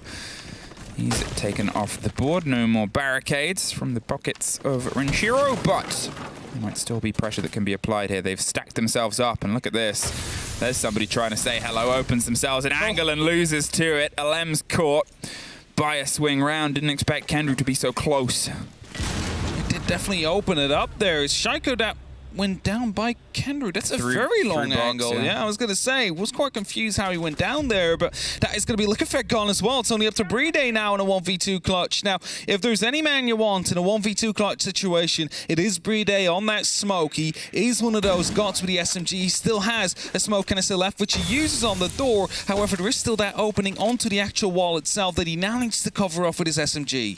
You can see they're prepping. They know exactly where he is. They want to throw this flash and move behind it. That's what they do. The burn, the swing. It's Playday for the first. He cannot find the second. Groovy just locks in the round there for Secret. A 2 versus 5 to a 1 versus 1. Well done there by the side of Team Secret. Really managed to pull that round back into their own advantage there. So all you can do is commend them for it. As the attack prevails yet once more in Armory Lockers. Now, BDS, they are well aware that they should have won that round. They went too aggressive on multiple occasions. Lems, for example, just punching that wall, knowing exactly both of those players are going to be on that balcony, that is just a bit silly, you have to say. You're going to be losing your life because you punch, it takes a couple of seconds or like a bit of time before you can get your gun back up. It's enough time for the player on the other side to turn around and flick upon you. These players all have the skill to do so, so a bit unfortunate there to lose out on a round that way. And of course, there was 3 more players on the side, which is picked up and isolated one by one as the angles were being cut slowly but steadily by Team Secret. But that's a round that shouldn't have been lost by BDS. I think that's something that they'll obviously have as a bit of a bitter pill to swallow, but Secret, you're a team that's been able to sneak out and squeak out games when they have had the force of favor go against them. So now's their time to reclaim that. Let's see if that's a property that carries over even with roster changes. A catch out. BDS, they still have a catch-all, they still have a time to talk about this as well. You've always got to see how a roster handles when it gets knocked too, as well as when it's successful. Now, there is an Amaru on the board, and there's a Glass as well. Also on the board as well from Kendrew, so I'm kind of intrigued where this is going. This could be a very quick plant. Together with the Amaru coming in from the sandwich window. This is exactly what's going to happen. Yeah, the Ossa Shield's going to go down the cover of the smoke to make sure that they can catch it. They're going onto sandwich window as well. The engagement's theirs. They can just plant behind the Ossa Shield if they want it, but they don't want it. They're going very deep with the Ossa. They pull away from the default place here. Suddenly it's a 4 versus 2, and well, it's a 4 versus 1 because the Glass is the watch down of the smoke. They expect it on one side. There's one. There's no more. And that is a pocket plant that I have seen and ran myself. I was going to say, the Ossa, the Glass, that is going to be telling you a plant's going to happen behind that shield. The Amaru, definitely going up the sandwich window to put up some pressure and suddenly strike them from the back as well as panic starts to occur within the Team BDS camp. And we're all equalized now, 4-4. Team Secret managed to pull a very quick round onto the lockers area. Now, BDS, they reran that because they realized, okay, that's a round we should have won back in round 7. So they do the same thing. They set themselves up again. They want to play it more passively. And as a result, a quick rush comes in, and there's nothing they could have done there. Just shut down before that round even started properly. And Team Secret, a good call made from the shot caller. So, Secret, as I said, they sometimes have this habit of not really knowing when they're beat, and that's an energy that takes a lot of teams by surprise. It's that situation that they've always floated in as underdogs. You don't always have the biggest expectation of them, and it's something that other teams they've gone up against have noted, have sort of brought together. And here, it's just that plucky nature of refusing to give up on a game that was a big problem for them that's turning into a little bit of a consistent solution. 4-4. BDS, as I said, still have their attack timeout, and it is still Secret leading onto their attacks. There is success there, but we're starting to see those slight smiles turn into cheers on the team cams. Can they turn into celebrations? I mean, I said it before, Team Secret, if they continue playing like they did after they did manage to get their first 2 rounds and have a really good opportunity of beating BDS here. And, well, as we are all equalized now, both teams needing 3 rounds to pull up the 3-pointer here with about 4 to go before we head towards overtime. So it needs to be quite convincing, but it's definitely doable here. Especially if you manage to get yet another round on the board, especially if you put that 5 on the board first.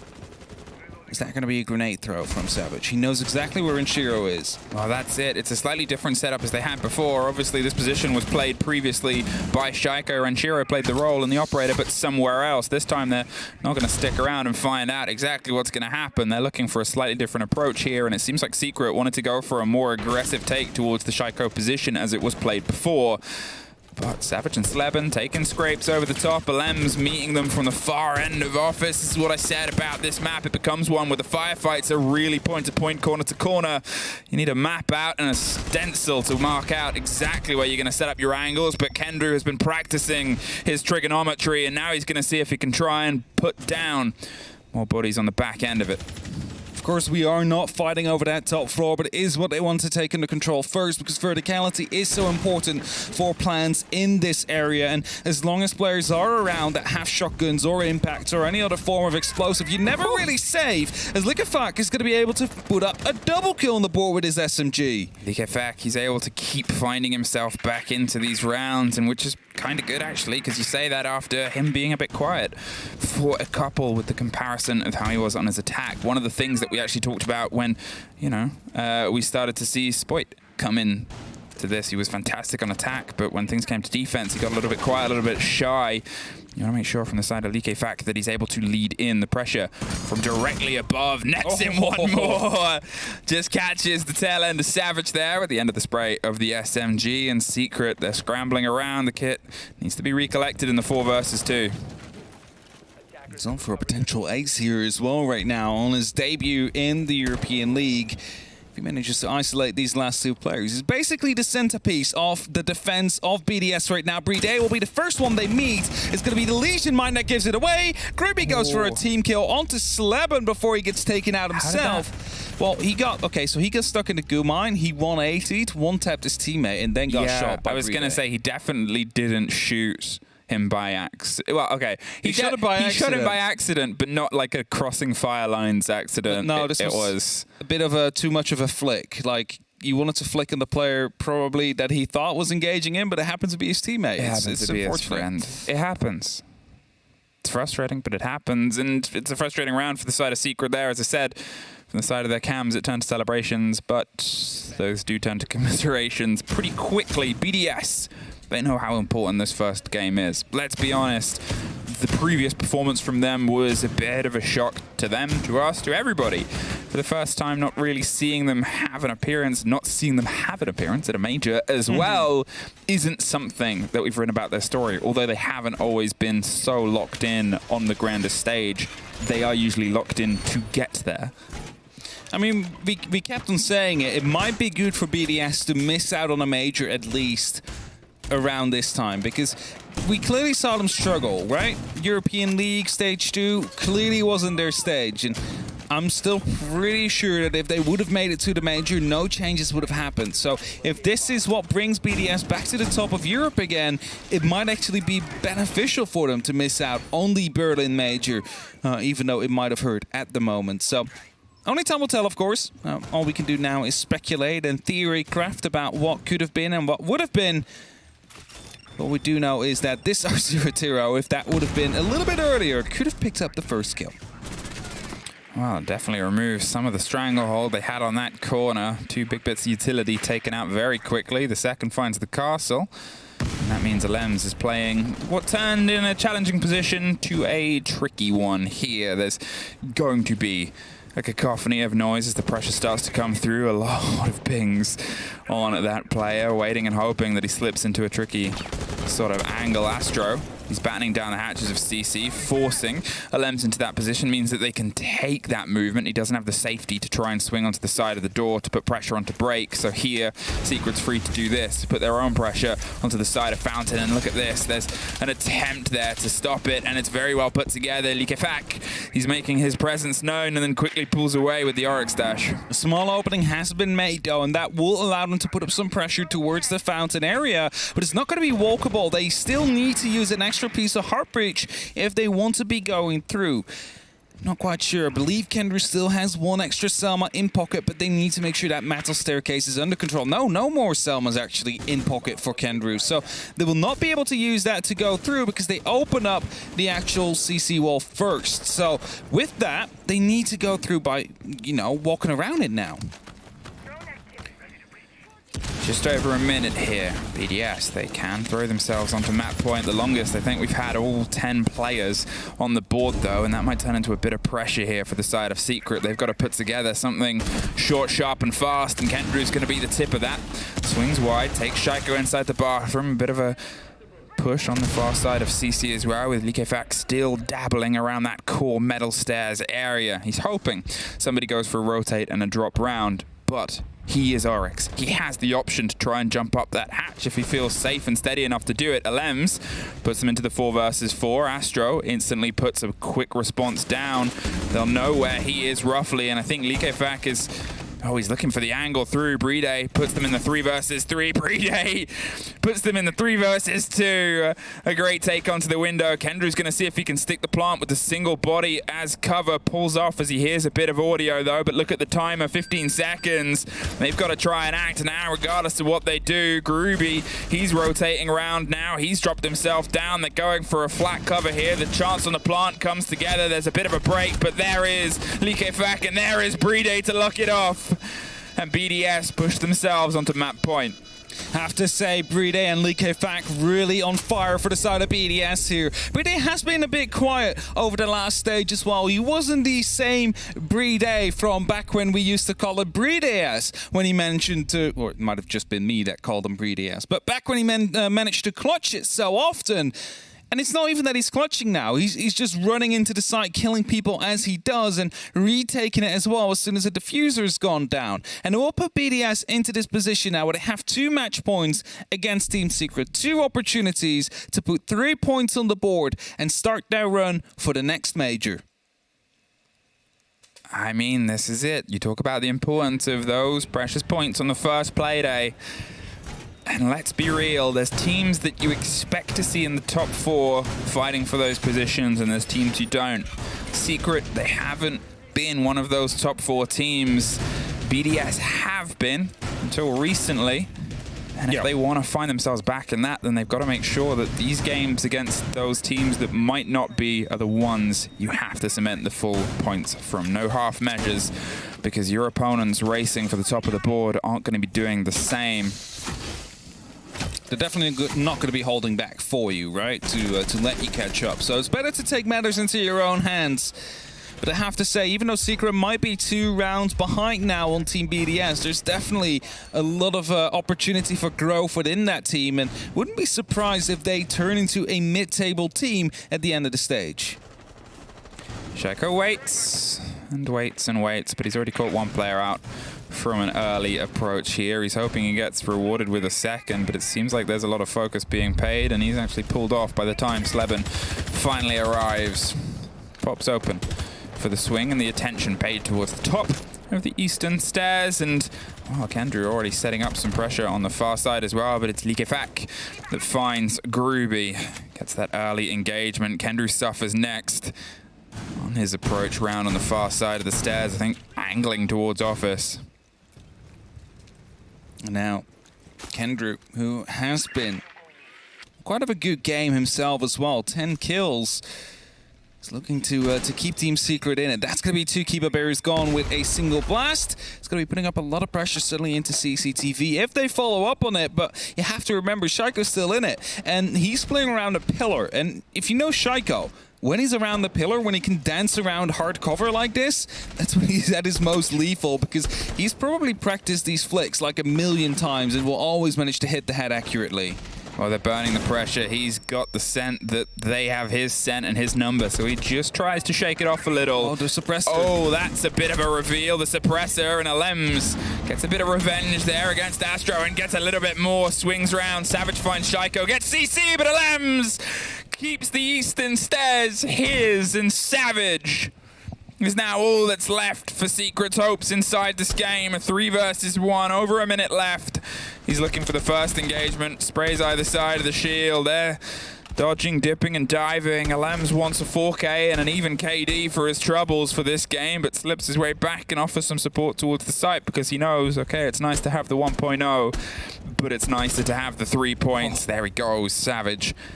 Peppering some pre-fire. Able to take care of Alems and starts to finally find his way inside the building. The kit just tucked round onto the corner itself. He should be able to get the recollection of it as it was caught out, but there's still a lot left to do and no real structural work to the site has been done. RC Retiro coming out will be a bit of information gathering, but also opening up a new avenue for DeFlores. And Playday will realize that, will start to rotate out as well. Has gone unseen so far, but now needs to hope that Vincere is able to stay alive. And as he goes for a swing, well, they know he's behind the A-bomb chassis now. This might be problematic, but the smoke canister should be able to stop this. Savage now knows where Playday is. He's trying to swing around the corner, but he gets picked up by Vincere. They played off each other's contact, and that way they will still lock out that 1v2. But we've seen so many clutches happen today. Wouldn't have been surprised if that one ended the other way around as well. Smiles on the face of BDS, and out of the 2 teams with the debut, there was only really going to be one of the 2 teams that's able to smile on the end of it. Likefak, he's able to step up in his first game. I believe he's MVP. I'd be surprised if he isn't with those numbers based on that performance, and it was a performance that BDS needed. According to Demo, the second coming of God. He's giving a thumbs up. He's giving a thumbs up. So yeah, he definitely had an amazing debut here against Team Secret. I don't think you could have asked of anything more from him. Just a bit unfortunate on that last round. His suppressor got called out. I guess that's the one disadvantage of suppressors now. Just a longer gun. People have to get used to it, and what we have to get used to is throwing to a desk without the God Emperor. As we'll be back with a quick break before we find out what they have to say.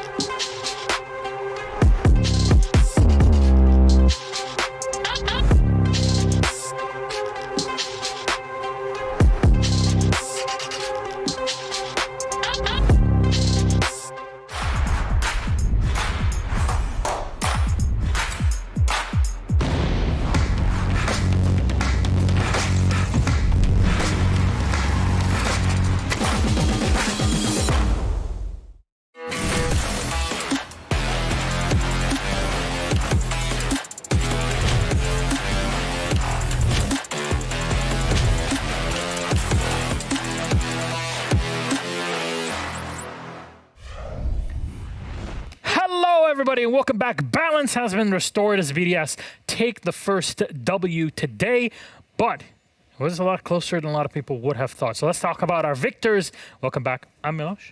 It's Fresh and Demo. Look at them being all cool here, matchy with all the colors around. Jack, why don't you help me out here? What was the secret? I think I can say this with confidence. It was the second coming of Jesus. God? Jesus! There's a new church. It was Ifak. He, you know, we built him up as this guy who was going to come in and support Shaiko in his role. Yeah. Not only did he do that, he's taking his freaking job away. He outshone Shaiko. I will say this. I don't know if I speak for everyone. I've always looked at BDS for the past 2 years as that's Shaiko's team. That's the way I've always looked at it. That is his team. Everyone else there is just a supporting cast. Now we look at this team and I think he's got competition for the first time to say whose team is it. And I think that has been what's needed for that side for a while. And do you know what the competition is on his team? Do you know what the scary thing about that is? Is if Shaiko's level's here, he's going to motivate Shaiko. Ifak comes in and puts the level here, then Shaiko goes to that, and these two boys just keep making each other better. This is getting out of hand. Now there's two of them. Stop, yeah. Oh man, this is in the legendary words of James Brown. You know, it's the revelation of Jesus. For those who have watched the Blues Brothers, you'll know exactly what I mean. There's old people that are watching here that have back problems, not just you, Tim. 14-5 for Likefak. It's a hell of a debut. It's one hell of a That's debut. how you say the name, by the way. Opening kills, Bartosz. 91% cost. I know you was very upset with that because you can say the name and I can't. The one thing that I will say is, like, it wasn't just the opening kills. It wasn't just the KD. There was a round where Secret were like 5-3 up in the round, and he pops up with a double kill while dropping the hatch, and then under vertical just floor bangs. I think it was Savage who he took out, and it's just a massive 3K that comes up in the round. He makes things happen, and like we say, it's scary. The prospect BDS with two players this good is scary. It is. And I think you have to mention Playday as well. A player that personally I think had not lived up to his expectations that he was supposed to for the past two splits. I think he actually done a bit of that downward trend that I think all of BDS kind of hit, but I think Playday especially kind of hit that. He's back up. He's in the mix again.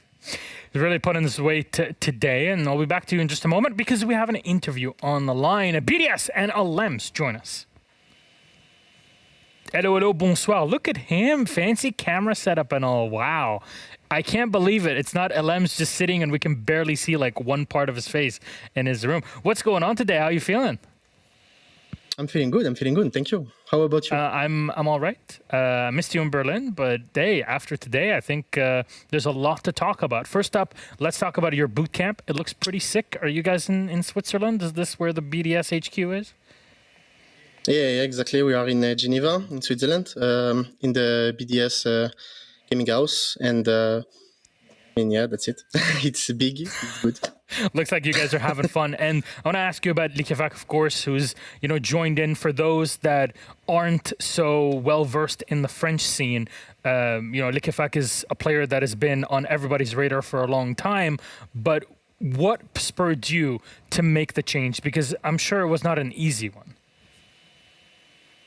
Yeah, obviously it wasn't an easy one. Rafael was like an inside player in the team.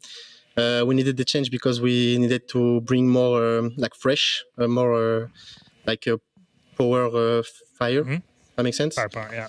And yeah, firepower. Yeah, sorry. And yeah, that's it. We needed someone that is more of a ranked play style, if that makes sense. Mm-hmm. And yeah, more aggressive and stuff. That's what the main decision.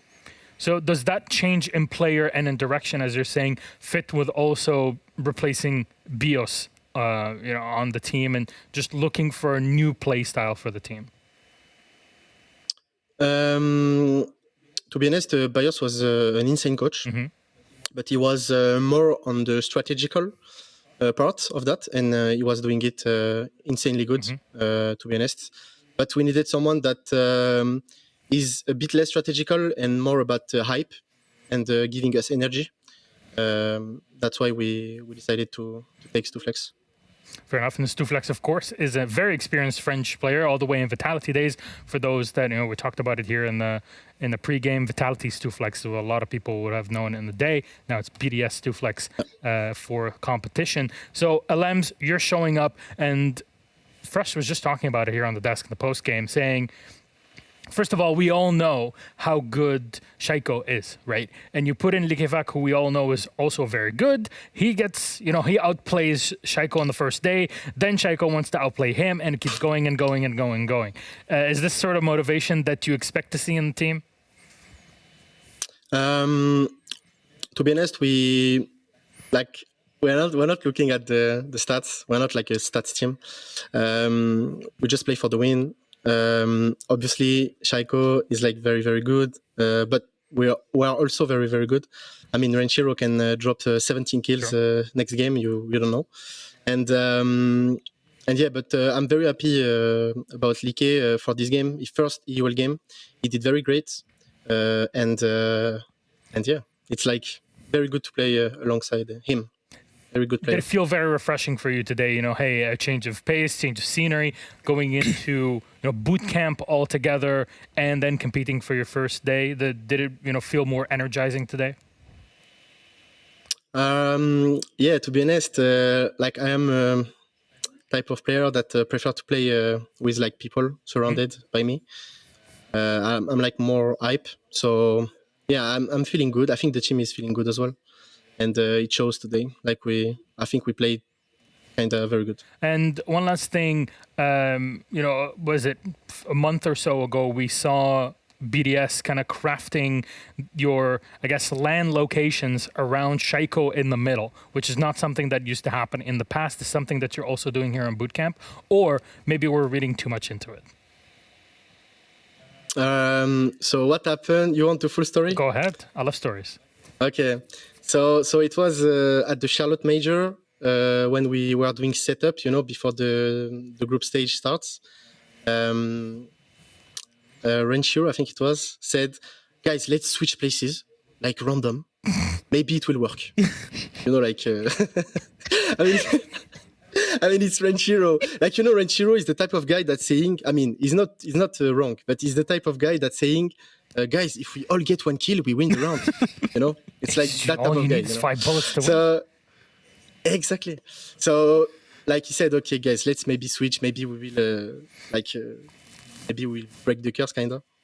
And so I was like, okay, I'm going like on the side. Mm-hmm. I don't want to see anyone else. I want to go like on the side. And I don't know why, but when I was doing my setup, I didn't feel good, like being on the side. So at the last time, I said, guys, is it possible to put me back in the middle again? And then we played like that, and we lost. And after, for Gamers 8, we are like, okay, let's do it. And we did it. And that's it. So see, sometimes the Reddit analysts read too much into it and, overcomplicate. In reality, this is the story. Here it is. You got the scoop from the man himself. So, Lems, thank you very much for finally clearing everything up. And question, how long will you be staying in bootcamp Switzerland? We are here for 2 weeks. Okay. So we are leaving after the next match we have against Wolves. Okay, that's very good. You still have more time to prepare all together. It's a great team bonding experience. I'm very happy that that'll be the case.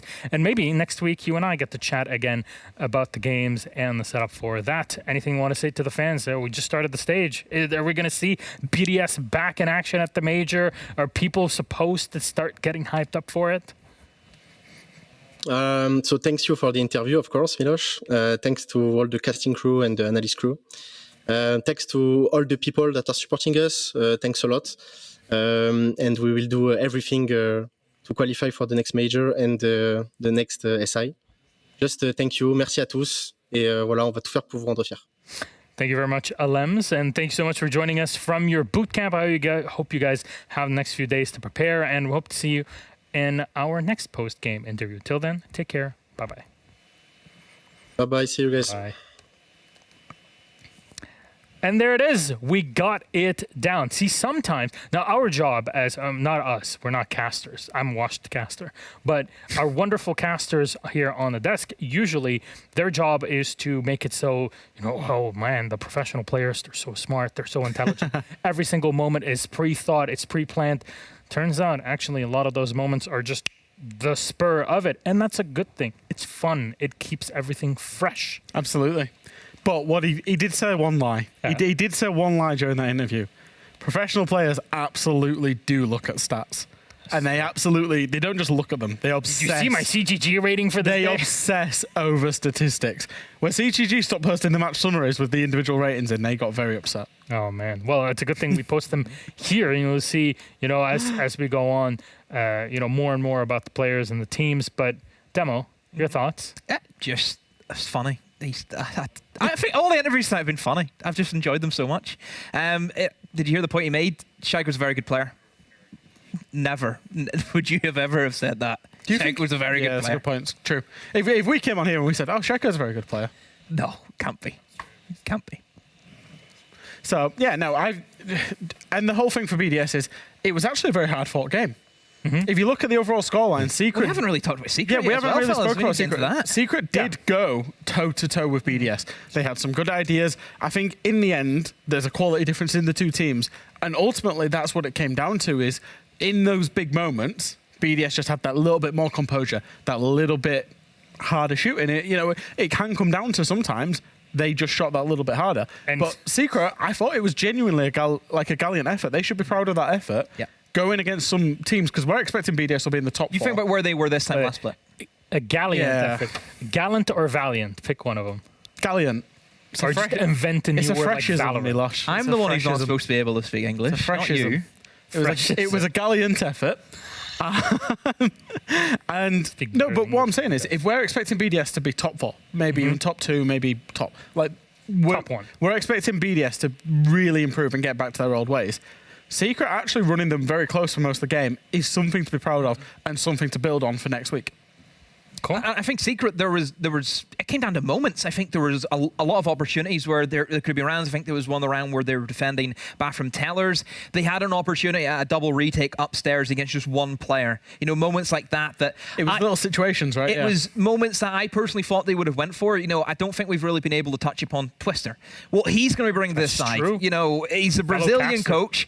Look what's happened whenever Brazilian coaches move the region. Look what's happened to Xset. Look at that play style that's infected that. Look how well Xset have been doing over this year. Sure. Who's to say that he can't do the same to Secret? Who's to say that Twister can't come in and reinvent the wheel at Secret? And I think moments like that they'll look back on, and I kind of look at it from a LATAM perspective is if there's an opportunity for a LATAM team to retake upstairs, they'll do it with 3 or 4 players, and they'll play that wait for the plant, then retake. And I really do hope that Twister has that influence, and I want to see these retakes. I want to see them play that Brazil style, because I think it could work really well against the EU. I think LATAM teams have been the biggest issue for EU since the beginning. It's always been LATAM teams, in my opinion. Yeah, Secret could certainly differentiate themselves as like the LATAM EU siege team. They can easily do what Xset have done. And that's then, what we're trying to make. they can absolutely. But then they can also find themselves in this niche. And what you will see with teams that do that is they play with so much conviction, which isn't something we've necessarily always said about Secret. So, die for the badge. It's early days for Twister. There's some very clear and obvious situations that we identified that we thought, Twister's going to go in and improve those situations. And I expect Secret to improve over the course of this stage. All right. Then to wrap things up for today, how about we have a look at our results? I think it's pretty simple, right? Here's how it all went down. 5 matches, best of 1 series, and it was a 7-5 M&M versus TT9, our new, organization joining us in EU League. Wolves defeating Outsiders 7-3, 7-4 Heroic versus G2 in our match of the day, 8-6 Navi versus Rogue, and then finally 7-4 BDS versus Team Secret. Surprise here and there, but overall, honestly, a pretty well-charged day 1 of EU League Stage 3. Honestly, very big fan of it all and how it all went down. And, we heard so much from the analyst desk. I actually want to turn to our wonderful casters on the other side of this stage and ask them, what really stood out for you match-wise today? I haven't heard from us all day. Is that what you're trying to say? Have you had the stream on mute? If you muted us. Wow. Thank you, Milosh. The Navi game was very good. Great friend. I mean that. Come. You want a hug? I'm always down for a hug. There you go. That's true, he is. Yes. I love me a good hug. I'm sorry. Do you want a good hug? Yeah, sure. I mean, you're over here. Yeah. Why not? Hugging. Oh. Let's go. Should we just sit down? He can't hear us. Yeah, we can just. I can hear it. What do you do? No, we're just waiting for you. We're just observing the hugging. We're just gonna sit here and look at our shoes, Jack. You asked. Oh yeah, matching shoes. Me and Demo have got matching shoes on. I don't know if the camera's ever going to be able to pick this up, but accidentally we wore matching. Can you just walk over as well? We have the light for it. Thank you very much, production. Always on top of it. But how about we talk about what will happen in our next Playday? We have a schedule for that. We'll bring it up on the screen for you. 5 matches, best of 1 series, right? And you'll be back with us next week, which is awesome. Sadly. Do you want to keep this job or not? It's sadly awesome. And on APAC Force, we'll be back on. Everyone's just standing up. I feel weird. I'm going to continue They're sitting down. I feel really odd about this. They're also sitting. No, I think you should Do we have stand the up. schedule or not? Just tell me. Hello? There it is. No, for next week. Production. We're preparing people for day 2. Production. There we go. Thank you very much. Outsider versus M&M is game number 1. TT9 versus Rogue. Game 2, our match of the day. Wolves versus BDS. And we all love a bit of a French v French game. Secret versus G2. And finally, Heroic versus Na'Vi to round out our day. Very excited to see how this one pans out. But for my beautiful talents over here, what do you think? Any game that really stands out to you? I have heard a claim made by Harry Demo Dempster during the Wolves game that BDS would overtake their spot again. Wolves were finished. That's what he said. You did say that. Why are you leaking stuff? That's the reason why I don't send the desk. He said it in the comfort of our own home. I just think the BDS are back. I really do. I think with this pickup, I think he's shown it tonight. As Evac not shown tonight that he can bring him back. Huh? It's a big statement. I think probably the biggest question mark for me tonight has been where does G2 bounce back from? Because I always think, obviously, what's happened last split, you can never count that team out. I like how you can't count them out. You have really nice socks. Thank you. They're bear socks. We can't zoom in on those, but I feel good in this, honestly. Like, You look good. Welcome Can you to do the like a modeling show. walk towards the camera? Oh, do a catwalk. Do a You know how to do a catwalk. Go on, Milos, do a catwalk. You know how to do a catwalk? Yes. How well did Try to do do a little a twirl. catwalk demo. Let's all do a Pirouette. catwalk. Twirl. Yes, and back. Do a twirl. Woo! I would be awful in heels. That was Fashion Week. wonderful. I'll do it. Yes, it is. It's Esports Fashion Week. We're in Paris. Tim It's- is watching it's- at home, judging our collection. R6 Shirts is No, watching I'll from be honest, home. it's past bedtime. I like how I'm just hiding. Anyways, about the matches that are so very important for the next Playday. Just sit Getting down my on the cardio ground. for today. Just sit down on the ground. There's no way to block them then. Yeah, so I said we should all just sit in front of your desk. I think we should all sit on the ground to make So- things really tricky for production to frame us. Milos, let's Yes, all mate. go sit in front of the caster desk. I already sat down. Whoa. You're not getting 2 of this. I want to sit next to you. Okay. A bit of FOMO Include here me. at the studio. So as Emma, we you look wrap so it all happy. up, guys, thank you so very much for being fantastic today. Oh, I see how it is. Thank you. Friendship ended with Emmy. Now Fresh is my best friend. So yes, we're all happy I miss to, them. I want to have you I with love us them. Demo, at the lean start down. of stage 3. What? It's just weird because it's just your crotch lean down. Them lay down behind us. No. Thank you so much for Welcome joining back. us. The music is on. Are we the world champion? Yes. It's going home. It's Take coming that, home. every other region. There you go. We are the major champions, Europe, and this means that we are the champions also at the same time. Thank you very much, champions, for watching us at home. We hope you enjoyed day number 1. We'll be back next Monday for EU League, but catch us on Wednesday for APAC North. As always, we'll be there live in the morning. Predictions. Oh, Doesn't matter. But also, if you want to watch a tier 3 region, you can watch NAL live tomorrow. Our colleagues in North America will be bringing you all of He's it. going to mention MPL, I'll be honest. I was like, genuinely thought, we're hyping up NPL. those finals are coming up. but- NAL tomorrow. Until then, we will see you soon. Please take care. We love you so much. Good night. Oh, why the slow fade?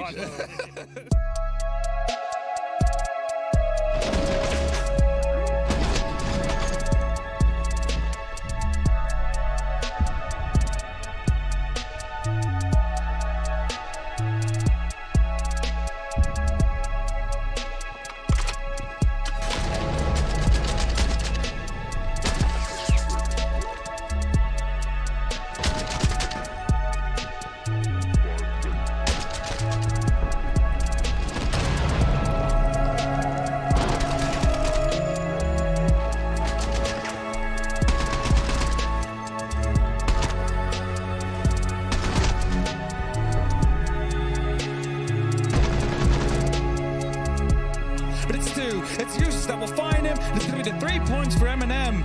They won't be...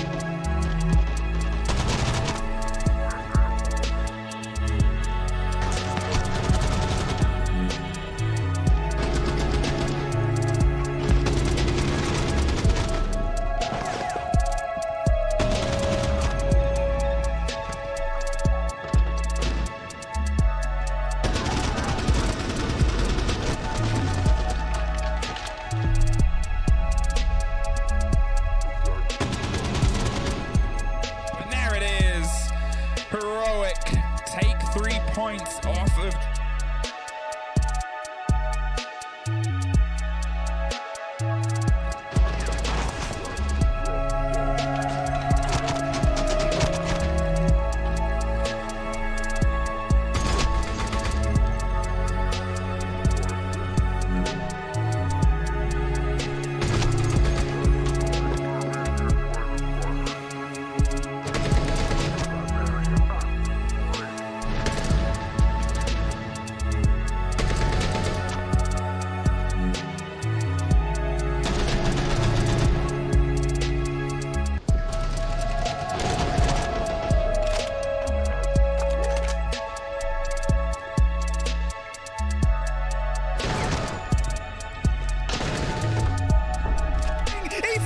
shot. Na'Vi are going to take their 2 points. It's another wonderful.